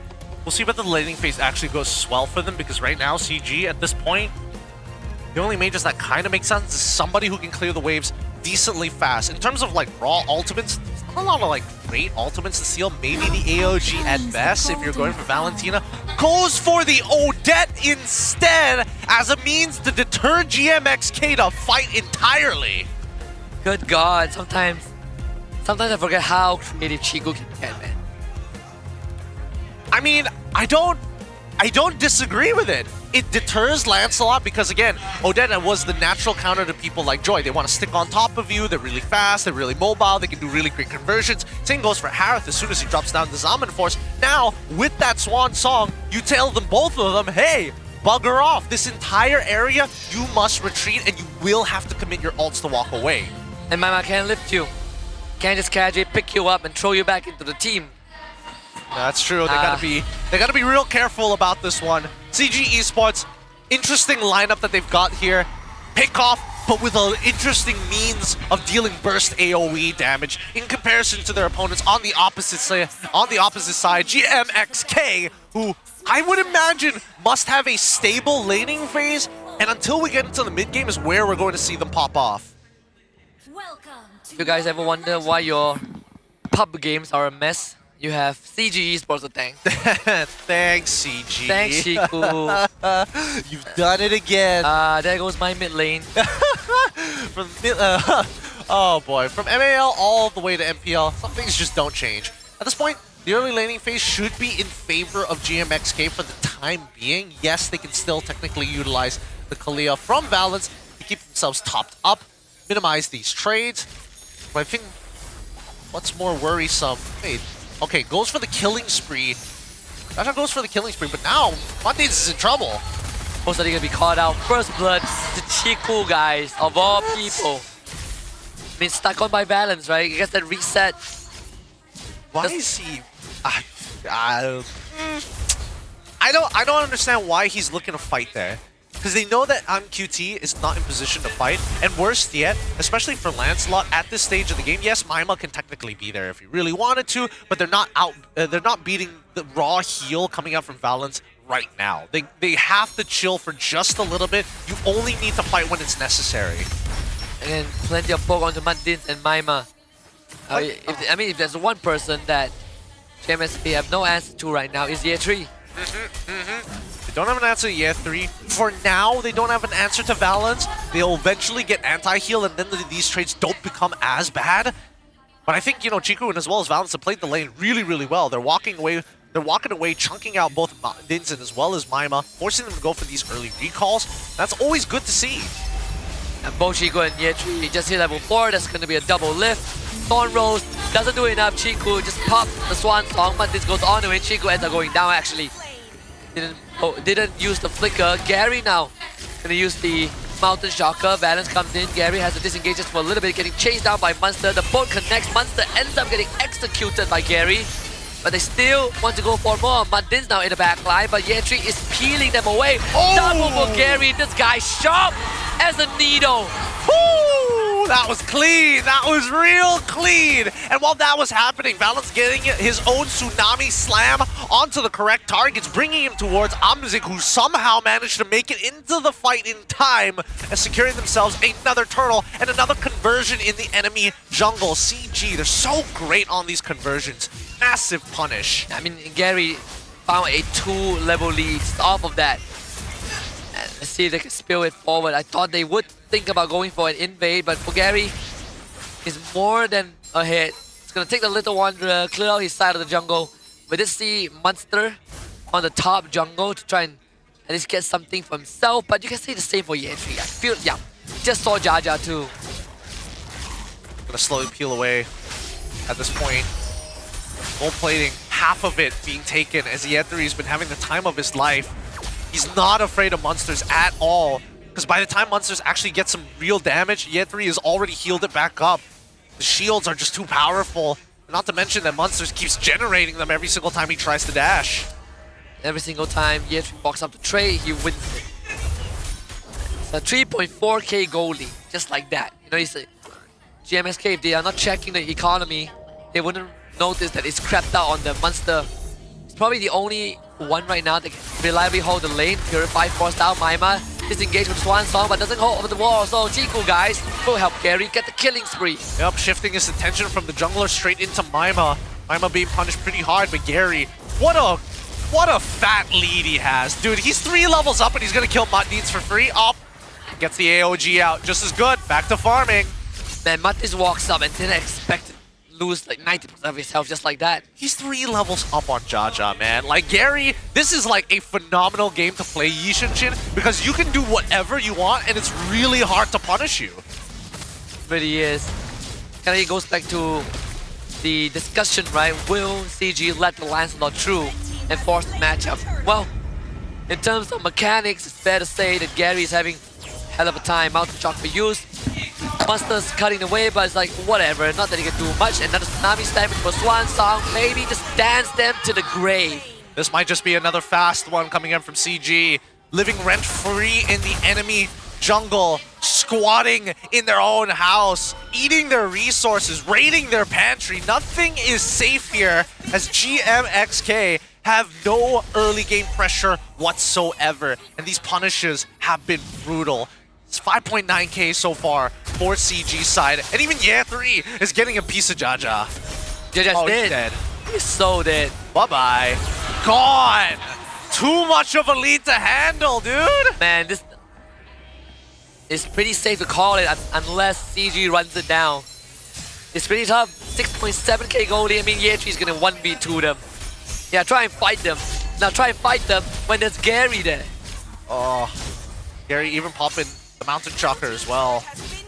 On the opposite end, right? Gary is like, I don't even need the farm. I'm just that far ahead, it doesn't matter to me. I'm 3 levels ahead. Amzik, if you feel like taking bot farm, by all means, go for the wave, but also jack his jungle. Make sure that Jaja never closes this 3-level gap. Finally got his first item. It's 6 minutes in. The War Axe. CG, they're gonna camp that bush and slowly move on forward. I think they're tracking the timing pretty well, and that's why you see Jaja rotate top side, and thank goodness he do that, because Muddins would take the punishment. He had no vision. He had no idea that they were already going to be waiting for him, lying for an ambush. I'm QT. Now trying to walk up into the wave while Monsters is getting absolutely zoned out. Again, pretty unwinnable situation. Jaja's gonna get grabbed into a swan song. And Monster is also gone. Chiku with a double kill. Purple buff is basically gone away. I'm not sure if Gary got it, but either way, with the retribution, yeah, Gary took the purple buff. Oh boy. Oh. Man, 8.8k goal lead, 9k goal lead. Uptake here, Sky Piercer. They are just absolutely crushing this game. 10k goal lead at 7 minutes in. Oh. It's the fattest lead I've ever seen done so early on. 7 minutes for a 10k lead. If this isn't GG, I don't know what is. Look, I'm QT. He's about to die here, but quickly having to drop his ult to get some resets on those chrono dashes. Mid-tier 2 looks to collapse as now. Even the barriers are about to fall. And that one wasn't even a contest. I mean, Uranus hasn't really had the highest win rate across all regions. And in this matchup, it is even more brutal when you're picking it on blue tree without seeing the enemy XP. And that's why we emphasize it's so important to not have your XP and get utterly counted. They're sieging from every single angle here. And this is just because they just don't want GMXK to walk out of their base, right? They just want to apply as much pressure as possible. Oh, Gary, he could look for the one-shot here on the Monsters. Didn't want to go back in with the Traceless. Not willing to risk a shutdown. Look, Gary, listen. Sky Piercer, right now. This is the game to do it. This is that game. Turn those 9 assists into 9 kills right now today with Sky Piercer. Sky Piercer 4-1. Oh. I would assume that Amzi has 20 stacks. I think his first kill was without Sky Piercer. Yep. Should be in a pretty decent position so far. See the rest of this team play it out. There's nothing much we can really say about this. Oh, BOD also purchased. God dang, Gary's far ahead. He is so far. Level 14. He's turned this 3-level lead against Jaja to a 5-level lead. This is just pretty unplayable for Jaja until he gets a second item, and even then, there's no guarantee that he will do much, right? He's looking to build into the endless battle. He's already completed the War Axe. Oh my goodness. God, look at that lead. 4k ahead.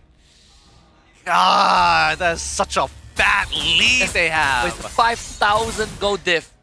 Goodness. The 13k total network diff, but a 5,000 gold diff between the junglers. Look, considering the purchases from GMXK, honest to God, I'll be pretty surprised if they survive the upcoming Lord fight. The upcoming Lord push, right? Because CG is so far ahead, I think they can just juggle aggro and just dive them underneath tower at this point. They're just that far ahead. Munster hasn't even got an Oracle yet. Yeah, and that's just none of the cores are done from the side of GMXK. Well, other than I am QT, he's already got the Slarlium Scythe already purchased, but besides that, everybody else, oh, there we go, finally. Oracle. Yeah, plenty of components. Goodness. I don't know how they'll stop this push, honestly. I mean, good luck to them. Let's see how, right? Maima is just so far behind. These fights are ending way too quick for him. And I think that Chico guys could literally use the Swan Song to push them off of this mid inhibitor and secure it for themselves. Right, Mountain Shock out. Oh my goodness, 20% of Maima's health bar with an arrow. Ball to the crash through mid, there goes the inhib. CG Esports taking it slow and steady. Mantis walks up. They get the catch on the monster. He is gone. That is GG's. CG is just too far ahead this game. History repeats itself. CG takes down GMXK 2-0. Woo! Great game coming up from CG. A huge debut here at the MPL MY. Unfortunately, Games MY Kelantan could not hold up, especially in this Grand Finals rematch of the MAL Season 3. Great games, though, coming in from CG. Notorious and known for big punishes. Wow, their combo extender. They are just juggling GMXK. The KO punch, you know. It's right in their gut. Never gave GMXK a chance to recover this game.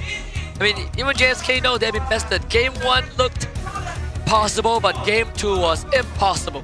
Yeah. No, well, okay, yes. Game 1 impossible. Game 1 still possible. Game 2 impossible. I think the drafts told a different story. I thought that Game 1, I was like, how do you win with this draft eventually? And then coming over to game number 2, where it's like, you actually have a pretty decent draft. Drops the ball heavy in the early game. Oh, I don't know. Is it a cheese pig? Is it CG? I mean, that definitely did a lot of work that game. It's a lack of experience, right? Again, just stronger fundamentals from CG's side. We've seen that every single small punish of, oh, you're out of position, we kill you. Guess what? That's 3 buffs in the bag. It's too much. But with that being said, let's have an interview with some of the members of CG and Rose. 3 mata penonton match pembukaan CG Esports di MPL Malaysia musim ke-16. And of course, Rose ada dengan kita punya veteran yang baru sahaja comeback MPL Malaysia. Guys, welcome back to MPL. Mana ada ni? Baru. Baru? First time ke? Baru. Tak pernah Biasanya tengok online je? Selalu kita tengok online. Now, Ciku, dengar cerita dulu dekat MAL you cakap, MPL, do you miss me? So Ciku, did you miss MPL? Rindu lah. Rindu. Sebab vibe dia lain sikit lah. Vibe dia lain. Okay, I rasa ni adalah satu soalan yang ramai orang tengah tanya. Rose pun nak tahu sebenarnya. Apa maksud CG actually? Yang betul-betul CG sebenarnya tak ada maksud pun. Tak ada maksud. Kepada korang nak panggil apa. Kalau saya panggil Chico Gary. Chico Gary? Sebab dekat dalam bilik pun saya duduk dengan dia. So, Chico Gary pun boleh. Sebab nama panjang CG Esports ialah CG Venture. CGV. Woish. Termasuk awak dalam? Termasuk. Okay, ni memang friendship another level ya. And of course, kita semua tahu kita tengah cakap pasal end of an era lah kan dalam MPL Malaysia. And kalau kita nak bincang pasal end of an era, ini adalah musim terakhir sebelum kita enter era baru. Chico has definitely been in almost 2 eras of MPL. Ya, dia macam baru. Tak, I tahu. And obviously, Chico pun dah dapat title legenda dah. So, sekarang ni apa lagi you punya goal actually? Apa lagi yang you nak buktikan? Saya tak nak buktikan apa-apa. Cuma kita orang just nak main sampai ke international lah. Sebab itu benda yang kita orang minat kan.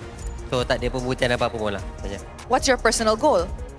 To win international lah. To win an international. Who knows? CG akan layak ke Grand Finals and diorang akan dapat tiket mereka untuk wakil Malaysia di M7. And of course, one last question. Bila kita cakap end of an era, ramai orang tengah cakap actually online, I baca je. Alah, dah tua, takkan nak main lagi. So, Chico, you akan main lagi ke next season? Saya akan bermain sampai tangan saya dah tak boleh nak bergerak. Selagi tangan saya boleh bergerak, insyaAllah saya akan cuba yang terbaik. I'm pretty sure fans Chico semua suka jawapan tu. Sebab ramai orang rindu Chico. And of course, guys, sebelum I go next, I nak tahu dulu MVP siapa. Mana tahu Chico, mana tahu Balance, mana tahu Gary. So with that, mari kita tengok MVP of the game in 3, 2, 1. MVP jatuh kepada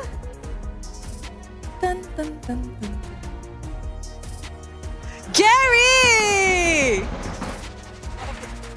Oh, dia cakap dia tak buat apa-apa. Gary, congratulations and of course, welcome back. First of all, how are you feeling? Perasaan happy lah sebab 2 season terperap. So bila dapat comeback dekat pentas ni, happy lah. Now, your journey season ni reminds me of your journey bila you first masuk MPL. Tu pun kita boleh dikira Cinderella story lah kan bila korang masuk daripada qualifiers, lepas tu menang MPL. Adakah benda tu akan terjadi juga untuk musim ini? Sebab just like before when you were in Team Hawk, korang datang daripada qualifiers. Tapi kali ni, korang advance daripada MAL. Saya berharap benda tu boleh jadi. Dan lagi-lagi sekarang saya team dengan Ciku. Dulu kat grand final asyik kena bantai dengan dia je. So bila dah satu team ni, harap boleh sama-sama menang lah. One less opponent lah kan, one less enemy. Betul. Okay, I hope the best for you. And kalau kita nak cakap pasal kena bantai dengan Ciku dulu, kita pun ada satu bangsa dia dulu. Iaitu Balance. Betul. Betul. Now, based on the track record yang I dapat, Balance dulu pernah kalah dengan Ciku di musim 9, 10 dan 11. Kalah pula dengan Gary di musim 11. So, adakah tanda-tanda menang kali ni? Maksud aku macam tu lah sebab dia aku join sini. Sebab tu aku jadi roamer. Sebab dia ada orang gendong aku. Okay, now let's talk balik just a little bit about your journey. We know you took a few seasons off kan, macam 5 season macam tu sebab you nak focus on your studies. Kenapa tiba-tiba kembali? Sebab lepas tu masuk CG pula. Dah lah kena bantai dengan dua ni dulu. Kalau tu kena tanya bos aku dah. Bos aku dia message you setiap hari ke? Like, Valence join lah. Dia offer aku bagus. Lepas tu jaga aku. Bos aku. Memang kaya lah Ciku. Yes. Memang Ciku lah orangnya. Okay, is there anything yang nak cakap kepada your boss sebelum kita throw back to caster? Bos, tolong naikkan gaji aku lagi. Korang setuju ke? Setuju, habislah Ciku. Setiap minggu orang suruh naik gaji. Thank you very much guys. Anything yang you nak cakap kepada fans? Untuk semua fans yang datang, tak kira family ke, fans GMX ke, thank you datang untuk meriahkan pentas ni lah. An amazing welcome back victory kepada Ciku, Valence dan juga Gary. And with that, let us show it back to the casters to break down apa yang jadi dalam clean sweep game ini. And with that, casters, back to you guys. Thank you, Rose. The MVP of the game going over to Gary. Again, we get to see his talent one more time. Mechanics on this team is crazy. The macro and teamwork of this team is crazy, but we didn't get to see enough resistance from their opponents. They got walked over. Yeah, and I came into this expecting maybe GMXK would put out a tougher fight, and we see CG Esports, struggle a little bit, right? Maybe they fight from behind, but this entire series is just CG rolling over GMXK. One of my highlight moments was when Gary, was it the first turtle? And then Yishun, I don't know how he made that play. Dude. The shot call. Dude, it's so wild. It's so wild. Not often do you see junglers develop a 5-level goal, a 5-level lead against their opponent. And this wasn't like a ridiculously long game. It's 10 minutes. It's 10 minutes. By the end of this, Gary was level 15 to Jaja's level 10. It just goes to show that everybody on the side of CG decided, you know what? These lanes are boring. Those jungle creeps are free. Yep. And he had the 5-level goal lead, a 5-level lead before 10 minutes. He had a 5-level lead for quite a while over Jaja. Last week's champ was like a 5k goal lead, and he still ended with a 5k goal lead over Jaja. I can't believe it. I really can't believe that he got away with so much here. Again, props to, I think if there should be an MVP of the game, you got to give props to Coach Rain. He already understood. Again, very good scouting from his part on looking at how GMXK wants to play this game. They want to play around Jaja. They want to make sure that Monster is going to be all right. Those are two important conditions. I just thought it was strange that Maima was like, give me Jushin, blind pick Jushin. Jushin's nasty. I'm sick with it. I'm sick with it. Trust me, boys. 2 patches ago, maybe.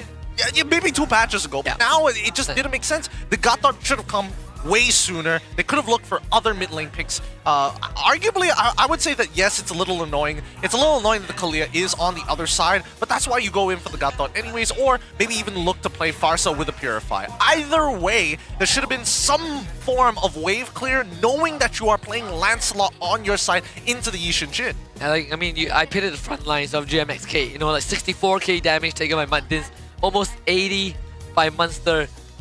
The majority of it is just Year 3 running at them. It's pretty tough game to play.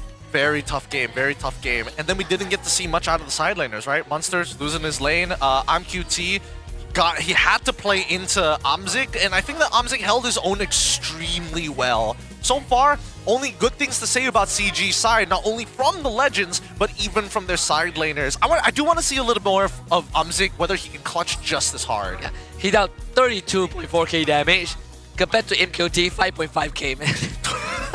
Damage tell between the goal laners is not even comparable.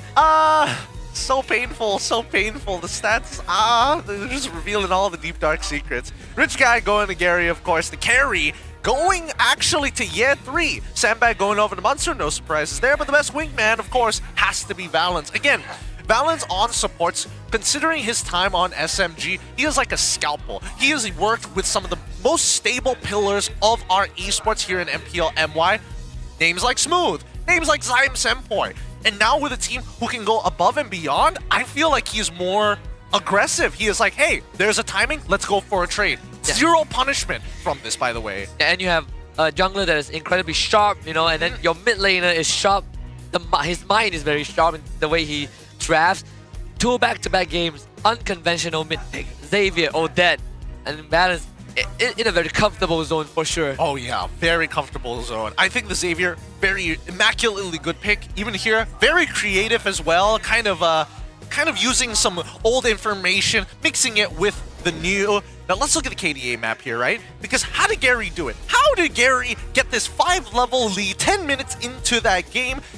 All of it just comes down to invading the enemy jungle, right? Getting a little bit of pressure, knowing what your winning lane is, and then figuring out where exactly did this Lancelot start. And they already knew from the get-go, off of the first off of the very first Little Wanderer fight, hey, wait a minute, Muddins walked up, we killed him, we saw Lancelot on this side, he started on purple buff. And once they knew that pattern, you can see exactly how CG wants to do it. Clear your own side, top to bottom, and then make your way over to the orange buff area of the map. If you can catch them onto the river, that's even better. And you saw how in each of these kills and assists, immediately he moves over into enemy territory. Yeah, that heat map, I feel like it's more concentrated on GMXK jungle than their own. even in terms of assists, right? I mean, he has, I can count, we said 12 assists, I think. Ridiculous. Yeah. Absolutely ridiculous Deathless stuff. game. Oh, he played a perfect game. He played a perfect game. I do want to see this lineup be tested even more. Like, what are truly their limits now that they are? Because individually and on paper, these are talented individuals. MPL titles already in the bag. International appearances for a majority of them, but we haven't seen them be pushed all the way to the edge. A 1-in-15 game doesn't give us much to work with. Yeah, and I think the ultimate question is always, are they ready to be tested by SRG OG? Well, I would love to see that, actually. Because prior to SRG OG, I want to also see them take on Todak. Right? I think that is a highlight that a lot of people are looking forward to. And unless a team feels that they are ready to challenge SRG OG, it's not good enough. And just like Chiku guys said, it doesn't matter if you qualify to M7. Taking down SRG is the true proof that you are ready. I think for me right now, I want to see CG face off against Untitled, right? I think that would be a pretty good matchup, only because we've seen that Untitled not only have the mechanics, but they've got a very solid identity of what they want to do on the macro basis, right? Is CG finding success because Cotrain is kind of breaking down their opponents in the draft and giving them a solid game plan? Or is it purely because the player's mechanics is just too much to handle? Yeah, and both teams actually have a very unique way of approaching the game, right? They have their own style, right? Even for CG is a team that entered the league incredibly scrappy, very, MAL tier 2. And then by the end of their run, when they finished 3rd in the lower bracket finals, they felt like a completely different squad with very unique picks, very organized team fights, but also very strong fundamentals. That's the thing, right? A lot of teams, and especially with the state of MLBB esports, fundamentals goes beyond anything else. And then after the fundamentals, where most pro players start to plateau, how do you become a playmaker? After the playmaker, how do you synergize the whole thing with your team? Most players don't even get to that point. Yeah, and the cherry on top is, can you clutch, right? Are you like Kelra, or are you Ohab? Are you these individual players that can hold their ground when the odds are stacked against you? All right, for the Fan Talk Zone, what are you guys looking forward to see from a CG, guys? Hey, don't forget, keep that up. It's in the chat in the meantime.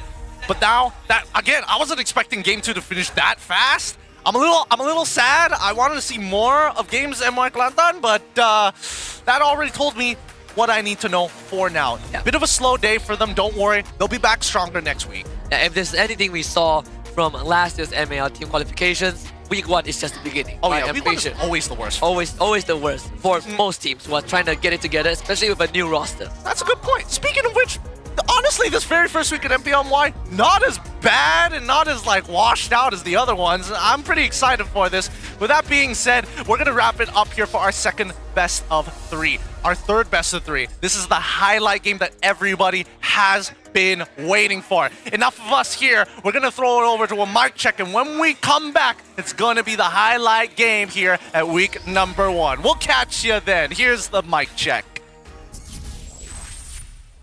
Guys, boleh tabrak dua bottom ni. Boleh. Kimi, no puri. Sini. Kau dah. Kau baca guys. Lo. Coming guys. Belakang guys, tengok belakang guys. Lo. Bridging kat aku guys. Nice one. Go. Go. Depan kan. Ikat. Kiting. Dah. Boleh lah.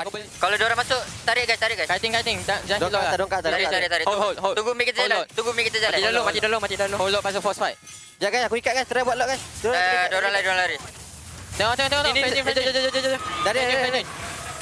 Aku ikat. Aku ikat. Kena aku blok. No dash. Tadi.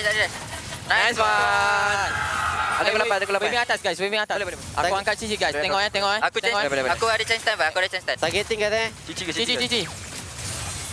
Aku langgar. Kena. Dah, lari. Mid je guys. Don't. Nice. Boleh. Tahu. Nice guys. Nice update. Ini. Zusi tak rati guys. Let's solo guys. Nice. Looking. Nice update. Biru. Nice rotation update. Aku zone dia update. Lantaklah orang ni nak buat apa ke? Nak beli Ferrari. Ikut dia lah. Dia nak clear mid. Cut. Dia nak beli Ferrari ke nak beli apa ke Lamborghini biar dia. Cut kau Val, jom. Ni yang katok guys. Boleh. Adik dapat bunuh guys. Nice. Mampus. Ya, lepak lu. Biru. Lepak lu. Sabar. Sini. Dorang dari bawah. Aku ada ulti Val. Gatok guys. Kumar. Okay, let's select guys, jom biru guys. Go. Cek aku. Kena empat. Ni dapur. Kumar. Ni. Boleh. Aspan. Nak try guys. Gua kalian masih ada resource itu? Nanti ya. Nanti. Try guys. Belajar lagi kita ya.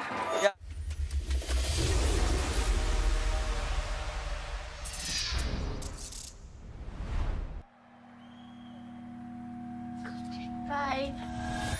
Saya boleh ni. Semangat nombor 1 ada dalam diri kita semua. Bukan atas usaha sendiri saja, tapi sokongan dan harapan yang dikongsi bersama. Sebab nombor 1 lebih daripada jadi yang terbaik. Ianya memikul impian mereka. Inilah semangat nombor 1. Inilah prepaid nombor 1.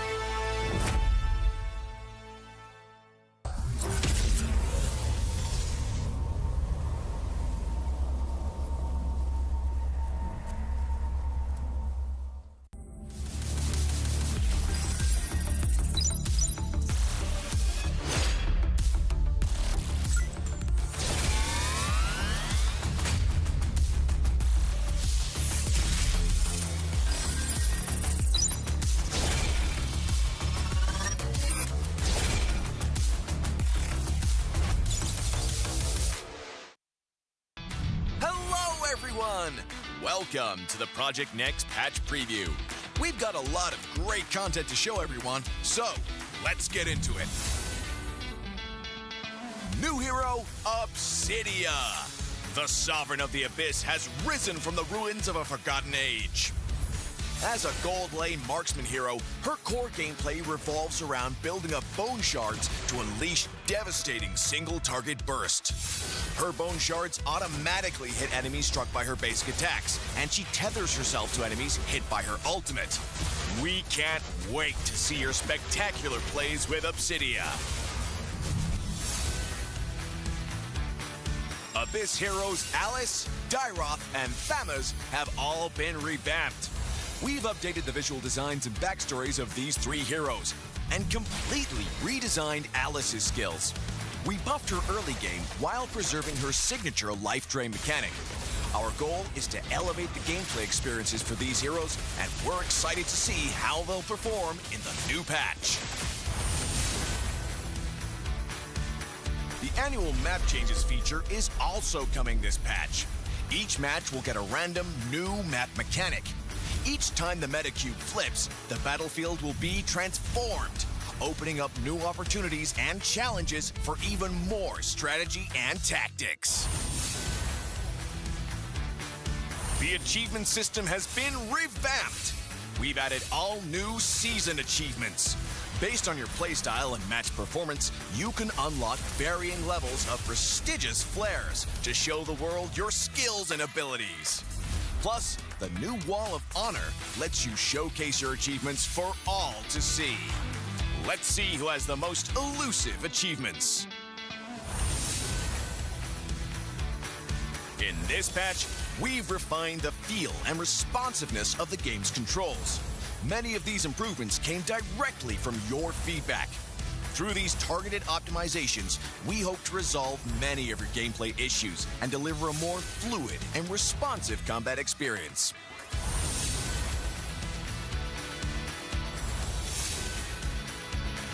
There are many more adjustments that you can read about in the upcoming patch notes.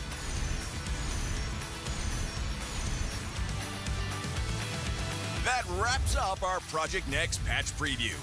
Project Next launches on September 17th. We hope everyone will enjoy the new content. And until next time, we'll be seeing you in the Land of Dawn.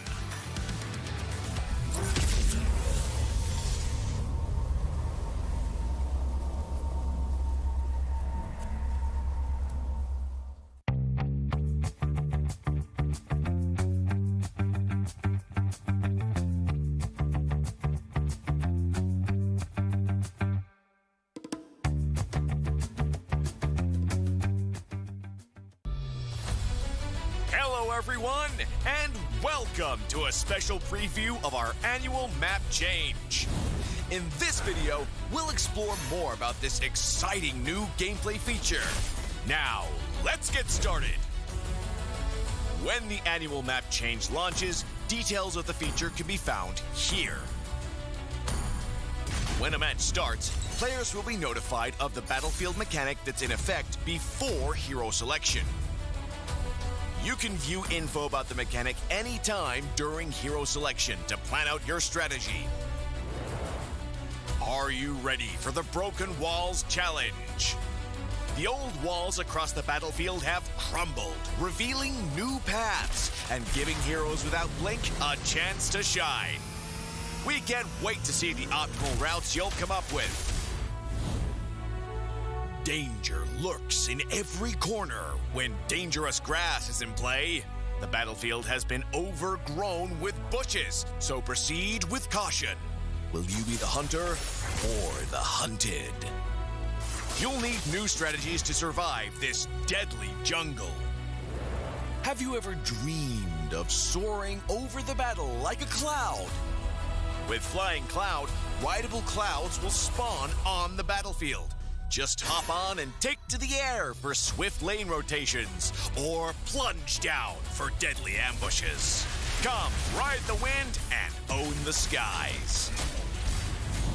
The river will bring you to victory with Expanding River. river currents will expand into the jungle areas, and new currents will appear when the Lord spawns and when it's defeated. Travel with the current for a massive movement speed boost. Master the flow of the currents and drag your enemies into a whirlpool of defeat. We hope these new battlefield mechanics will break stale metas and deliver new experiences and challenges to everyone. See you all on the new battlefield.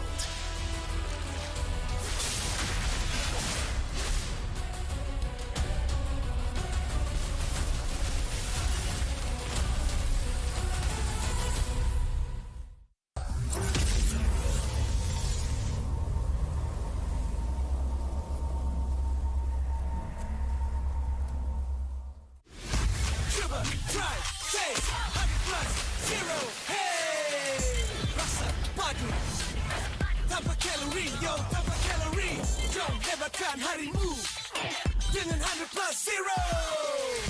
Cuba, try, taste 100+0. Hey!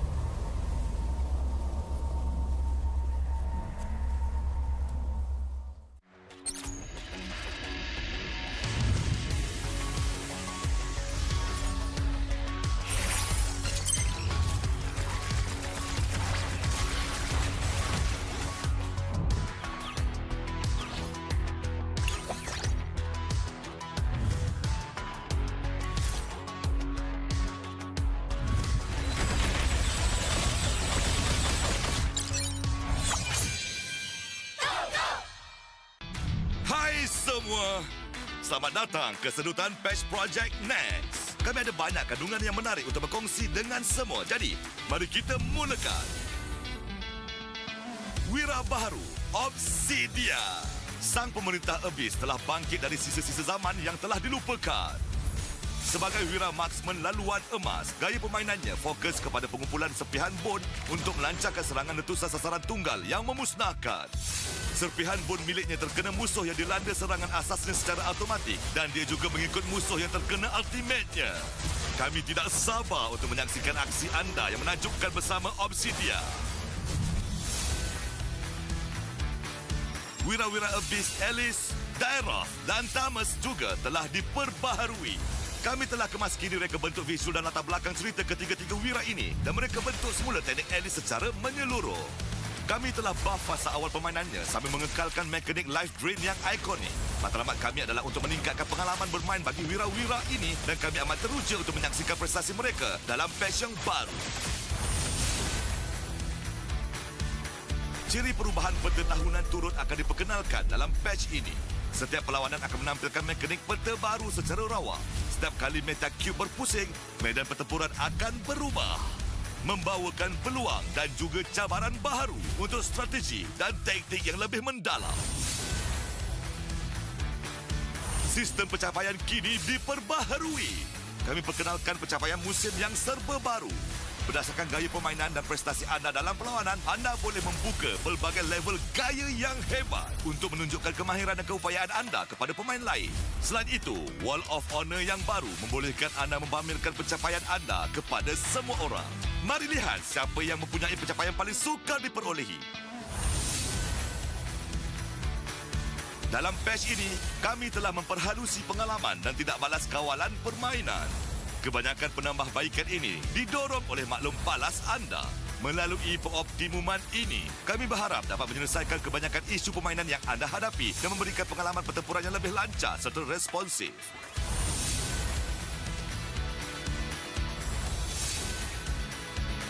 Ada banyak lagi peningkatan menarik yang bakal anda temui dalam nota patch pada masa akan datang.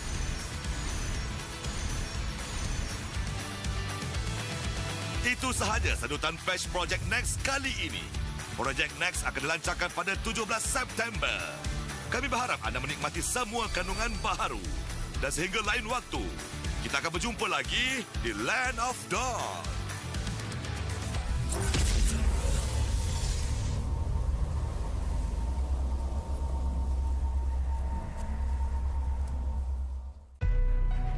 I see desperation. I come to crush my enemies.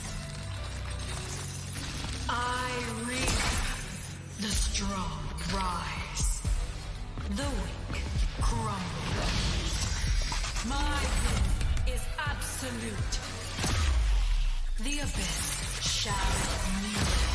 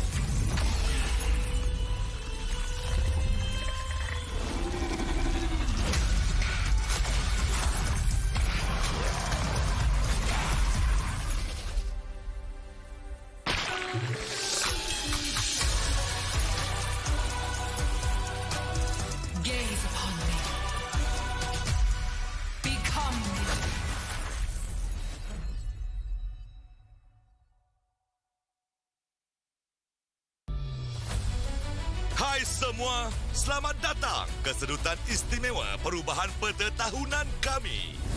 Dalam video ini, kami akan perkenalkan gaya permainan baharu yang menarik ini. Mari kita mulakan. Apabila perubahan peta tahunan dilancarkan, anda boleh melihat butiran ciri ini di sini. Apabila perlawanan bermula, pemain akan dimaklumkan tentang mekanik medan pertempuran yang aktif sebelum pemilihan wira. Anda boleh menyemak maklumat tentang mekanik ini pada bila-bila masa semasa pemilihan wira untuk merancang strategi anda. Adakah anda bersedia untuk cabaran tembok runtuh? Tembok-tembok lama di seluruh medan pertempuran telah runtuh, mendedahkan laluan baharu dan memberi wira tanpa beling peluang untuk bersinar. Kami tidak sabar melihat laluan baharu yang bakal anda cipta. Bahaya menunggu di setiap sudut apabila beluka berbahaya aktif. Seluruh medan pertempuran kini dilitupi beluka, maka bergerak dengan berhati-hati. Adakah anda pemburu atau yang diburu? Anda perlu strategi baharu untuk menguasai hutan yang berbahaya ini. Pernahkah anda bermimpi meluncur di atas medan pertempuran bagai awan yang bebas? Dengan awan meluncur, awan ajaib yang boleh ditunggangi akan spawn di medan pertempuran, naik dan terbang ke udara untuk pertukaran laluan yang pantas atau menerjun turun untuk serangan hendak maut. Mari menunggang angin dan menguasai langit. Sungai akan membawa anda meraih kemenangan melalui sungai deras. Arus sungai akan berkembang ke kawasan jungle dan arus baharu akan terbentuk ketika lot muncul dan setelah ia dikalahkan. Ikuti aliran arus untuk mendapat peningkatan kelajuan pergerakan yang ketara. Kuasai aliran arus dan heret musuh anda ke dalam pusaran kekalahan. Kami berharap mekanik medan pertempuran baharu ini akan merombak meta yang lapuk dan memberikan pengalaman serta cabaran baharu bagi semua pemain. Kita akan berjumpa lagi di medan pertempuran baharu.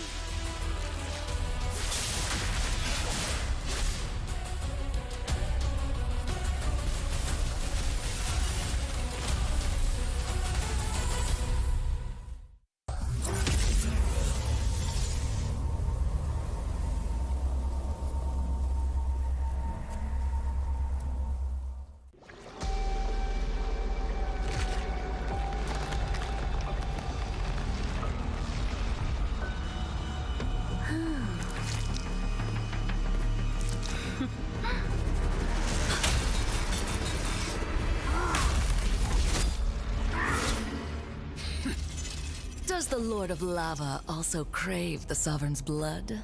Fool! The tyrant's remains will only bring doom. Their brutal dominion, our warriors were corrupted into foul bonds of decay. Sovereign of the Abyss, Obsidia. The curse still flows within the Sovereign's blood.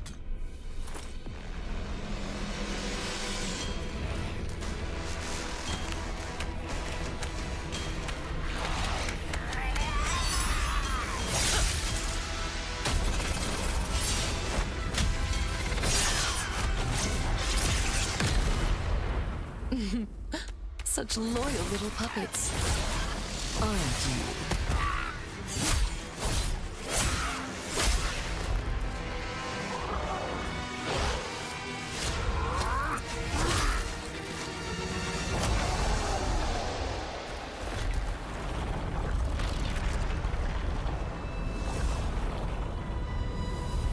You are merely a puppet, no different from my spawns. Bow to me. Keep your throne, or be destroyed. The Abyss bows to no one.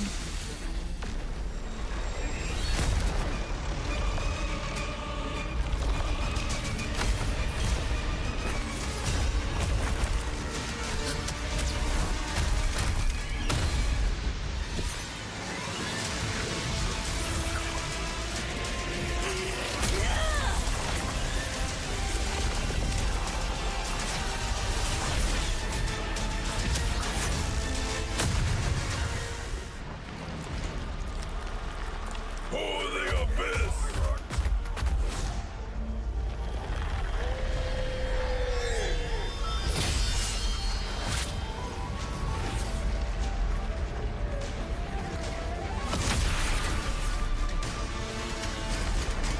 These wretched spawns reek of its corruption.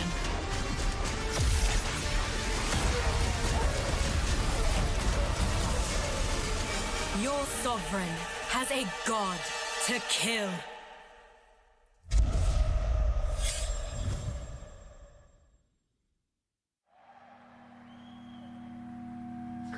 Bye.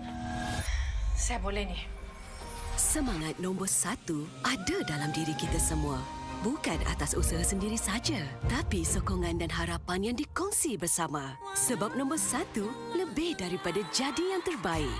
Ianya memikul impian mereka. Inilah semangat nombor 1. Inilah prepaid nombor 1.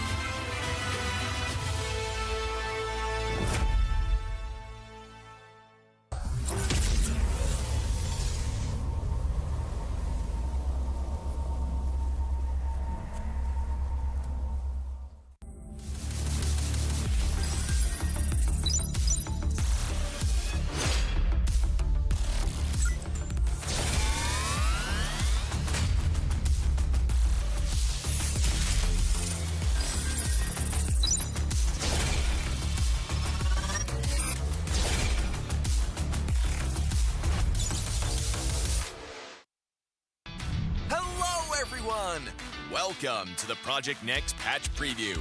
We've got a lot of great content to show everyone, so let's get into it.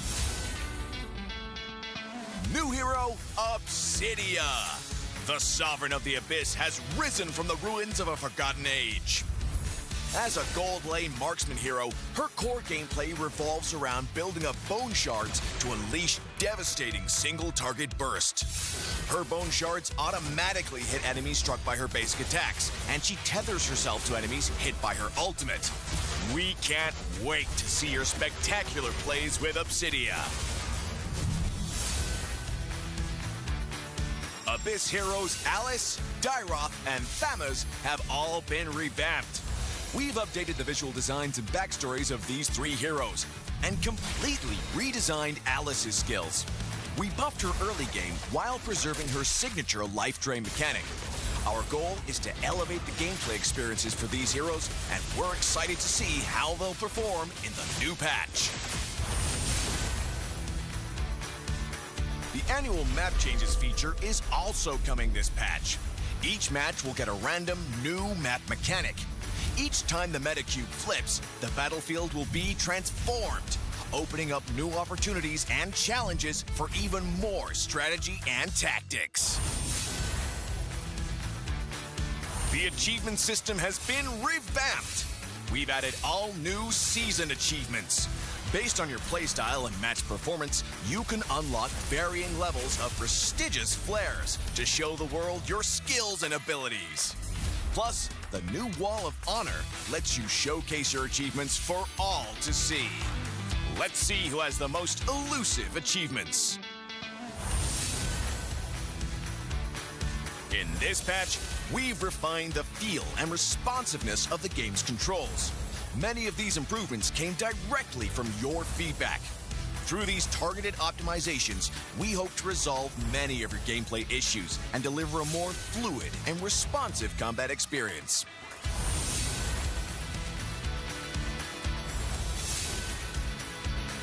There are many more adjustments that you can read about in the upcoming patch notes.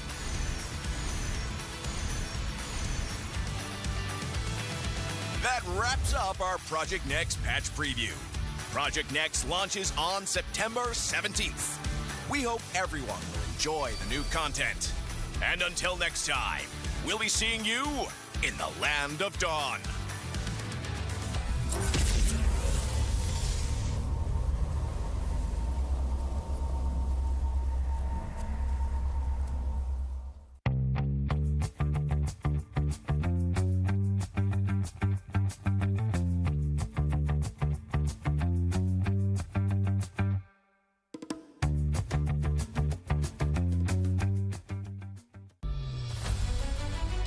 Everyone, and welcome to a special preview of our annual map change.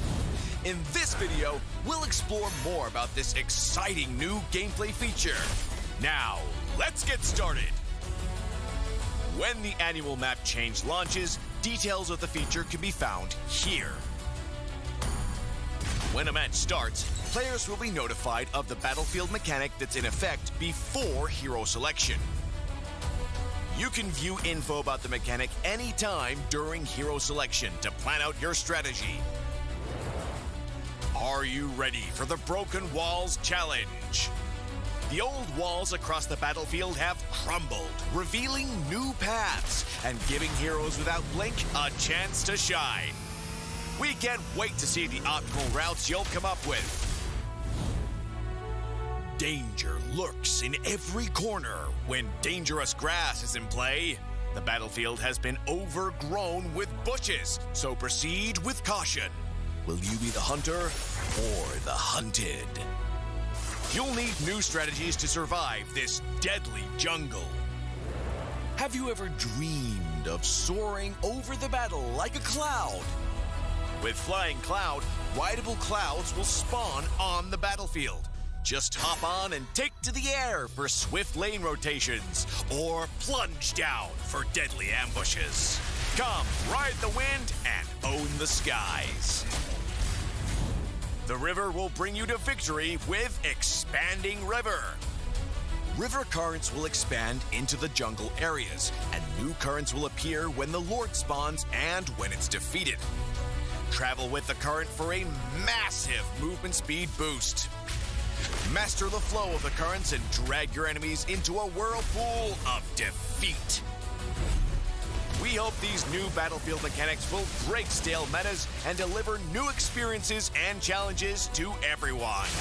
See you all on the new battlefield.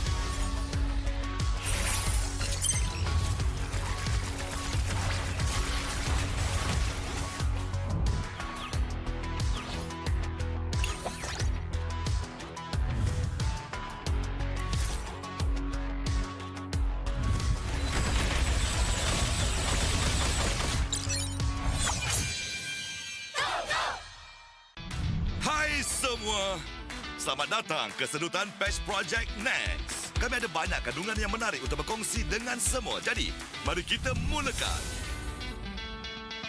Wira baharu, Obsidia. Sang pemerintah Abyss telah bangkit dari sisa-sisa zaman yang telah dilupakan. Sebagai wira marksman laluan emas, gaya permainannya fokus kepada pengumpulan serpihan bon untuk melancarkan serangan letusan sasaran tunggal yang memusnahkan. Serpihan bon miliknya terkena musuh yang dilanda serangan asasnya secara automatik dan dia juga mengikut musuh yang terkena ultimate-nya. Kami tidak sabar untuk menyaksikan aksi anda yang menakjubkan bersama Obsidia. Wira-wira Abyss Alice, Daeroth dan Tamas juga telah diperbaharui. Kami telah kemaskini reka bentuk visual dan latar belakang cerita ketiga-tiga wira ini dan mereka bentuk semula teknik Alice secara menyeluruh. Kami telah buff fasa awal permainannya sambil mengekalkan mekanik life drain yang ikonik. Matlamat kami adalah untuk meningkatkan pengalaman bermain bagi wira-wira ini dan kami amat teruja untuk menyaksikan prestasi mereka dalam patch yang baru. Ciri perubahan peta tahunan turut akan diperkenalkan dalam patch ini. Setiap perlawanan akan menampilkan mekanik peta baru secara rawa. Setiap kali meta cube berpusing, medan pertempuran akan berubah. membawakan peluang dan juga cabaran baharu untuk strategi dan taktik yang lebih mendalam. Sistem pencapaian kini diperbaharui. Kami perkenalkan pencapaian musim yang serba baru. Berdasarkan gaya permainan dan prestasi anda dalam perlawanan, anda boleh membuka pelbagai level gaya yang hebat untuk menunjukkan kemahiran dan keupayaan anda kepada pemain lain. Selain itu, Wall of Honor yang baru membolehkan anda mempamerkan pencapaian anda kepada semua orang. Mari lihat siapa yang mempunyai pencapaian paling sukar diperolehi. Dalam patch ini, kami telah memperhalusi pengalaman dan tidak balas kawalan permainan. Kebanyakan penambahbaikan ini didorong oleh maklum balas anda. Melalui pengoptimuman ini, kami berharap dapat menyelesaikan kebanyakan isu permainan yang anda hadapi dan memberikan pengalaman pertempuran yang lebih lancar serta responsif.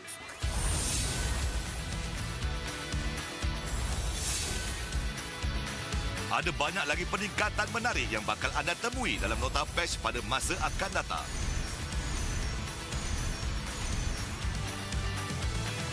Itu sahaja sedutan patch Project Next kali ini. Project Next akan dilancarkan pada 17 September. Kami berharap anda menikmati semua kandungan baharu. Dan sehingga lain waktu, kita akan berjumpa lagi di Land of Dawn.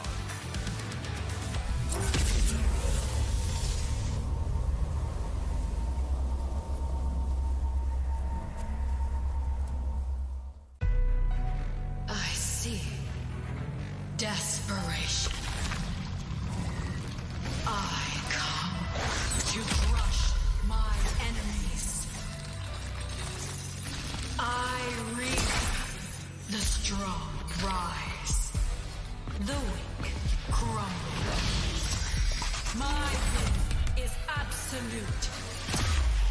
The abyss shall kneel.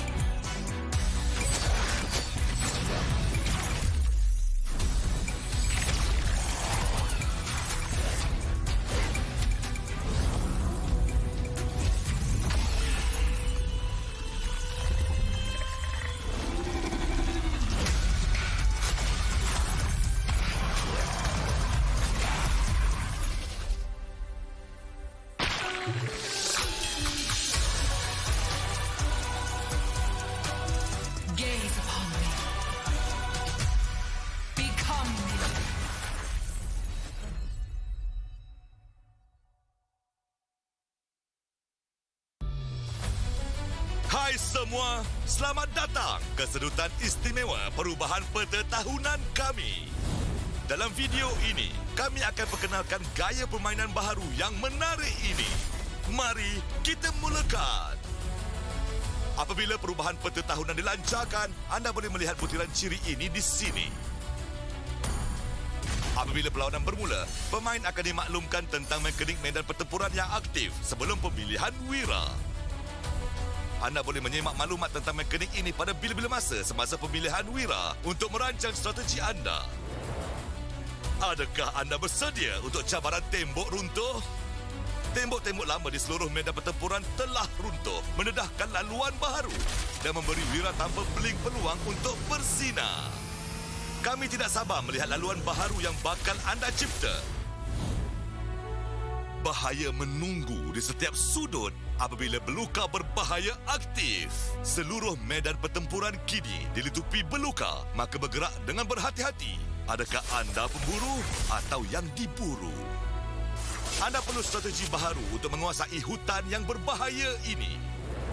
Pernahkah anda bermimpi meluncur di atas medan pertempuran bagai awan yang bebas? Dengan awan meluncur, awan ajaib yang boleh ditunggangi akan spawn di medan pertempuran, naik dan terbang ke udara untuk pertukaran laluan yang pantas atau menerjun turun untuk serangan hendak maut. Mari menunggang angin dan menguasai langit. Sungai akan membawa anda meraih kemenangan melalui sungai deras. Arus sungai akan berkembang ke kawasan jungle dan arus baharu akan terbentuk ketika lot muncul dan setelah ia dikalahkan. Ikuti aliran arus untuk mendapat peningkatan kelajuan pergerakan yang ketara. Kuasai aliran arus dan heret musuh anda ke dalam pusaran kekalahan. Kami berharap mekanik medan pertempuran baharu ini akan merombak meta yang lapuk dan memberikan pengalaman serta cabaran baharu bagi semua pemain. Kita akan berjumpa lagi di medan pertempuran baharu.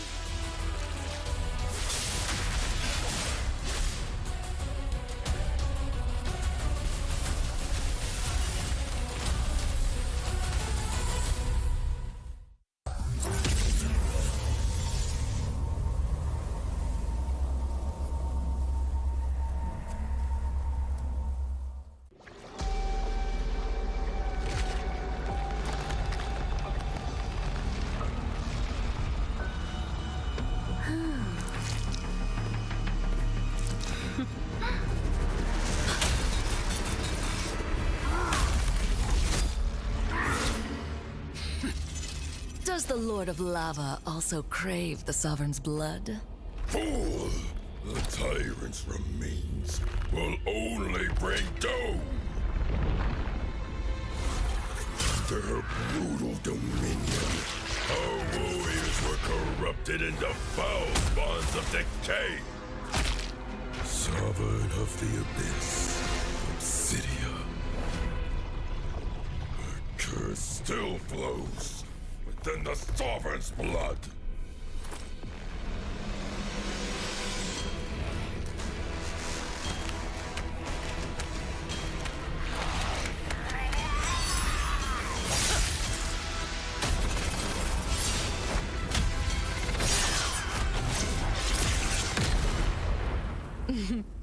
Such loyal little puppets, aren't you?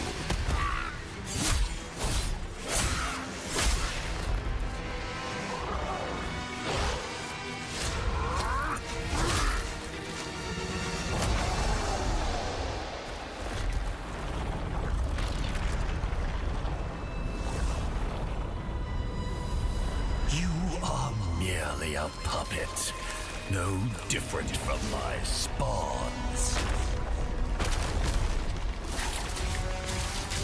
Bow to me. Keep your throne, or be destroyed.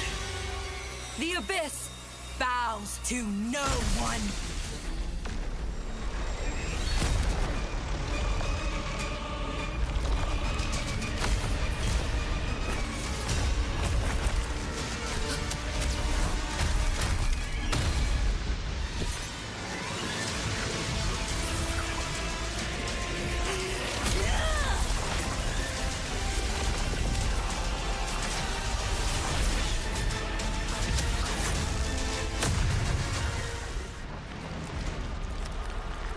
For the Abyss!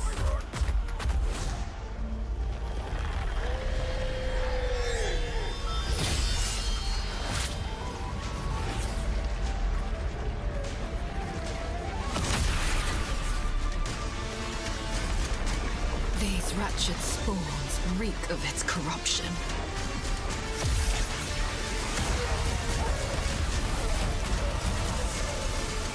Your sovereign has a god to kill.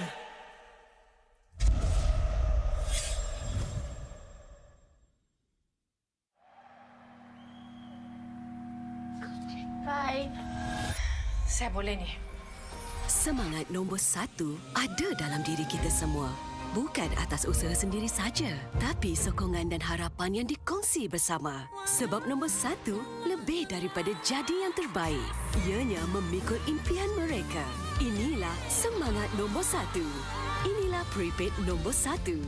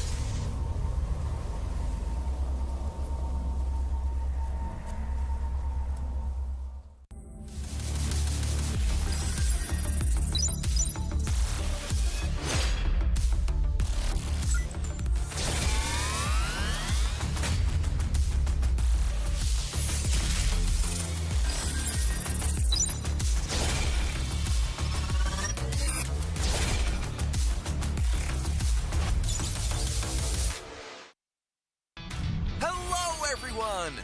Welcome to the Project Next patch preview. We've got a lot of great content to show everyone, so let's get into it. New hero, Obsidia.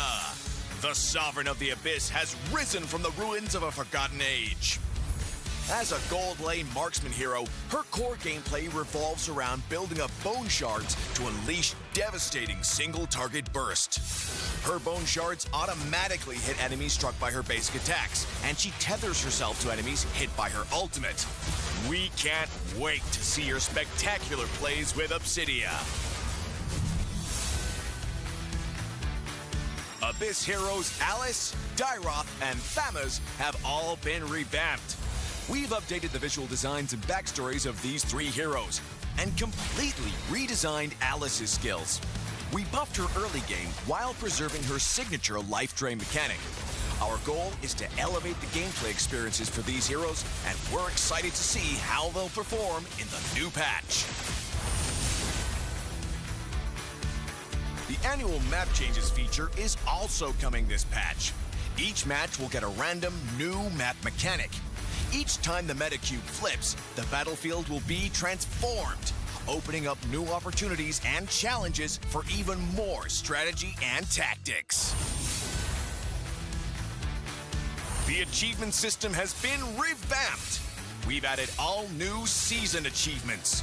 Based on your playstyle and match performance, you can unlock varying levels of prestigious flares to show the world your skills and abilities. Plus, the new Wall of Honor lets you showcase your achievements for all to see. Let's see who has the most elusive achievements. In this patch, we've refined the feel and responsiveness of the game's controls. Many of these improvements came directly from your feedback. Through these targeted optimizations, we hope to resolve many of your gameplay issues and deliver a more fluid and responsive combat experience.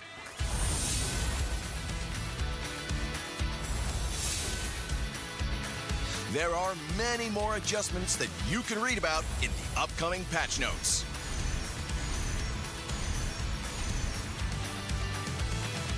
That wraps up our Project Next patch preview. Project Next launches on September 17th. We hope everyone will enjoy the new content. And until next time, we'll be seeing you in the Land of Dawn.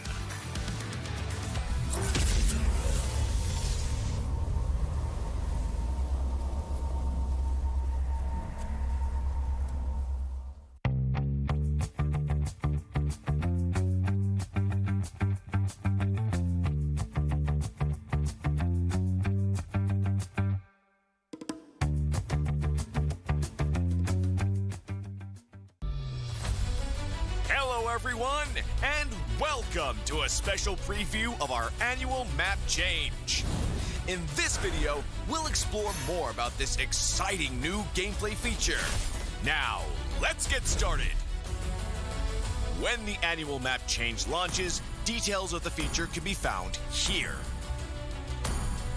When a match starts, players will be notified of the battlefield mechanic that's in effect before hero selection.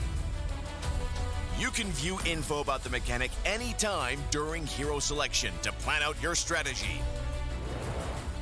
Are you ready for the Broken Walls Challenge?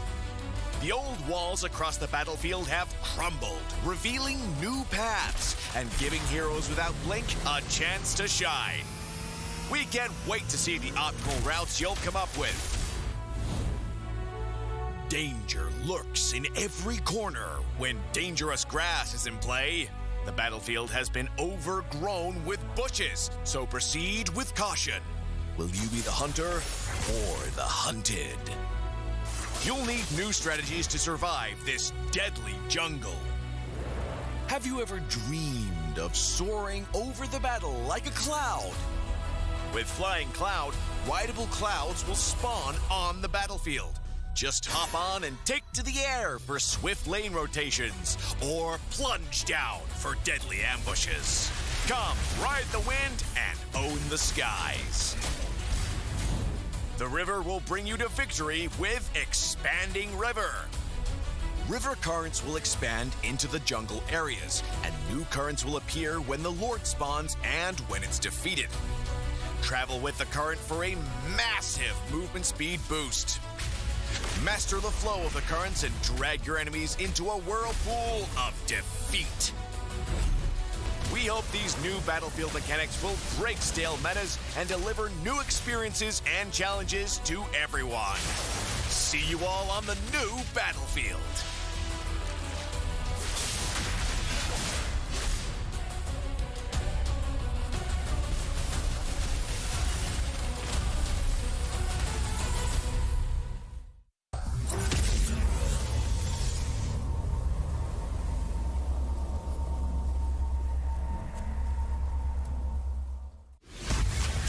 Try, chase, 100 plus, 0, hey!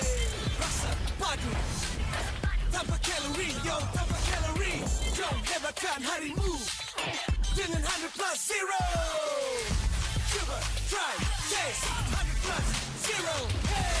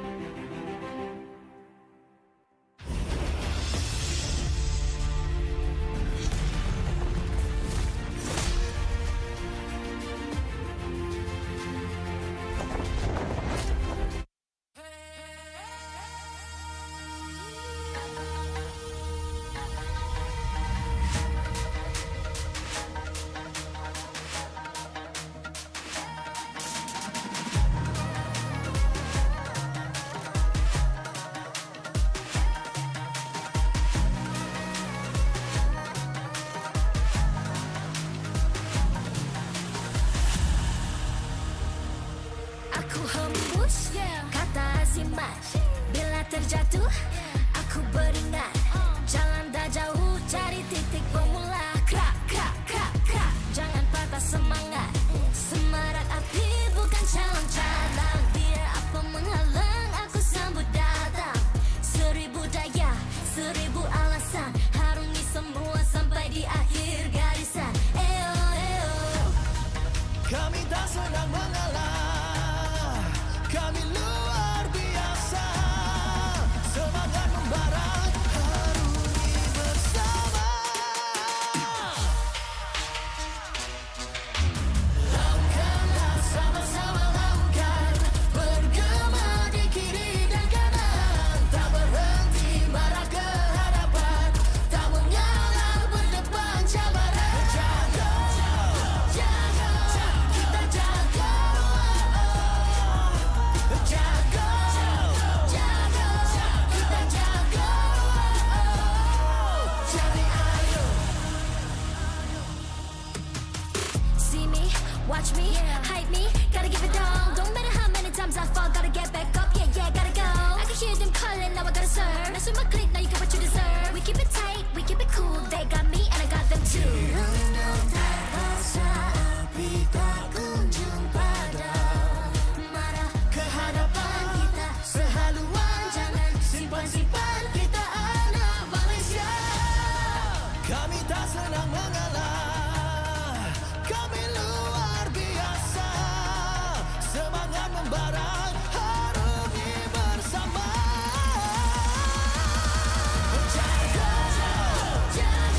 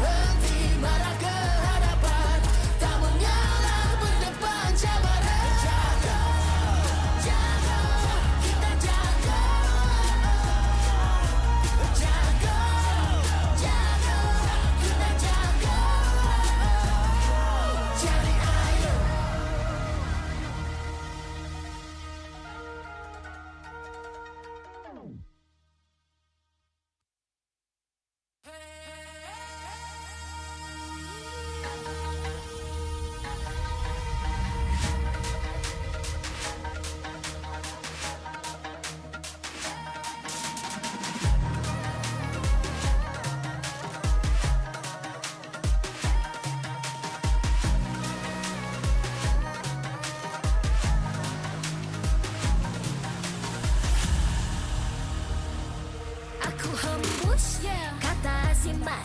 Bila terjatuh, aku beringat. Jalan dah jauh, cari titik bermula. Krak, krak, krak, krak. Jangan patah semangat. Semarak api bukan calon cadangan. Biar apa menghalang, aku sambut datang. 1000 daya, 1000 alasan. Harungi semua sampai di akhir garisan. Eo, eo. Kami tak senang mengalah, kami luar biasa. Semangat membara, harungi bersama. Lakukanlah sama-sama lakukan, bergema di kiri dan kanan. Tak berhenti marah ke hadapan, tak mengalah berdepan cabaran. Jaga.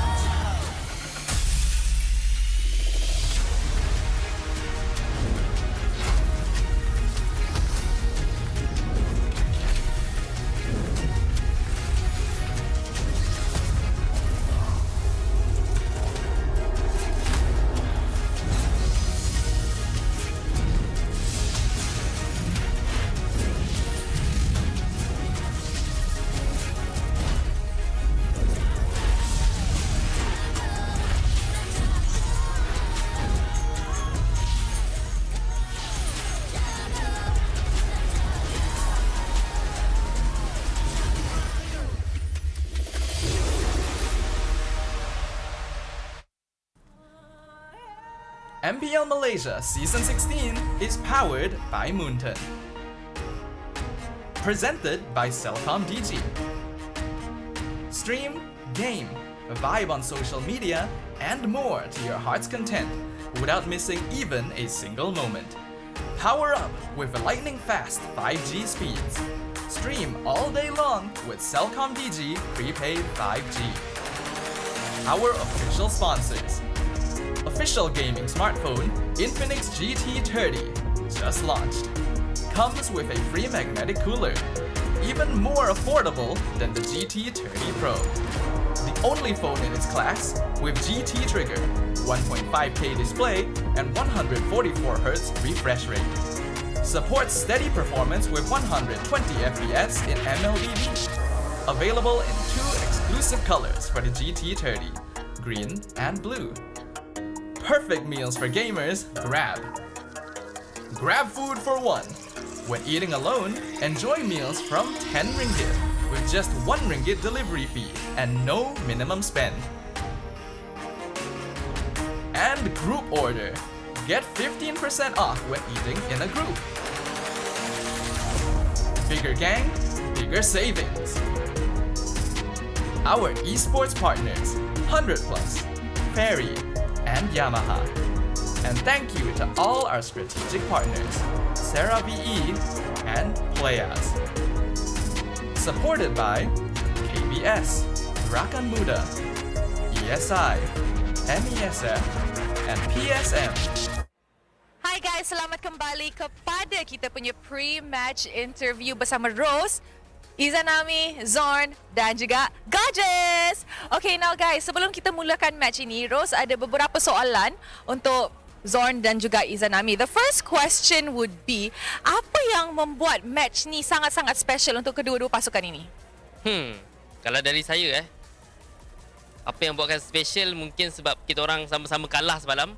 So hari ni adalah hari yang menentukan siapa dapat kemenangan pertama. Betul tak Izanami? Betul.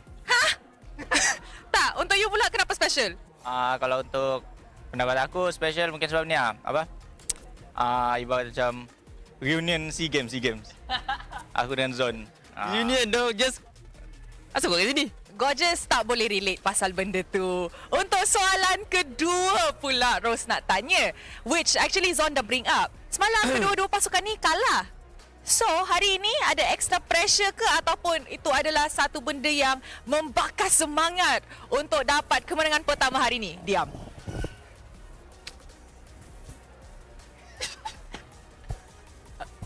Ulang balik soalan. I pula yang lupa soalan I.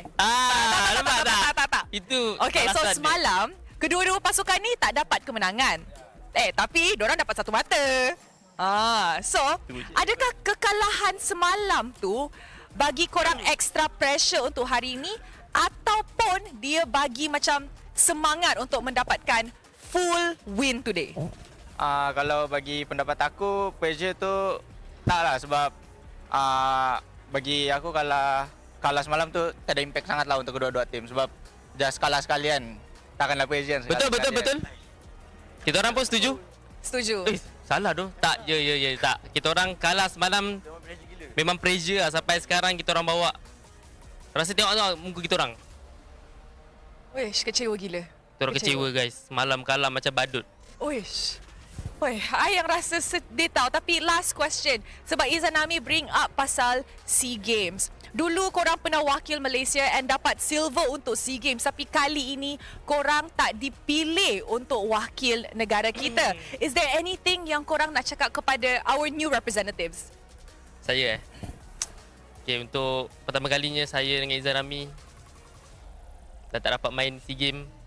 So kata-kata untuk dorang, semoga kali ni champion dah, emas Kita daripada dulu nak emas tapi tak dapat-dapat. So kali ni fresh line up. Kita ada back to back champion, repeat champion dalam line up tu. Good luck. Okay, Izanami? Kalau pendapat aku untuk line up SEA Games kali ni bagi pendapat saya agak macam meyakinkan lah sebab diorang pun ada trio mid, the best trio mid lah di Malaysia sekarang and diorang pun ada Lolias yang pernah main sama-sama dengan diorang di ISF. So bagi saya emas tu tiada easy. Tak ada masalah. Tak ada masalah. Alright, kalau kata gorgeous? Kalau kata gorgeous? Tak nak. Okay. Kita interview korang dua je. Terima kasih gorgeous. Alright guys. So with that, terima kasih kepada Izanami, Zorn and juga Gorgeous. Tanpa membuang masa, mari kita tengok siapa akan dapat kemenangan pertama untuk musim ini. Let's go.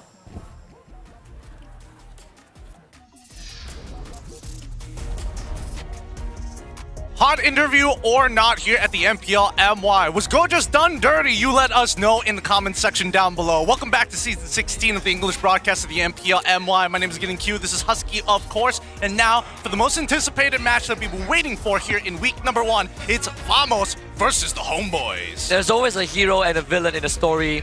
But what happens when they collide? We get this matchup. So far, the score is a 1-1. Season 14, Vamos won. Season 15, Homeboys won.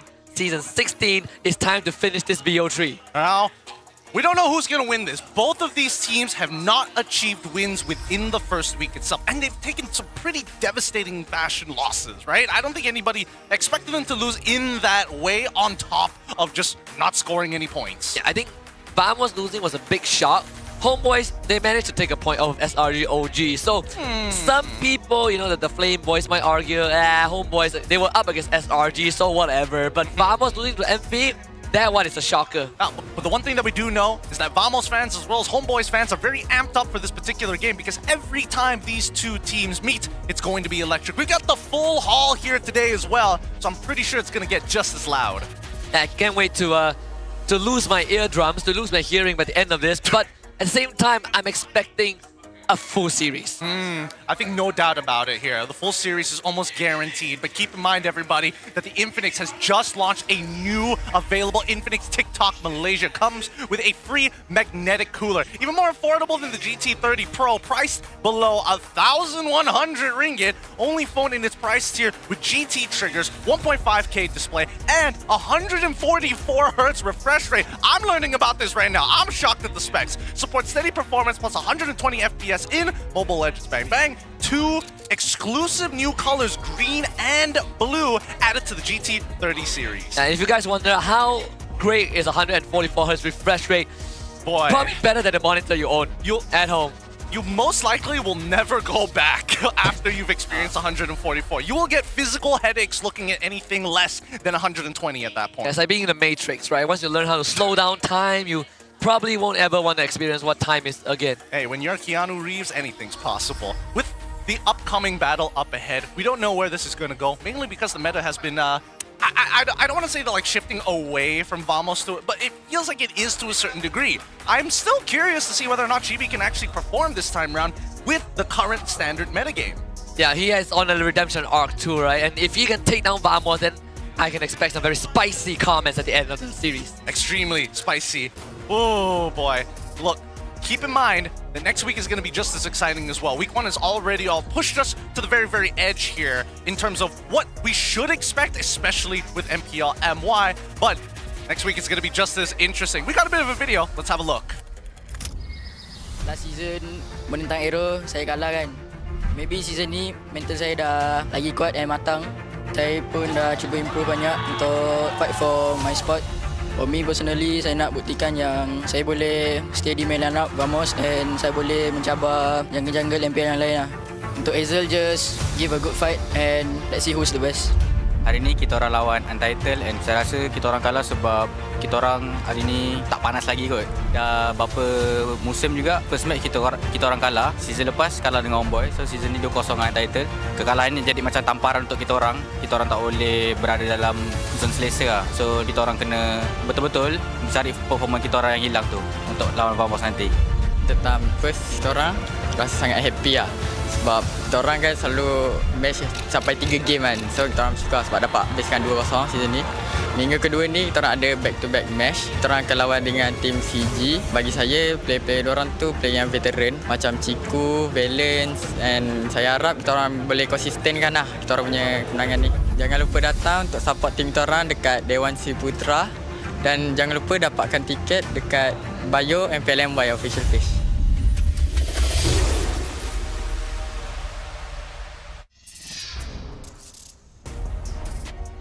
No scripts, no problems. He knows exactly where to lead you guys. That's our week 2 promo. More games, more action ahead of us. Yeah, it's going to be incredibly exciting considering that we have powerhouses, right? I mean, Untitled against EG, that's one that everyone is looking forward to. I mean, Vamos against Aero, that's also a clash that I think a lot of people are anticipating. But something that caught my attention is what Aero 44 said, right? Not only does he want to prove himself, but he wants to prove that he can stay in the main lineup, the main 5 of Team Vamos. And that means he's competing with Chibi for that spot. Yeah, and I think there's going to be a lot of contention for that spot because right now junglers are going to have the time of their lives. A lot of options for them to play, whether tank, assassin, or even Yishin Shin being the exception to the rules. So far, it's I'm not sure who they're running this time. Are they going to run with Aero 404 against the Homeboys, or are they going to bring back the good old traditional staple in Chibi? I think to make a statement, you run with Chibi, right? I feel like it makes a lot more sense because there's some internal grudge going on, right? I mean, if Vamos wants to do it the Vamos way, you gotta run with Chibi. And well, we got Chibi alongside, Clarkun, Zorn, Gorgeous, and Natko. All right, this is going to be interesting to see because now that Chibi is coming to play specifically against the Homeboys, let's see how deep this rivalry is going to sink in for them. Because again, coming up with technically a bit of a new lineup with Natko alongside with Gorgeous. The only other person who has actually faced the Homeboys multiple times has been Zorn, Clarkun, as well as Chibi. For Clarkun, I don't think he is deeply rooted as to why they should be fighting so hard against the Homeboys like Chibi and Zorn. I mean, Clarkun just got dragged into this, and now he's like, well, I guess I have to. If my boys say yeah, we gotta be part of it as well. Speaking of the boys, let me introduce you to the Homeboys. They're gonna be bringing in Zippy QD today with Kaden, Izanami, Amal, and Reza. I'm not sure if this is true or not, but I heard Mel QT was like, nah, you gotta go to Zippy first before me.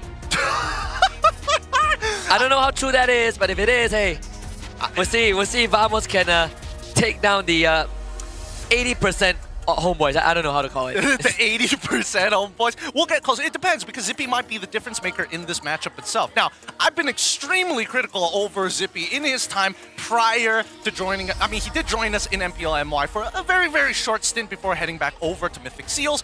Did wonders with Mythic Steels, previously played on Falcon and then went over to MPL MY, then after that, Mythic Steels, and now coming back to MPL MY one more time with the Homeboys lineup.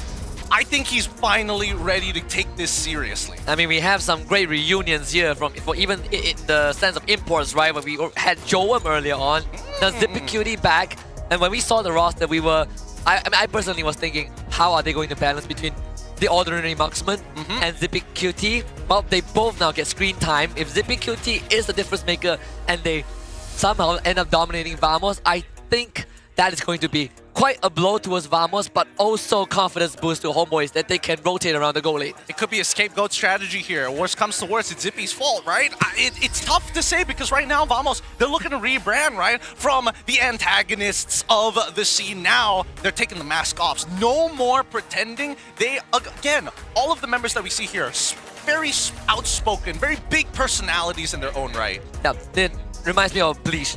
You know, they got the hollow mask, you know, but we need to see the Vasto Lord level power. We haven't seen that yet. When you put on that hollow mask, you have to be at your peak power. That's just part one, you know? We've all seen it. We've all seen the new arcs coming out. It takes some time. It takes some time, okay? But I think this time round would be a really good test. And I think if they can deal it, especially with the problems that we've seen from either side, it's about growth, how much they can come together after taking losses within the week. Yeah, even coming into this season, a lot of people have been really hyping up Gorgeous, right? Like loan from SRG OG to Vamos. They say that he has been phenomenal in pub rankings, in scrims. He's been crushing it. He's been carrying the team.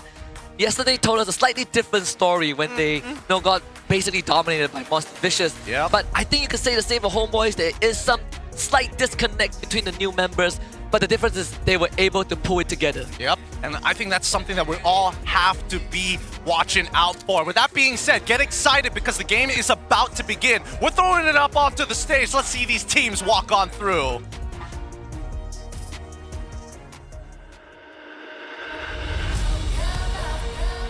Introducing our marshals that will ensure fair play and professional integrity. Thank you for your hard work.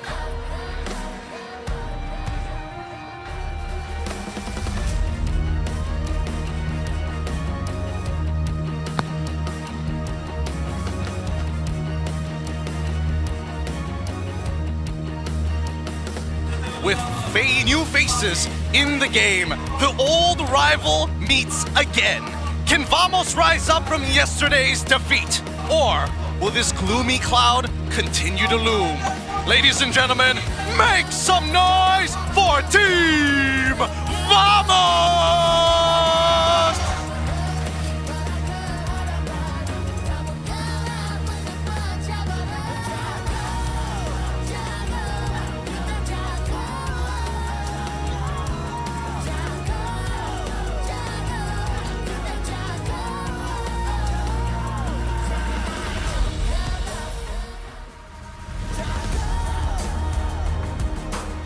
They have deep past, rooted in glory in this ground. With smiles on their faces, they're eager to astound. Can they stay smiling, or will they go home with a frown? Ladies and gentlemen, here comes the Owls. Homeboys are in town!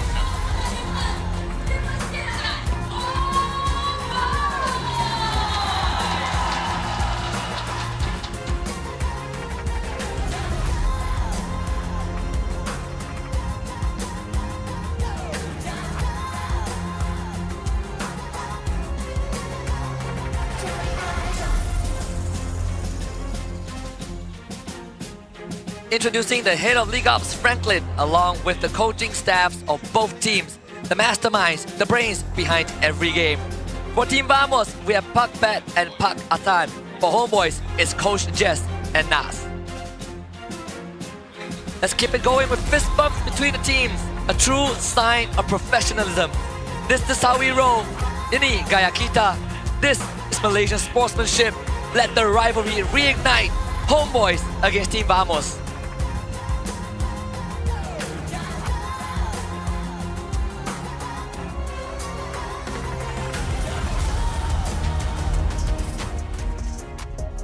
Good luck to both of our teams up on that stage. It's gonna be difficult, especially with so many fans, with eyes so deeply rooted on who is going to win, not how they are going to win. First pick will go over to the Homeboys. That's a very powerful position to be in.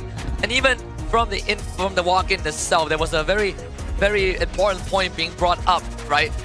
Vamos last season, their opening series was against SRG OG. It was a rematch from the grand finals of the previous season. They lost that match and they never recovered, right? I think a lot of people were talking about it. Vamos just let it hang over their heads and they just kept performing worse and worse and worse. Aero 4-4 was more of a band-aid than a full solution.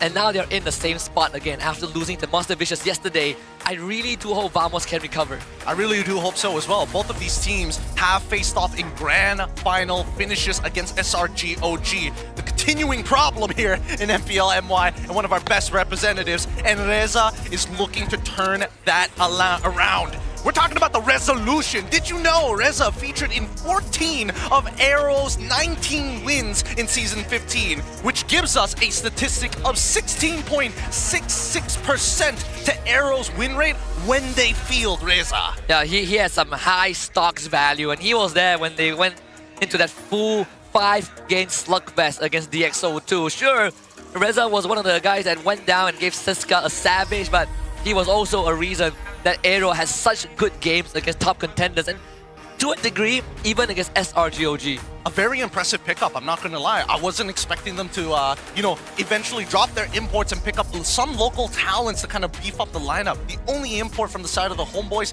is going to be from Zippy himself. On Vamos' side, not much changes overall, but the introduction of Natco to the lineup, is it too soon? Was that their biggest problem from last season?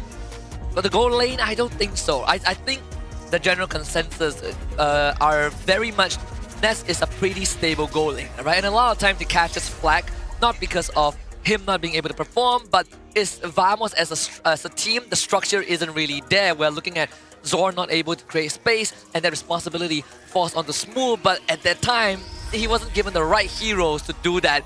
And then when you compound all that together, Ness takes the beating because now he doesn't have space. So I don't think goal lane was the problem, but I do hope that Natco gets to fill in that void. Well, hopefully he does, right? We got 24 seconds left on the clock before we start jumping right into the draft, and I'm curious to see which side, where we're going to go. Both of these teams have already played. We've seen a little bit of the forefront of what they're willing to bring, but it doesn't necessarily tell us what their priorities are in the picks and bans, because again, most of these drafts are targeted towards your opposing team rather than the meta. Yeah, and a big shift from Homeboy's playstyle with the departure of Erpang, of Ivan, of Eldora is that they have to work with a new foundation, right? Back then when those threes were in the team, the calls were very decisive. You have a very, very strong XP lane, but also your mid trio is reinforced by Ivan. There are definitely some questions, how is Kaden and ZippyQT going to work with Reza, Amao, and Izanami? This is the proving ground. Yesterday was a bit shaky, but the fact that they took one game off of SRG OG has to give them confidence. Absolutely. That's why I'm less worried about Kaden as well as Reza, more than I am worried with Natco, and as well as like ZippyQT trying to integrate with their own individual teams. And now we see the bans have already started to come through. We see that the CC, the Jushin already banned out for the side of the Homeboys. In response, Pakbet has decided to get rid of the Baxia alongside with the Wanwan. Standard bans, Lancelot, Yishun Shin still up. Arsa first ban has also been kind of shown once or twice so far today. I mean, at least for Homeboys and Vamos, they do share some identical pools in the mid lane with how limited the heroes are. Like Valentina is a hero that both Clockun and Izanami would kind of snap pick whenever it's up.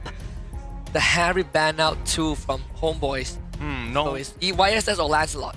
I would have imagined that Zippy would have been more than happy to actually play the Harith, but I think he's confident in his other hero selections to actually go even in the lane, if not win the lane. Fanny finally gets banned out for the side of Vamos, and now plenty of open picks left. We still have the Kalia, we still have the Yishin Shin available for either side to pick up.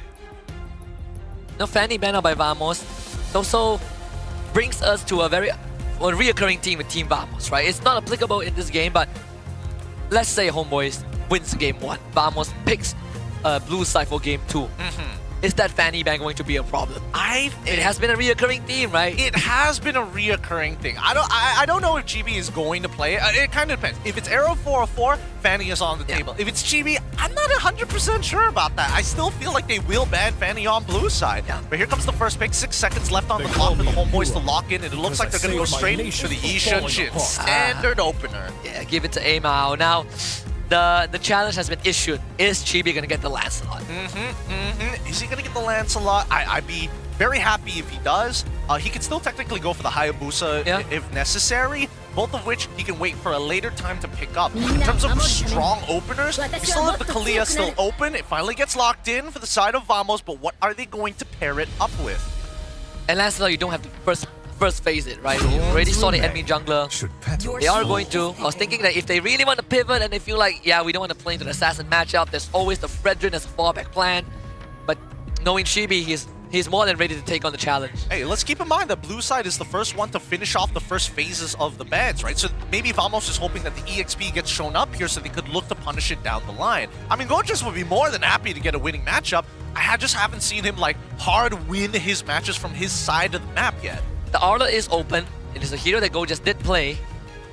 But when we talk about setup, I mean, Reza has had some amazing setups last season too. You give him, again, a catalyst of how they beat SRG OG was Reza and Kim. I don't know how else to put it. Yeah. So if the Arla is open, I wouldn't be surprised if Homeboys take it straight, but they go for Gatot and Moskov instead. I like it. I like it. Gatot into the Kalia is always a good time. The Moskov, knowing that you're facing off against potential assassin in Lancelot, and maybe even more down the line, at least you have some form of self-sustain. More importantly, a way to kind of keep everybody at a comfortable distance. Now, Vamos has the very last pick on this first phase.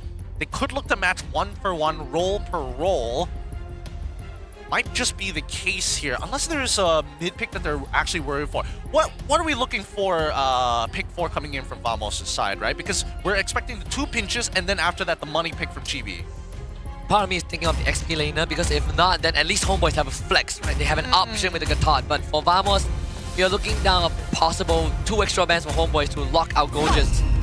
They're gonna take the Hilda, which technically is also a flex. Okay, but then it's a little Wait, harder. it's not a flex anymore, right? It's a little harder, especially with Kalia. Kalia there. Technically, they can kind of like swap that around. It is flexible enough to do that, but you just don't get as much pressure from a Hilda roam that you get from a Kalia, who generally is just a walking ambulance with strong engage. I think Arla pick very juicy if Vamos doesn't ban it. I mean, Esmeralda has to go. That's a huge priority. In Vamos, at least at this point of time, you have strong early mid damage just because of the Hilda. But for Lancelot, he needs time.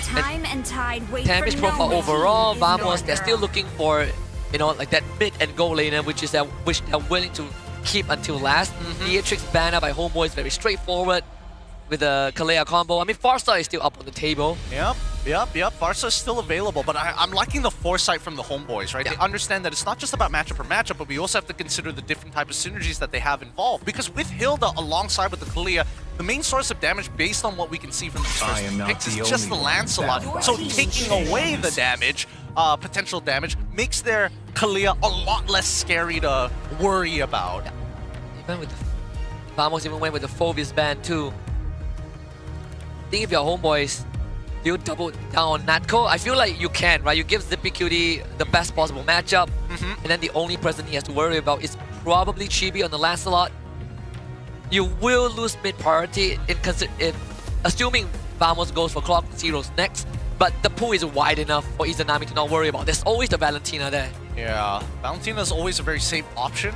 So far, not that great if Vamos is the one picking up. The ults on the side of the Homeboys aren't the best to go for. They get rid of the Lo Yi instead, so they are actually more than happy for either Yve, the Farsas to come out from the side of Vamos, knowing that they've got Gato to look to punish. They could double down on their EXP pick to also be a little more engage heavy as well. Yeah, that too. I think with Ishushin and Gato around, it's already quite risky to go for any artillery. Again, you still have the threat of the Arla on the table, right? Something that Vamos doesn't have the luxury of due to their picks. It's more of whether you keep Clockwork Zero for last or you keep Natco. But a lot of the times in this position, now I want to say you keep gold lane, but I feel like you pick gold here and then you give yourself a good mid matchup. Yeah, Kimmy's still on the table potentially, so that's my only concern. But then again, it's pretty like a non-existent lane, so it kind of doesn't matter with the Gatot in play, especially for the laning phase, right? So Farsa gets locked in for the side of Vamos. Now they've got some scaling magic damage for the later stages. Obviously, it's not the best into the Yishinshin, and as well as the SOD on top of the AOG, but it gets you across the finish line, right? Because somebody needs to scale. Yeah. And their wave clear is good enough, right? Lane priority, when you look at mid, both Kalea and Farsa, not a problem. Now for Homeboys, sometimes they don't really mind giving Izanami a hero that doesn't clear as well because you already have got to supplement that, so it takes care of a bit of a problem. Selena is also on the table if Izanami wishes to. But I feel like Valentina isn't too bad, right? You have Pew against Kalia, Hilda. You have the Farsa that you can steal out.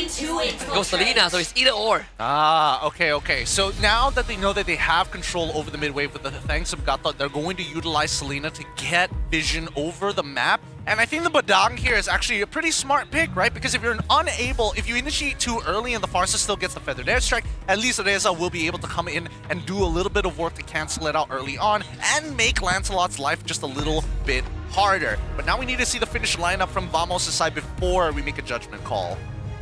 Good ways to trap both Hilda and Kalea too if we overextend. Now there's the goal laner. Now, classic Granger into Moscow matchup. Okay, I like this a lot. Plenty of far range artillery, plenty of ways to look for cleanup, and if GB is able to get in and out with that Lancelot, it's up to Natco to finish the rest off. Homeboys, their lineup, 3 really squishy heroes, potentially devastating if they land their abilities, potentially could disappear in half a second against the Granger who is heavily fed. So we'll see whether or not Vamos wants to kind of lead into the gold lane to attack, or do they have to get that priority first? Let's focus on putting the jungler behind. Yep. Second Selena pick of the day too.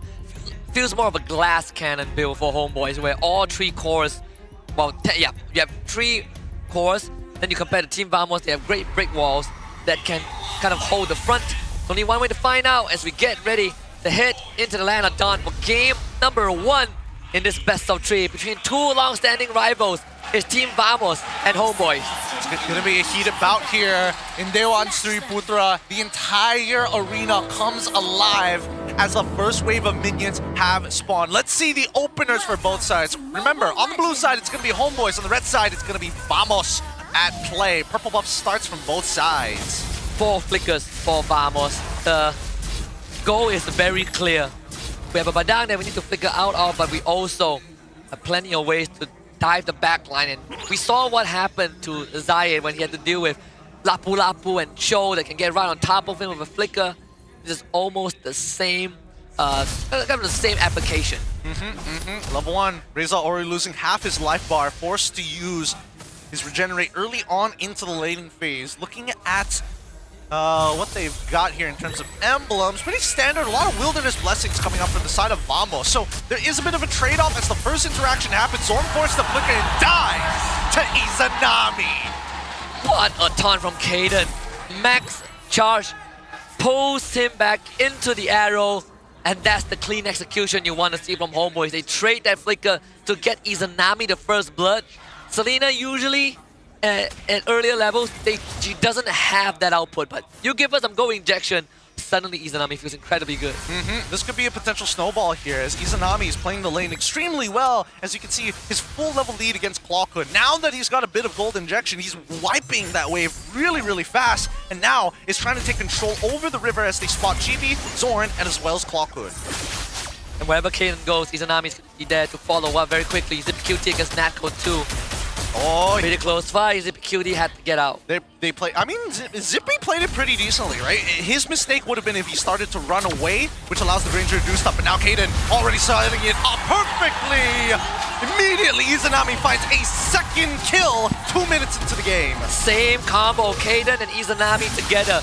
Toto down a half, Reza's gonna build the wall, and now Kaden finds another taunt. GB is the target, but this time support is there. Gold Chest though ends up getting traded back. Clock was chased away, aim out with the turtle, another arrow lands. Reza does die to the Thorn Rose. SOD dangerously close. Izanami now gets gone on by Zorn.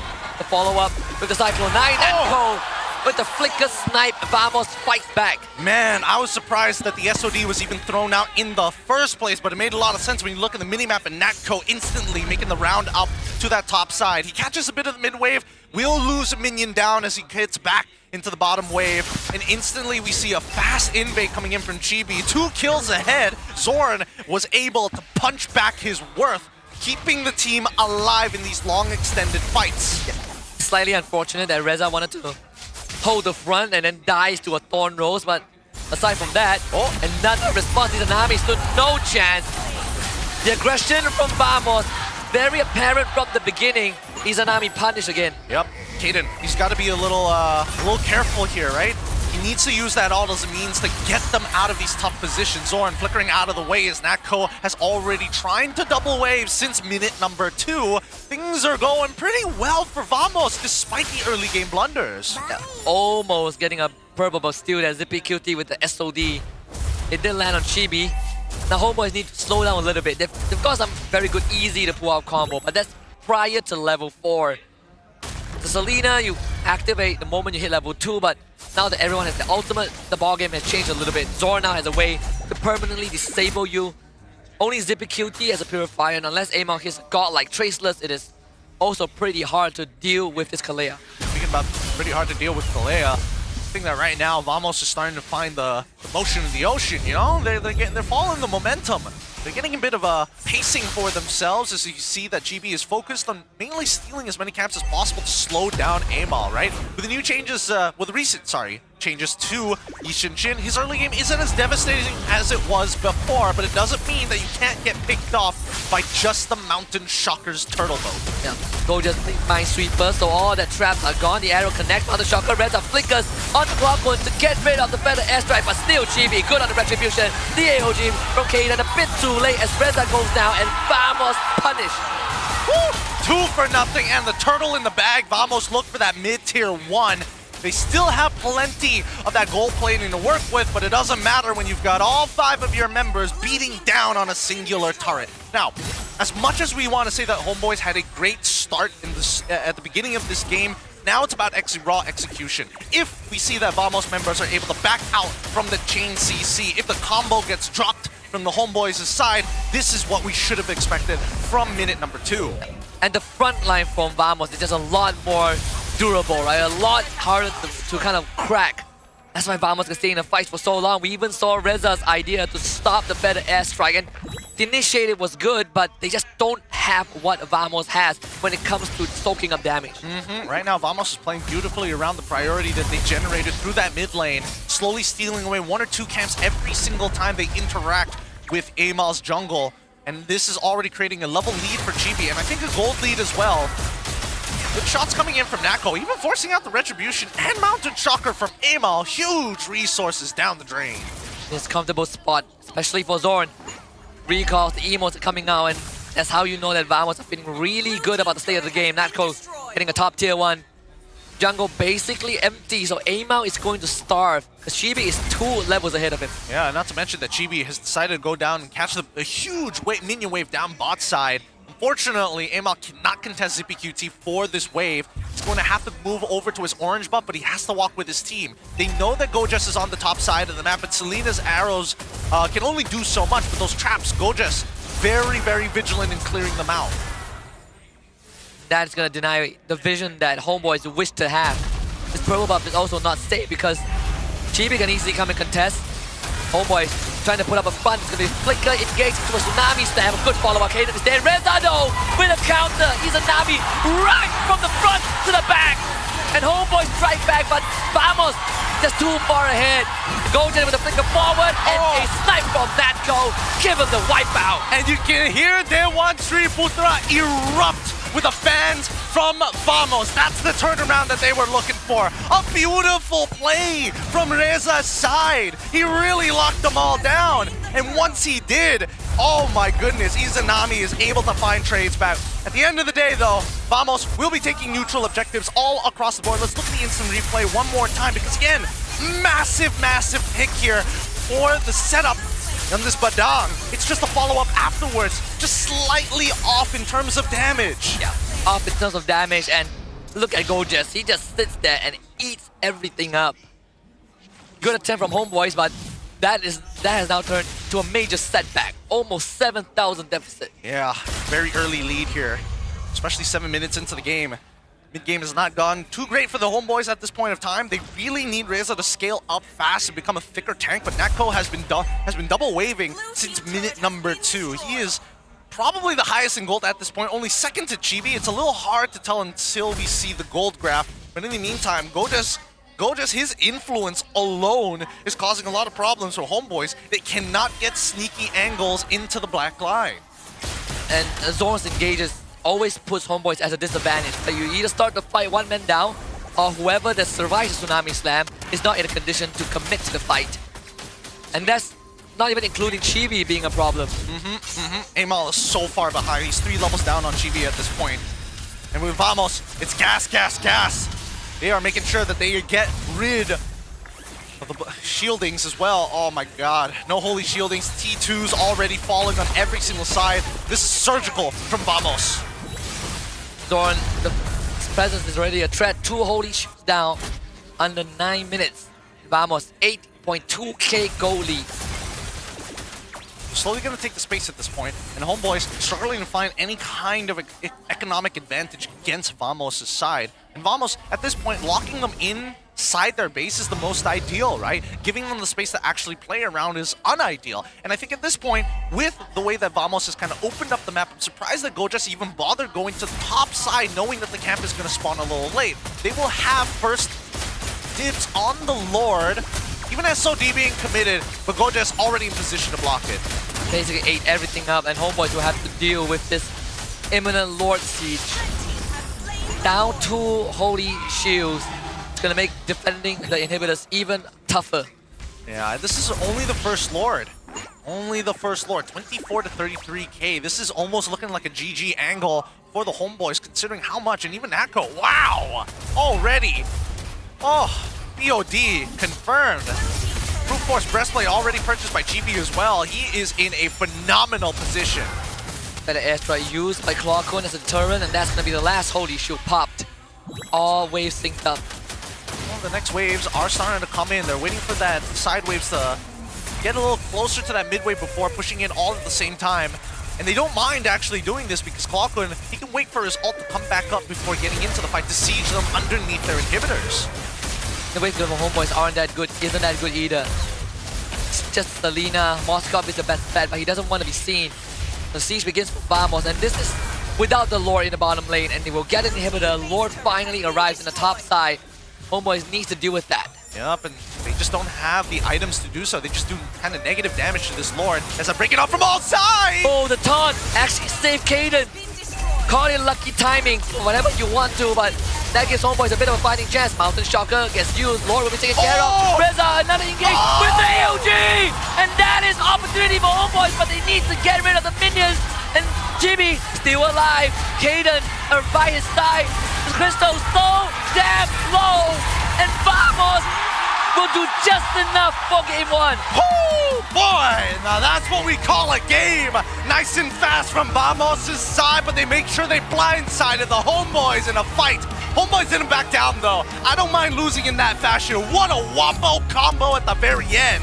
When you're down 9,000, that fight, I think if they survive that encounter, we might see Homeboys make a comeback because holy cow, Reza and Kaden came slightly too late. Woo! But if they can do it once, they can do it again. If they can do it once, they can do it again, and that's something that Vamos is going to be remembering. They're fist bumping each other, but they're looking at each other as well, going like, hey, guys. We almost dropped it. We nearly botched that. Let's not stand too close anymore because resolution is here. What a game for Vamos. Statement piece for sure. Got a bit scrappy towards the end, but majority of the game, Vamos, clean, surgical, and precise. The engages were great. The Kalea was causing so much problem, and it made the Gatot sort of a non-factor despite it being a counter. It really did. It really did. I think they just need to work on that early game, right? Because again, I think they forgot halfway through that their comp really depended on having clean execution and priority, not one or the other. Yeah. That was something that I had in mind too coming into game number 1. The ease of execution favors Vamos a lot more than it favors Homeboys.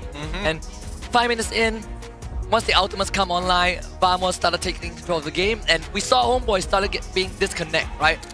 Reza has gotten some incredible cancel, some great initiatives, but they were too far behind to make use of it. Yeah, I mean, even so, he got 4 people 2 times in a row, all of which, well, okay, the first time only 2 people died. The second time, at least 3 people died, so I think that it's going in the right direction at a bare minimum. However, this Selena pick, was it necessary? Especially after seeing Gojas go onto that Hilda in the first place to deny Reza his signature pick. That's why I was proposing like a Valentina, right? It would have been great to peel them away. You can steal the Feather S, right? That would have benefited in not just your siege, but also wave clear if it comes down to it. Maybe they're worried about the Lancelot, but if you're Valentina, it's a lot more manageable. It's way more manageable. You got 2 dashes, potential Terrify with your Shadow Strikes. Let's look at the backstage and announce our MVP of this game. MPL MY, talents win highlights. Teamwork wins champions. Let's go. That's the big personality we've been missing. Chibi with the MVP of the game. Hashtag Hala Vamos, hashtag mask off. In one more game, I think Chibi would have earned the right to talk some smack on stage. Oh, for sure, because he's coming off a 970 GPM. Those are the numbers we've been missing out of Chibi for a very long time. Of course, his in-game build, definitely going to be the traditional Lancelot Bruiser build that has come up popular as the past 4 months. And this is a guy that set one of the world records for highest GPM in a single game, and that was what? Season 12 on the Nolan? You give me something like a Lancelot, Vamos issued the challenge, Homeboys took it, and we know who the winner is. It's this guy. Oof, Amal, he's mauling right now. He's like, man, I didn't get to that late game. This guy does. He's taking on my farm. Might have to reconsider. He might still, I mean, to be fair, I think that Amal can still go back onto the Yi Shinshin. They just need a little bit more mid-priority, right? Yeah. Mid-priority is going to be so important. And I think, do we need to start changing up Reza's options here, or do they just need to lock it in early? I'm very surprised they didn't consider Arlet at all. Yeah, that's the thing. I am incredibly surprised. Well, to be fair, I feel like the onus was a little bit more on Homeboys to pick the Arlet up than it was for Vamos. Yeah. Because there's just like a lot of things that you can cancel with just the Arlet alone. I think the other issue is that there's not a lot of CC to chain off of. But then when I say that, there's the arrows, there's the potential taunt. Those are the ones that are hard to hit. There's knockback as well, but that's only if it gets stunned on the wall that you get the demon mark. Then there's also the turtle ball coming in from Amal, but that's again not as dependent as Badang. Press the buttons, you will get value. I think it comes down to the execution, right? Do Lana flicker Badang engage, slightly tougher than the Arlet ultimate flicker. You know, the coverage, the range is definitely favors Arlet a lot more. Maybe in terms of laning, that's what they were worried about. Like, Go just got too much freedom. Way too much freedom. Way too much. And Homeboys, I think they understood it pretty early on because we did see some early rotations coming in from both Kaden and as well as Izanami. As they were walking up to the top side of the map, they did spot out Go just kind of lingering around, right? He cleared the wave and decided to, wait by the riverside to gain that vision, and as soon as he saw those two, he's out of there, right? So it's tough to punish, especially in a winning matchup. And he's running straight at Homeboys. We saw the early participation of Gojas in getting these eliminations. It's just Gojas showing up, he runs at you, you try to disengage, he flickers on top of you, and a lot of these fights happen in the jungle. So those bushes definitely did not do Homeboy's favor. Oh yeah, gives him that extra bit of sustainability. Now Rich Guy, 973 gold per minute going over to Natco. Chibi with the carry with 35,000 damage, almost making it to 36. Sandbag going over to Kaden, and Zorn as the best wingman. The thing about Zorn, as much as he does botch up the early games at times, especially when he is playing on this Kalia is just not a signature pick. It's clear to see, but I have to admit, he has improved. His mid to late game, man, instant charges, instant tsunami slams. Yeah. If I remember correctly, it's time to talk about this Kaden against Zorn matchup too, right? We have another rookie against a veteran. I mean, today it's all about rookies against veterans. We had a Zayed against Jaja, now with Kaden against Zorn. And I would say Kaden deserves some credit as well, right? The interaction between him and Izanami to get these early kills, they were great. But then starting this point, which is like, 2.5 minutes in, Vamos just punishes Homeboys for getting a bit too overzealous. Yeah, they got punished so hard as well. All the while, Natco being able to skim off the top and find himself a couple of extra gold injections with kills of his own. Even the assist during these fights, right? Both sides got very, very involved with each other, and it never felt like Homeboys ever wanted to give up a neutral objective. And honestly, Turtle 2, Turtle 3, after losing the first Turtle, I think Turtle 2, you just give that one up. Yeah, I agree. This was the team wipe for Vamos, and then they went out to take the Lord. But I gotta say, we gotta watch this one more time. The Mountain Shocker into this, oof. Oh, so good. Into the AOG as well. Entire backline destroyed. But unfortunately, GB was just too far ahead. He was one-shotting Amal at a certain point. 75% of his HP gone. And I mean, even with Zippy QT, he really tried. But Chibi and Gojas, they were just cutting him down. Without Zippy QT, no one to clear the wave. and Izanami can only stand and watch. So again, is it a close game? Except for the last moment, not really. But I think Homeboys has a very good chance. They need to switch it up a little bit. I think this triple glass cannon carry team comp is a bit hard to execute. It's too gold reliant, right? If you had double fighters, maybe there was an opportunity to actually give some of the lane farm over to Yi Shin and get Amal back into this game. Fortunately, that just wasn't the case, especially when Zippy is currently on that Moskov. He's just as gold hungry as the Yi Shin. Maybe a little bit less because of the cost-efficient items, but other than that, it's a tough sell for me. I think, so far, current pattern, the first couple of picks that we've seen from the side of the Homeboys inevitably got punished, right? The Yi Shin, no effect. The Moskov, not much effect as well, in comparison to their final 2 picks where they eventually got some value. Yeah, we saw, what was it? The first pick we had the Gatot as well, right? That looked pretty good. It was just the Selena and the Badang. I think the Badang is sort of like a wild card for me. I didn't expect that to come out. Yeah. We'll see. We'll see. We'll just have to wait and see. Guys, we want to make sure that you guys are excited as much as we are because map rotations are coming into play next week. Guys, the next project has already been as exciting, but here is our very first impression of it as well, because a lot of things are changing all at once. A new patch, 4 different maps on top to add into professional play, and a potential new hero. Here are our very first impressions of the next patch. I don't like this one, guys. There's a lot of bush on my lane. Ni apa patch baru ke? Oh, dia pun sampai kat sana eh. Sampai dekat buff eh. Oh. So I think this one is good for junglers because before it's really hard to take your red buff if the turtle is on the blue because it's really far. But now I think you can take it 5 or 10 seconds before the turtle spawn. Interesting. I think they really want more skirmishes to happen. It's gonna be good in a way for people like to watch team fights, right? Rather than playing slow. Teleport eh. Oh, gempa. When you ride on the ground, you are not detectable. Oh, they cannot see you. But I think this one is good for the one who always die. You can go easily to your jungle. In rank only. Nope. Tournament, this MPL, you can use this. Really? Sumpah. This for maps. Huh? Dangerous grass. Jungle. Bush. This one. I don't like this one, guys. There's a lot of bush on my lane.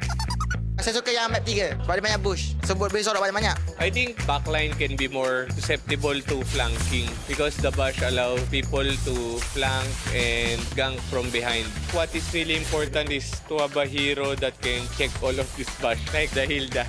So kalau map keempat kita tengok map lubang. So kalau enemy nak curi buff boleh lah. Oh guys, this one it's easy to invade. You can easily cross and you can escape easily. This one not good for assassin because they will get easily invaded by tank junglers. This one is really important for the jungler role to make sure that he can adapt. So for these new maps guys, I think our MPL will be more fun for the viewers to watch but more problems to the players. Kalau 4 map, saya paling suka map yang ketiga. Saya paling tak suka dalam map keempat lah. Kalau saya main jungle nanti, enemy nak curi buff. I think the best one is the first one because it's more into like prioritizing objectives and it will help gold laners to join the first team fight. Untuk saya map yang tak logik, just yang terbang je lah sebab dia untargetable. Awan tu boleh bagi vision lah, bagus juga tapi bagi saya kurang tak logik. So untuk map ni nanti kalau main ke MPL nanti, saya rasa akan banyak kelainan lah dari segi drafting, dari segi hero pool. We need to practice a lot because every map there's a different playstyle that you can abuse. My first thought is the tournament will be more competitive because you don't know what map you're gonna play. So it's a matter of mastering all the maps and I think that's the most challenging part. Kalau saya memang settle lah sebab nak try map baru dah bosan lah tengok map lama. So saya tak sabar nak tunggu week kedua nanti. So all of these map changes guys will happen in MPL MY. So stay tuned and watch our game.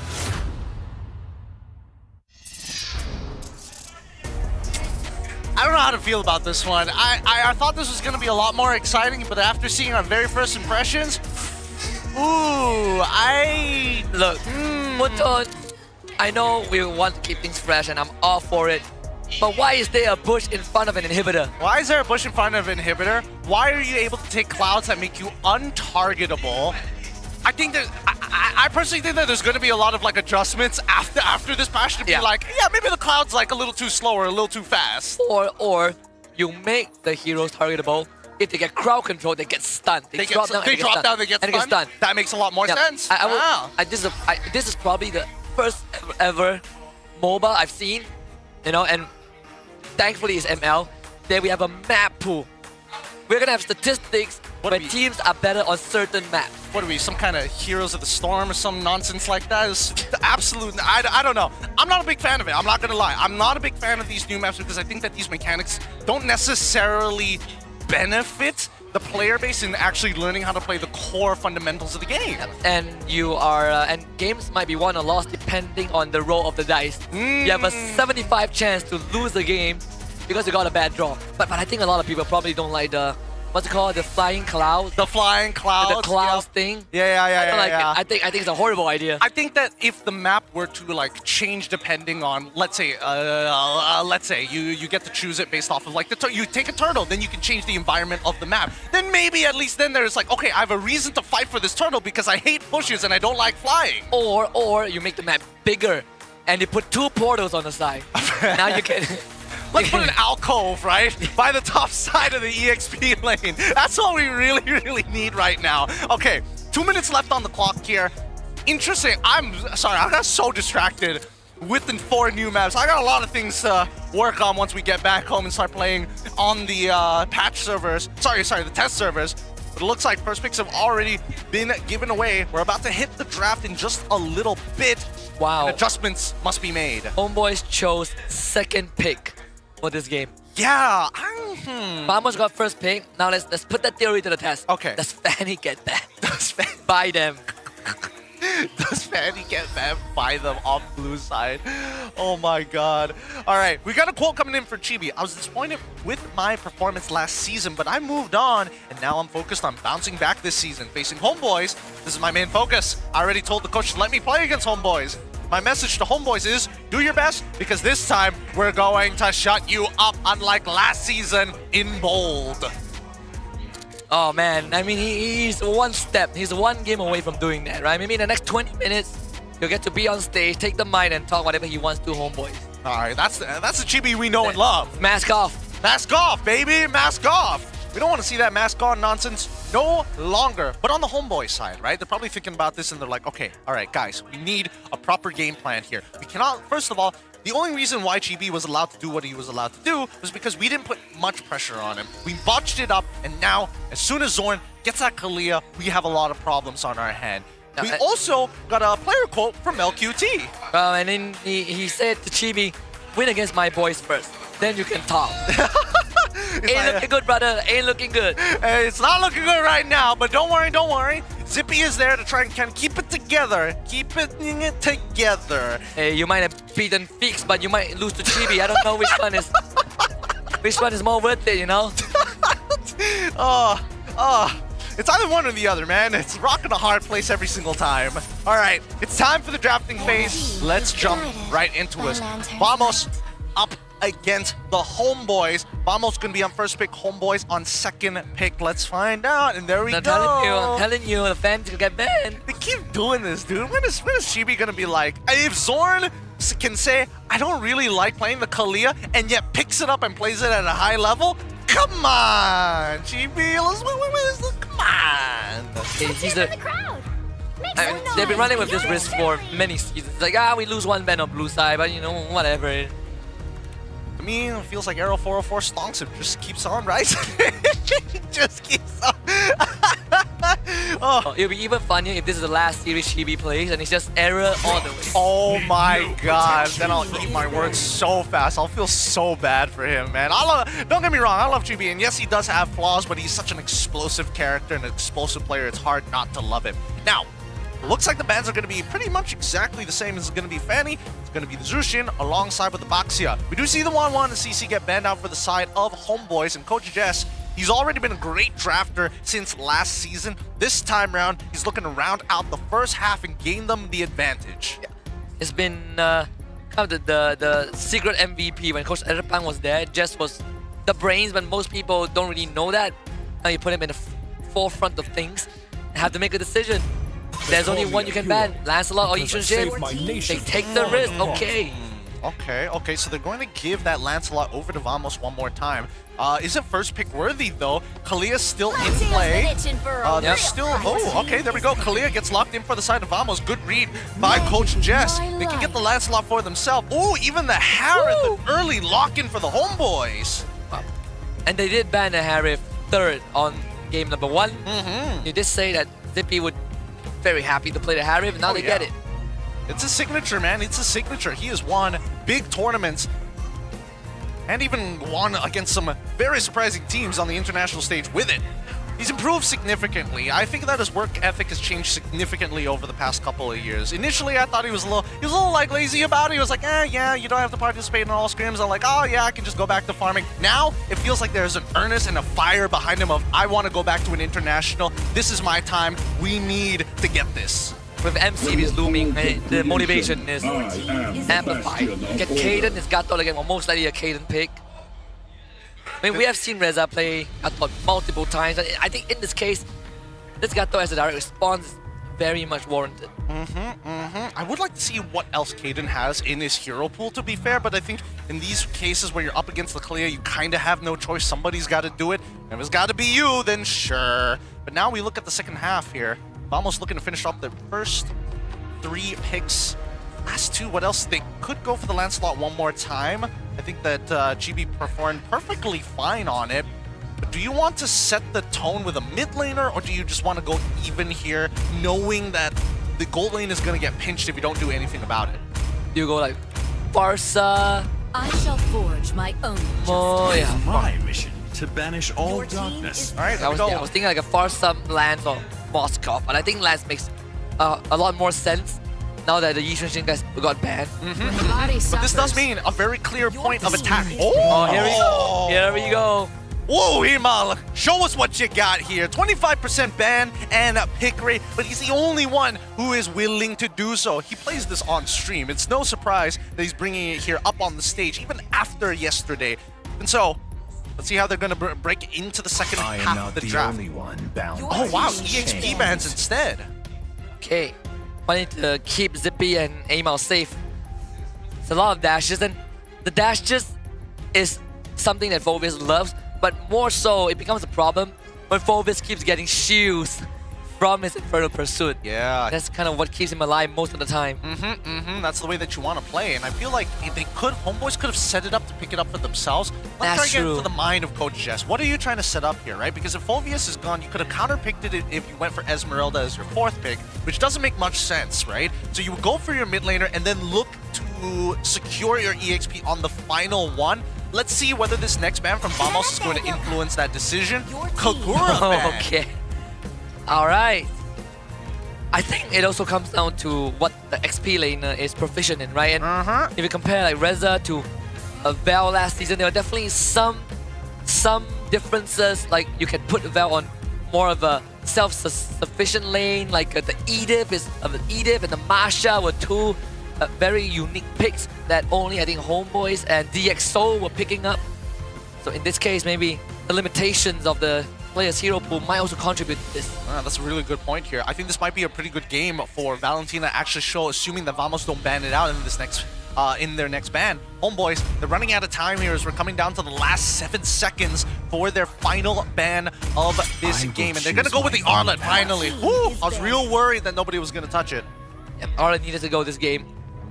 Makes life for Gatot hard, makes life for the Harry tough too. Like all these dives, you pair it up with the amount of burst and crowd control Vamos already has, it is just, you might as well get rid of it. But for Vamos, do you pinch Izanami? What else could you pinch off of him, Do you ban the Valentina now? Or do you just like look at XP? Okay, thinking about mid laners, what is decently good here? It could be the Selena one more time. It didn't do too bad in the previous game, but the problem is that the snowball was too large and the vision was pretty useless when the Hilda was clearing it up. Now that we don't see Hilda, it's still a very high possibility from Vamos' side. Now with the Valentina, yeah, it really looks like they want to push them into that direction. Great read from Puckbet. There's another pick that Vamos can take and threaten Homeboys, and that's the Esmeralda. I think the Esmeralda is like okay at best here. I think especially since you're not 100% sure whether this Benedetta is going to be the flex pick of the century or whether it's just going to go into Amouse's hands, does make it a little scary, right? So at this point, I feel like homeboys, show your mid laner, hold off until the very, very end to round out the composition. One of the mid laners are there. Kimmy feels a little bad because you have to take Purify, but then you won't be able to run away from Lancelot. Lo Yi honestly left open here. Not a bad option as well if you want to have some bigger macro plays. Oh, you know what? Let's just reveal it straight off the bat. Glue gets locked in. Huh. One of the bad matchups. I mean, the matchup. No bad matchups left, I think. Shouldn't be. There shouldn't be any bad matchups left. No CC. Unless somebody goes like Minsatar, you know? it hurts. It goes both ways. It hurts. It doesn't allow you to flicker or dash out of there. Can't use any of those mobility spells. Homeboys would have picked Minsatar. Mel QT would have picked Minsatar. Mel QT would have. Not playing this time. They can't go. Well, I mean, Ruby is like meh here. Yeah, I mean, Lapu is also meh. I mean, unless you go your Uranus and you're like, we're gonna sandbag the lane. Oh, all of which is pretty hard. Alright, so they decided for the Esmeralda on top of the Granger. The Esme is like, okay, but nobody is really catchable other than the Gatot and arguably the Harith. And I think it's mainly for the Harith in the first place, right? Atco needs a frontliner regardless. Somebody needs to be able to absorb that damage. I'm just surprised that they didn't put Gojas back on the Hilda one more time. If they can sneak Chibi into the back line alongside Gojas, I think it is enough to take out Zippy for sure. And I mean, homeboys, they don't really have the best peel. Like Glue is probably going to try and do his own thing and and try to lash on like Natco, Clockhood, but aim out on his Benedetta. He's gonna try and do the same thing and cut to the back line. It might fall to Izanami, and he's gonna pick the Lunox. Okay. Can get through the Esme, has iframes to work with, potentially can scale into the later stages of the game, so the early game is going to be heavily dealt with by Amal, Reza, and Kaden. Benedetta, Glue, and Gatot Gacha, respectively. Alright. This is going to be a little bit harder for them to pull off, but it is a little gold tight here. Anything going wrong in the early stages of the game will snowball out of control if Vamos gets that lead. Homeboys must be very careful in these first few minutes of the game if they want to stand any chance against Vamos, because we saw what happened in game number 1. They can rinse and repeat that one more time here if they get a 2k lead 3 minutes into the game. Yeah, 4 out of 5 heroes on the side of Vamos. Exactly the same from game 1. We're gonna head into the Land of Dawn for game number 2 between Team Vamos and Homeboys. I think it's fair to say that in terms of ease of execution, Vamos still takes the cake. Yep. I think the only person who has a tough time actually executing would probably be GB, but he's shown time and time again he knows how to push buttons. Now, we get right back into it. Vamos on the blue side, one more time against Homeboys on the red side. Now, these early leashes, right, has been a thing of question because Amal has been a little bit slower because he doesn't get any leash help whatsoever. He did in game number 1, but now that he's on the Benedetta, I'm surprised that they're focusing purely on the lanes to get control. Izanami. Alright. Really using his Hellbar as a resource, going to Zorn again, trying to repeat that game 1 first blood. Chibi, and now with the puncture. And it's going to be Homeboys getting the lethal. Ooh, I was scared there. I thought there was going to be a technical pause there for a moment. I was looking to see if Izanami raised his hand, but he's like, no. He's just cool, calm, and collected. He knows that he can out-sustain the damage, especially with 2 people nearby. Able to use his lights, get some health back. Oh no. And this could be a personal angle, and it is. No revitalize this time for Kaden. And Chibi is so fast. He is. He doesn't miss a beat right now. This is what happens when he takes the mask off. I'm guessing that those mask costs has like what, 50 kilos per side. Rock Lee weights. It's like Rock Lee weights, 100 kg when you put it together. Either way, Amal now hitting that level 4. He does have a bit of a lead against Chibi because of how much disruption, but I'm pretty sure that Chibi has a little bit more gold with the help of that assist.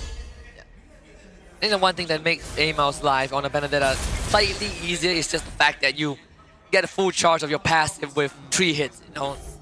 does. Putin was generous enough to get rid of that the small 5%. Oh, speaking of that 5%, Go just making an early rotation down to the mid side of the map, allowing Zorn to hit level 4 off of his wave. Falcon will also hit level 4 on time. With supports at level 4, at this point, Homeboys just give this up entirely. Yep, Kaden is not going to have an answer if the Tsunami Slam comes through. Gojes is just gonna play distraction. Kaden with his body. Gojes able to disengage. Better airstrike comes through. Reza getting absolutely blasted, and the Izanami's out of the fight. Chibi still dashing around. Phantom execution could be there, but Emo cuts him down. But he gets traded back by Clockwood, and is still Vamos with more. Oh, dude, why didn't Homeboys just give that up? Why would you put Amal in these positions where he has to trade 1-for-1, and now Clockwood is having the time of his life. 3 kills in the bag, so rich in gold, and worse yet, doesn't look like Homeboys will be able to recover from this one just yet. Silver lining, Amal traded his life with Chibi's life, but in the grand scheme of things, you did say Clockwood having so much fun. Natural artillery, Ow. Dippy. Losing 50% of his HP, or maybe 60% for being really accurate. Oh, he's Izanami fickling forward just to get Gojes. Again, I like this adaptation from the side of the Homeboys, right? If you're attacking one side of the map, you can instantly make the rotation, and they even sacrifice 2 minions, 1 siege minion and 1 regular ranged minion just to make that happen. And the wave gets frozen too, closer to Homeboy's side, so Izanami gets to come back and catch the wave. And with that earlier kill, does recover in terms of that XP. Amal taxes that a little bit. That's totally fine. Amal can clear waves pretty fast in the early stages of the game. He did go for the Impure Rage. He's not going for Lethal Ignition. I am curious to see what his full build is going to look like as Natko, Clockwood, as well as Gojes already securing their own 4 items. Yeah, a bit too honest with that attempt. Zorn easily disengages. Same as Clockwood too. One thing that has been the same from game 1 is Gojes, right? This Esmer and the Hilda pick from the previous game allows you to move very fast. Ooh. Across the map to provide those support Natko and to blow that flicker to get out. Nice, nice. Natko didn't bother checking the bush with any of his shots. Assumed that it was safe, and now Kaden reminding him nothing's safe. There's gonna be a ton Tsunami Slam from Dawn, disengaged with the flicker. Chibi still has the puncture stack and is maxed out. Amal not able to get the finish on the Zorn, and now he is in a rough spot. Uses the Electro Final Blow, able to disengage. Chibi gets picked up by Izanami. Gojes with the flicker and takes care of the jungler on Homeboys. Reza trying to stick onto Clockwood, but Gojes is being a pain in the back. And sadly for Homeboys, they gotta disengage. Yep, Gojes, he already lost his flicker trying to find that trade. Got Amal. I'm surprised that Amal tried to bait it for that long. He should have just walked away from it. But now they might just get one more with the Feathered Airstrike, and Clockwood 4-0-1. He is just dominating this game. Right on the money too. This Gojes Esmeralda is being a big problem. If Homeboys don't focus their salvo onto him and try and take him down. Oh my god. It's a disaster on both ends. Clockwood with the steal. Man, Amal did not want to use his Retribution. He wasn't expecting Clockwood to do that much damage. ZippyQT now finally only getting his first item 5 minutes and 28 seconds into the game. This is not looking good for the Homeboys. I like their approach, and I think they just have to keep playing that mental game. None of these bushes are safe. Make Vamos question their decisions to buy you that extra bit of time. It could be a compounding problem with Gojes set free in the bottom lane. Reza, he's 3 levels down. And that is a big problem that Homeboys have no answer to. How do you get Reza up to speed? He's not gonna have the space. He's not gonna have the time as well. I think it's a little too late for him to try and catch back up to Gojes. He's just got to make the best out of the situation. 4.1k to 2.6, that's ridiculous. Here comes Zorn though. Tsunami Slam into the follow-up. Kaden, can he AOG in time? Doesn't go off. Instantly blown up. Gojes shows up, and that is going to be top tier 1 for sure. Homeboys cannot hold. Oh man, GB's so fast. And it's not done yet because ZippyQT now having to just give up this top tier 1 at this stage of the game because there's just too much gold from the side of Vamos to keep up with them. 4.2k by the 6 minutes of the game, and I was already talking about a 2k lead. The 4k is double that in less time. Imagine if there's a Sky Piercer. And Izanami lucky to get away. Reza, he's definitely the sandbag this game, but in a horrible spot. Chibi Oh my. Getting the buff. Oh my goodness, he's just so good with these angles. God, he's fast. When he has vision, he knows exactly what he wants to do. He can see it in his mind's eye. And at this point, we have Natco, Chibi, and as well as Gojas all at level 10. ZipQT, the only person to break into the 9 and almost into double-digit levels. Zorn and Kwaku, no surprises, 8-8, but God, man. I don't know how they're going to play this out. Amal can only do so much. He's not exactly the greatest initiator. He kind of needs somebody else to make sure that the Electo final blow is going to get max value. And it's not like a Yishun Shin or Haya or Lancelot when you're on the Benedetta. It's very individualistic. We are just relying on your raw mechanics. Kaden, AOG to disengage. Big tier 1 stays up, but Vamos can do this all day. Even having to use the Revitalize early to keep Ema healthy. I'm surprised that he didn't stand back just for Reza to get his health back, but to be fair, Reza, he's pretty tanky as it is. Just pick from Thorn. Some commitment from Vamos to make sure that they don't give any breathing room to Homeboys. Again, Gojas, you just stand in front of the Homeboys. What are they going to do? They're going to dance for now. Natco is going to get involved, and Homeboys just have to give up the position, right? Because so far, Gojas has been their biggest problem, and they don't have a solution to it at this point of time. Even if Amal wanted to take him out, just look at that regeneration. Gojas is over-shielding himself. Eating good. Eating a bit too much. Lord is up for grabs. Natco with the prolific roar. The moment they get mid tier 1 is where Homeboys start to see the beginning of the end. I think they should be able to do this with Natco. A few more shots to do the job. GGB, the purple buff. 3 levels ahead of Amal at this point. Oh, such a fat lead. A fat lead, and they don't even want to touch the Lord just yet. They want to completely clear out the rest of that jungle, go onto the Lord, and maybe even get some pressure to get rid of the Holy Shielding early before the Lord even makes that push. Now, looking at the items so far, 2 items complete already for Zippy. Oh, hold on. Jumping on the Gojas, they had to commit everything, and Gojas still gets away. Amal forced to wait for cooldowns. Kaden in the thick of it with a rejuvenate. It's more than enough to revitalize. Saves his teammate. He gets out with the AOG. Chibi with the follow-up. Thorn roll doesn't get the finisher, but Clarkhood will. And Zippy QT gets traded. Oh man, Chibi was just ever a frame off from landing that puncture. If he landed that puncture, that was a double kill guaranteed. They trade 2 for 1 there. Not the most ideal for Zorn, but I think it's as good as it gets, right? T2's now under threat, forcing Homeboys to respond.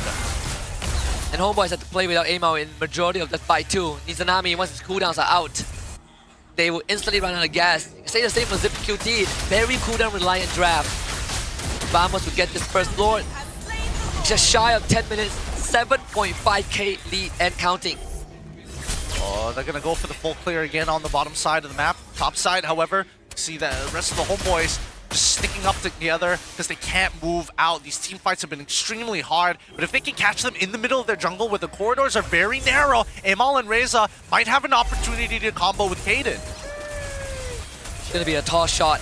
Unlike game 1 where they have Gatot and Badang, Blue doesn't really have that same utility. There's lesser tools, lesser agency for Reza to pull off those big wombo combos, and that means Kaden has to somehow rely on his instinct and just trust that Reza can hang on and hold the front. Speaking of instincts here, that's another Holy Shielding already collapsed. With the Lord on their side, they're almost guaranteed to get an inhibitor.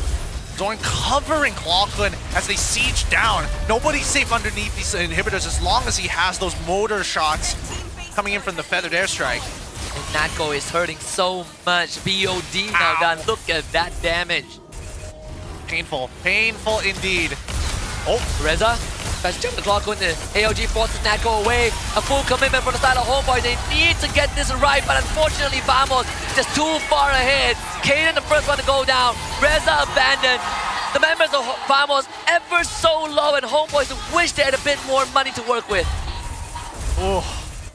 Wave pushing down bot side at this point as GB is already level 15, once again generating that 3-level lead against Amal. I'm not sure whether Benedetta was supposed to be the pick of choice here, but that early game did not go in their favor at all as they're looking to close things out. Amal into the kill, so no chance. Gojas with the finisher. And Vamos, it's not time just yet, but patience will be rewarded. Homeboys are down Zippy. 22 seconds when we come back. Vamos full 5-man. Clockwork's better airstrike will come back soon, but everyone else has their ultimate. Here comes Zorn with the kidnap, a suplex into a killing spree for Natco, and the rest of Homeboys are just gone. Vamos, they take the mask off, and they will now take the hits of the Homeboys off. This is the 2-0. Hala, Vamos, they will be the victors. Oh, Vamos getting into position, one last taunt, and even Zippy. QT cannot handle them. Vamos with the mask off, they've done it, and now they get back into formation. Show us that flying V! What better way to exact a vendetta that has been boiling for half a year than this 2-0. Chibi staying true to his words and taking down Homeboys. MelQT, you might be up next if we ever go to playoffs. Hey man, MelQT's ready to go. I love it. I love all these big personalities from the side of Vamos and Clockun. Do their best here, showing face and making sure that Homeboys have something to remember. The score is currently 2-1. If this was a best of 3, we can declare Vamos as the victors, but we know with franchise coming up, this is gonna extend for a couple more years, maybe. Dear God, for how many seasons, as a matter of fact? It's been going on for so long with so many iterations that it doesn't get old, yet still just as interesting. Man, what a banger of a game. It's good to see people knowing how to throw down and snowball out of control. And Chibi really just grabbed them by the neck and just choked them out. Oh, he put them in the rear naked end choke so quickly. And it was fast as well. Yeah, I mean, Homeboys tried to tap out, and Chibi was like, no tap out, you go to sleep. There's no, shh, just sleep now, good sir. All right, with that being said, we're throwing it over the rows, up on the stage. It's Zorn and Chibi for the interview. Vamos is online, officially mask off. 2-0-3 mata penuh untuk match kedua mereka untuk minggu pertama MPL Malaysia. Guys, first of all, a round of applause. Zorn, selepas menang 2-0 clean sweep macam tu, how are you feeling? Good to be back lah. Alhamdulillah, rasa lega gila. Good to be back. Adakah kemenangan itu disangkakan? Ataupun korang expect ada fight 2-1 ke? Memang kita orang dah expect kita orang menang. Sebab kita orang dah reset, which is semalam kekalahan kita orang tu membuatkan kita orang kena tampar. So hari ni kita orang betul-betul tunjuk lah. Apa yang korang buat semalam untuk make sure that korang boleh secure kemenangan hari ini?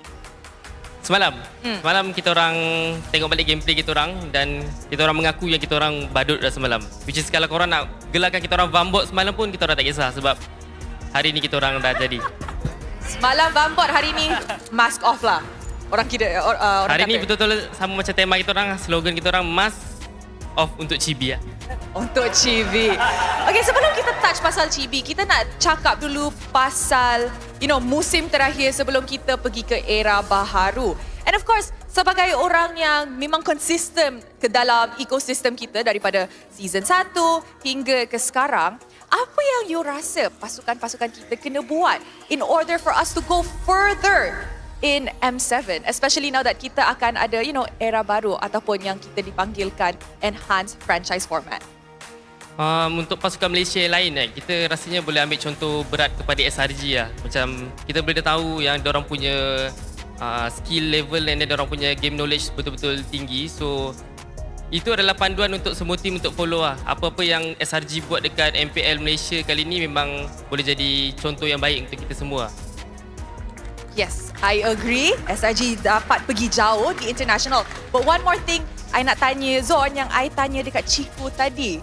Dah lama main dalam MPL ni, dah dapat pun status legenda. Bila nak stop?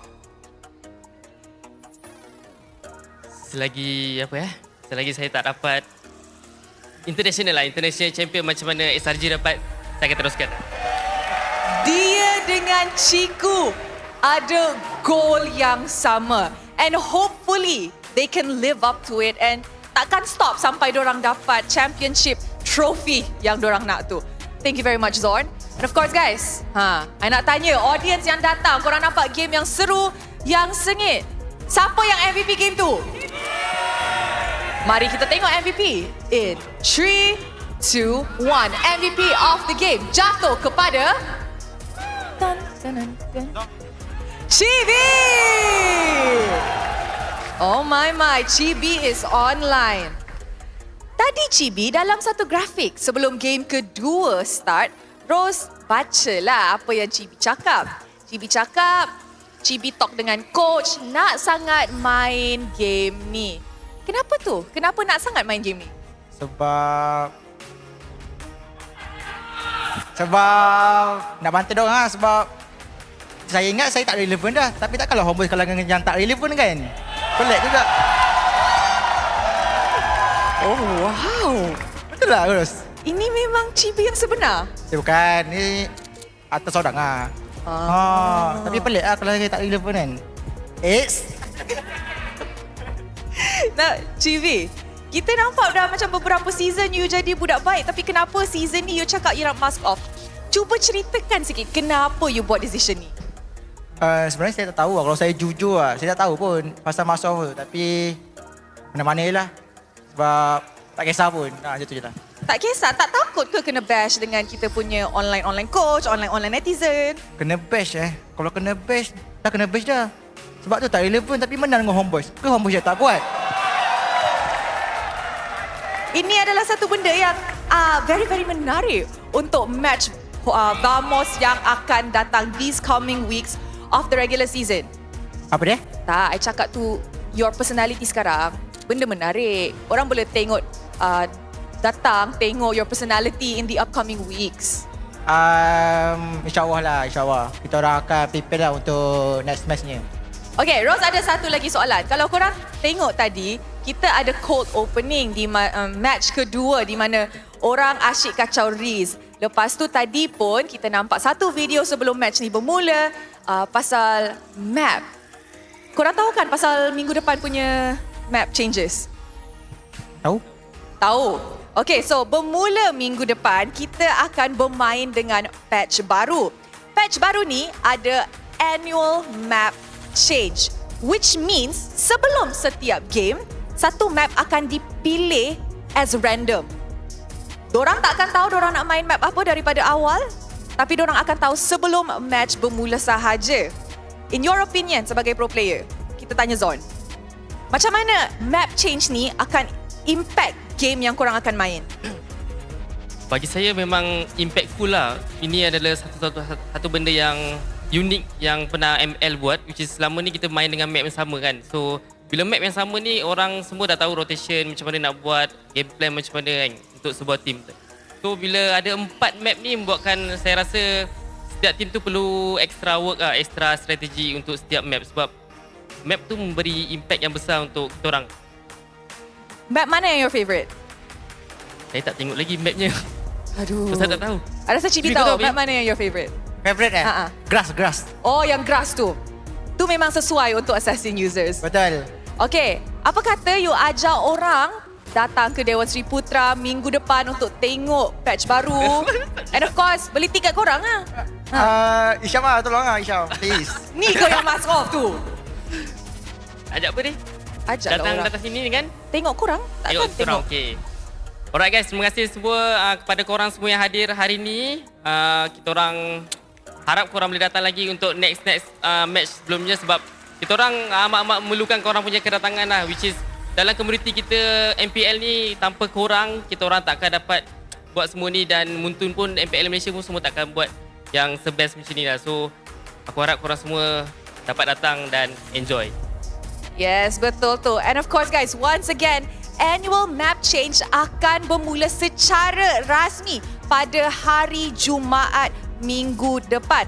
Kalau korang rasa nak tahu lebih lanjut pasal annual map change ni, korang bolehlah datang ke Dewan Sri Putra dan tengok aksi dia depan-depan mata. And of course, see the excitement sebelum semua orang dekat rumah dapat tengok. And with that, thank you very much kepada Chibi dan juga Zorn ni memang betul-betul mask off hari ini. Let's throw it back to the casters to break down apa yang jadi dalam perlawanan clean sweep ini. Casters, back to you guys.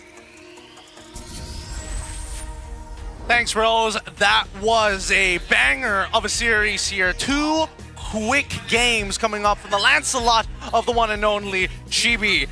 Holy cow! This time, second game, didn't get as much gold GPM as the previous one, okay? 776, you know, it's the average. Didn't break into the 3Ks for the DPMs, but overall, it was the rest of the team who were doing the finishing rather than him. Yeah, he's the MVP of the game.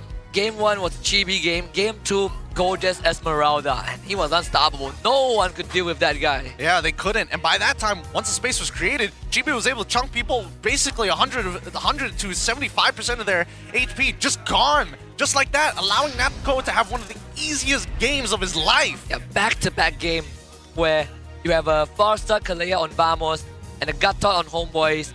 Theoretically, he should be a threat, but both games Vamos were able to nullify Kaden. Yeah, I don't know. A bit strange coming in from Homeboys' side. As much as I love this Benedetta plus the Lunox, like there's ideas there, but it's not coming together for me. It's not coming together for me. Emil is a great player. Obviously, on this Benedetta, he made one pretty cool play. I'm not gonna lie. He was able to go for the quick iframe, get the stun, get the kill onto Chibi before bowing out. But overall, in terms of raw pressure, I just don't see it, especially when your answer is, I'm just have a stronger mid trio. Vamos is like, but we have 5 guys. And not only that, the bans as well, right? When we got to the last ban, Yishunshin and Lancelot were open. And then instead of opening both, Homeboys made the decision that to roll the dice with Lancelot once more. And then the Lunox, right? They tripled down on it. Game 1, they sort of doubled down with Selena mid and Padang XP. But this game, they upped the ante. Hey, they were willing to die on that hill, and that I can respect. They were like, you're wrong, I'm right. We'll sit on this hill. 2-0 later. Maybe they need to rethink it. Maybe they need to reevaluate what exactly was the priority. Because I'm not gonna lie, I'm actually pretty surprised on Zorn's performance on this Kalia. He's been playing a lot of Kalia in the previous season. Didn't do the great. He was kind of mid, to be fair. Yeah, but today he's even. I think the only like oopsie moment was when he got first blooded in game 1. Yeah. But aside from that, that's a flawless Kalia game, creating a lot of pressure point, and I think the Hall of Fame speaks for itself. That Natco is a free game, man. He had the time of his life, man. Yeah, 929 gold per minute, 68,000, almost 69,000, which would have been very nice as the carry. Sandbag, of course, going to be Kaden, no surprises there, but GB being the best wingman in this case, because again, Natco was the one getting all the kills. And I think 2 games in a row, Vamos didn't really have a lot of crowd control for Chibi either, at least reliable ones, right? You can't just rely on a Gato taunt or a Padang engaged. Chibi, he's just zipping around.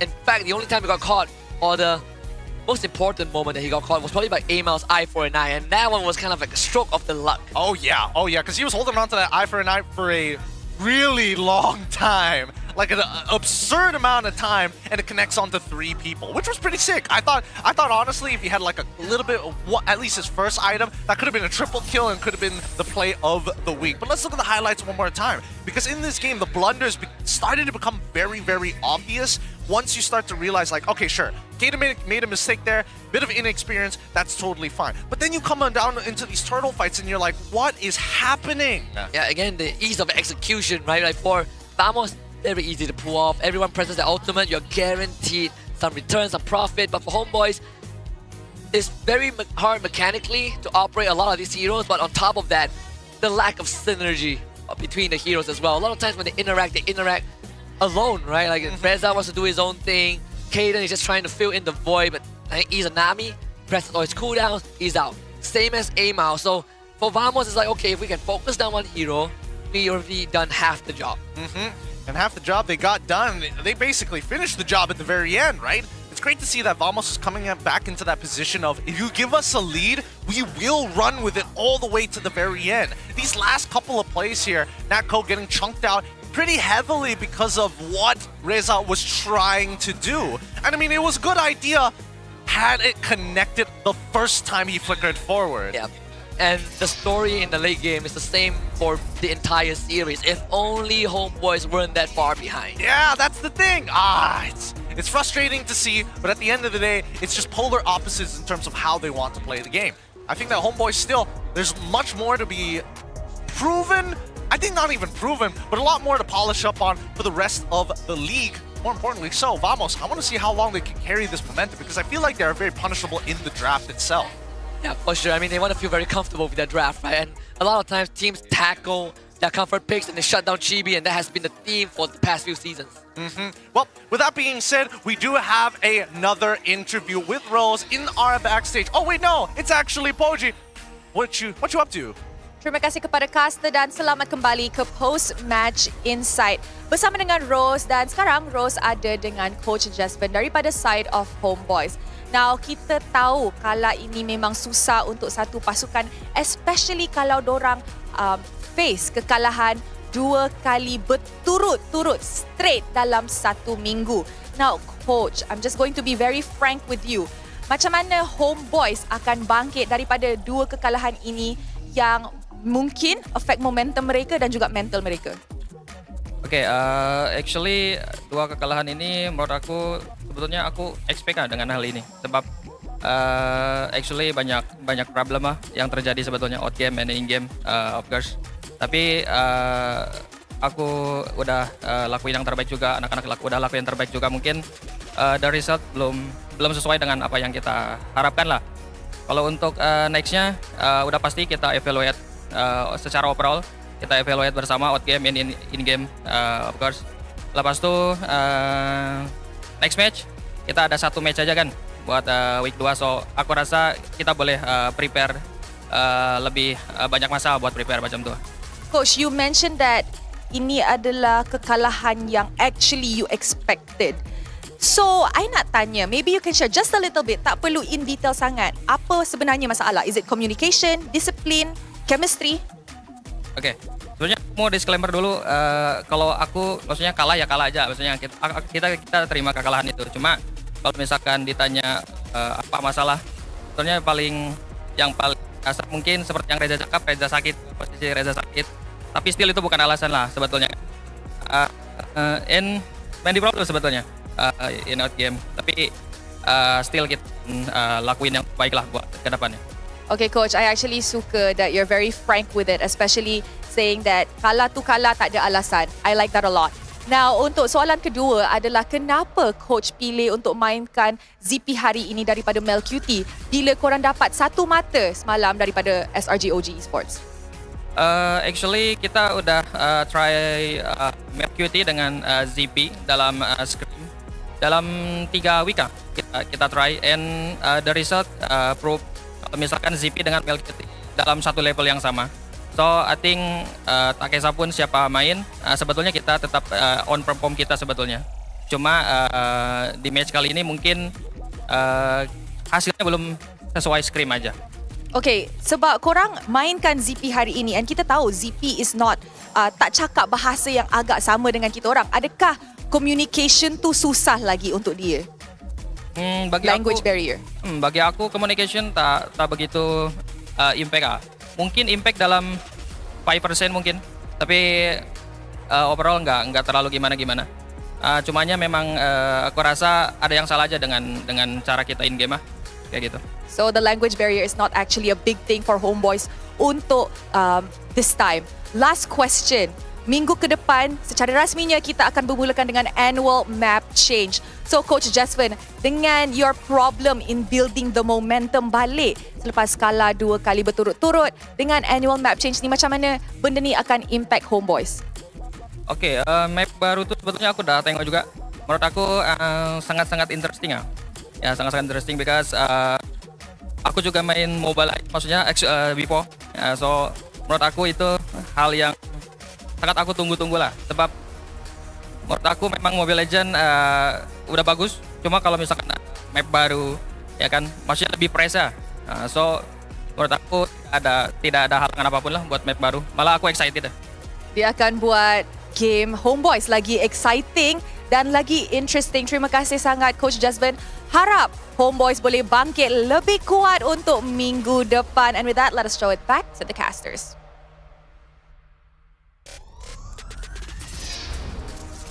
Thanks, Rose. And that was the post-game interview coming in from Coach Jasmine from the side of the Homeboys. I respect that, right? I think he gives some pretty good insight onto what's going on with his team. Didn't know that Reza was also sick at that point of time, but he does mention that's not an excuse for us to lose the way that we did. Yeah, and I think it's also managing the expectation that he already had the thought that they are going to lose to Vamos today. But just considering maybe behind the scenes, he understood that this new lineup needs a bit more time to gel together. And I think the general consensus was also, they saw Kaden and Reza, and then immediately the first thought was, okay, this is sort of a downgrade from what we had because Erpang, Ivan, and Vel set a very high bar last season. So I agree. I think give them more time. It is not easy going 0-2 in week 1. Yeah. But the good news is next week they only have one series, I think. Yeah, so it's about sharpening it up. We'll see how it's going to pan out. But now, keep in mind, guys, if you are a Vamos fan, here's the regular season schedule for each and every one of their games. We've already, wow, some of them are selling really, really fast. The MV, as well as the Homeboys ones, have already sold, but the ones that are available, Games MY, as well as Aero Esports. Keep in mind, we will open up the rest of these dates as we get closer to them. So just take it a week at a time. Yeah, and we know what people are excited for, right? I mean, the one against Untitled, now I'm excited.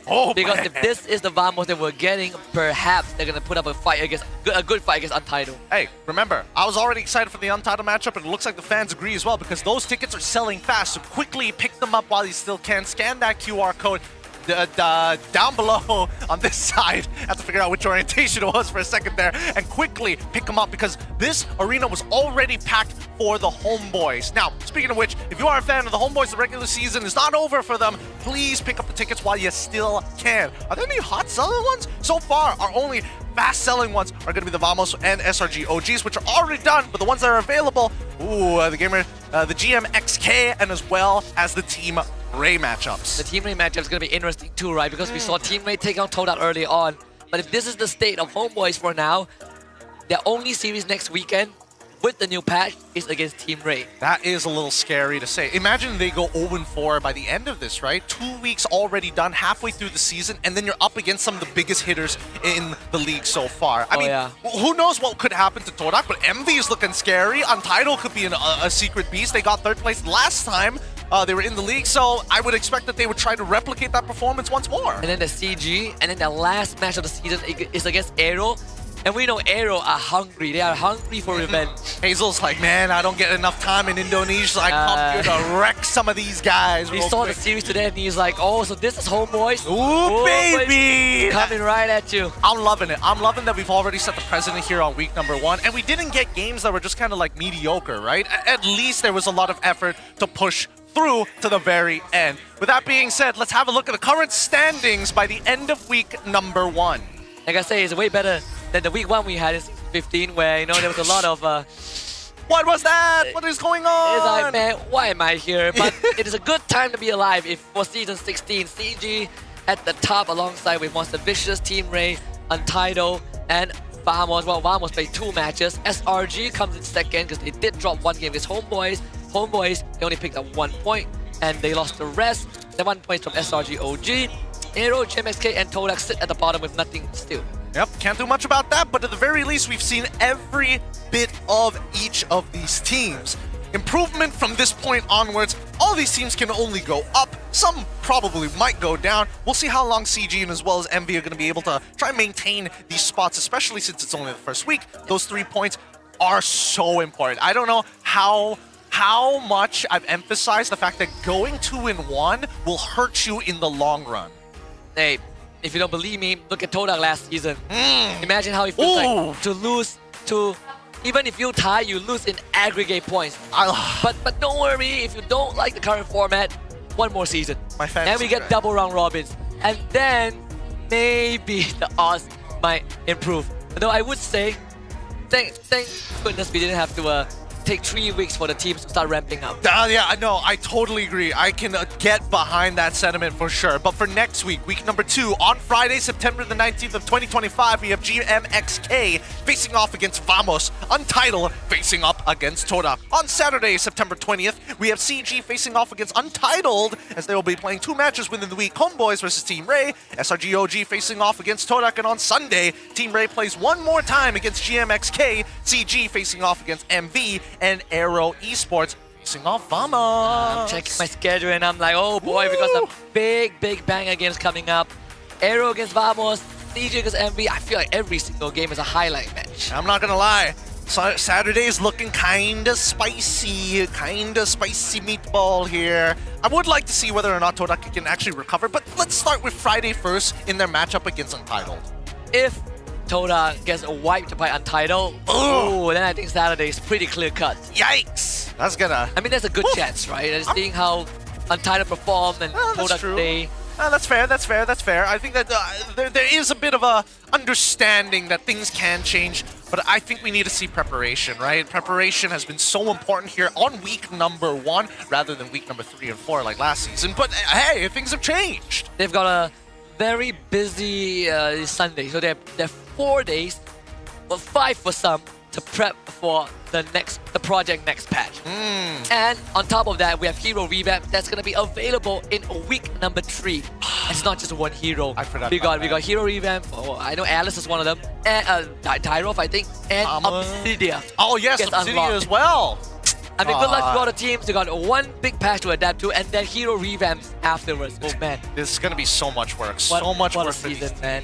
Dude, I don't know why they put these patches at the most uncomfortable times possible, especially the really big ones. Like, why couldn't we have this patch before week number 1 so we have time to like figure out what's going on? Because even as much as these players are going to be like lost, we're going to be trying to figure this stuff out as well. Hey, wait till they surprise you. They drop a patch on the next play day. That's so dirty. Here's the hot fix to the bug that happened in one of the 4 maps. Oh, here's the major change. Hero buffs and nerfs. 10 pages, good luck. No, please. I can only read so much. With that being said, that's enough of us here. Week number 1 of the MPL MY Season 16 has already come to an end. Come back next week, the same time, on a Friday for week number 2. My name's Gideon. This is Husky saying goodbye and good night. Here's the mic check. Thank you for watching. And once again, MPL MY, sick as ever. Bang, ada gua bang. Dia tembak. Ini stand dulu, stand dulu. Ada flicker. Tengok ni. Flicker tu. Aman aja bro. Kita bro. Bi. Aero guys. Flicker. Ini nih, lihat nih. Padang.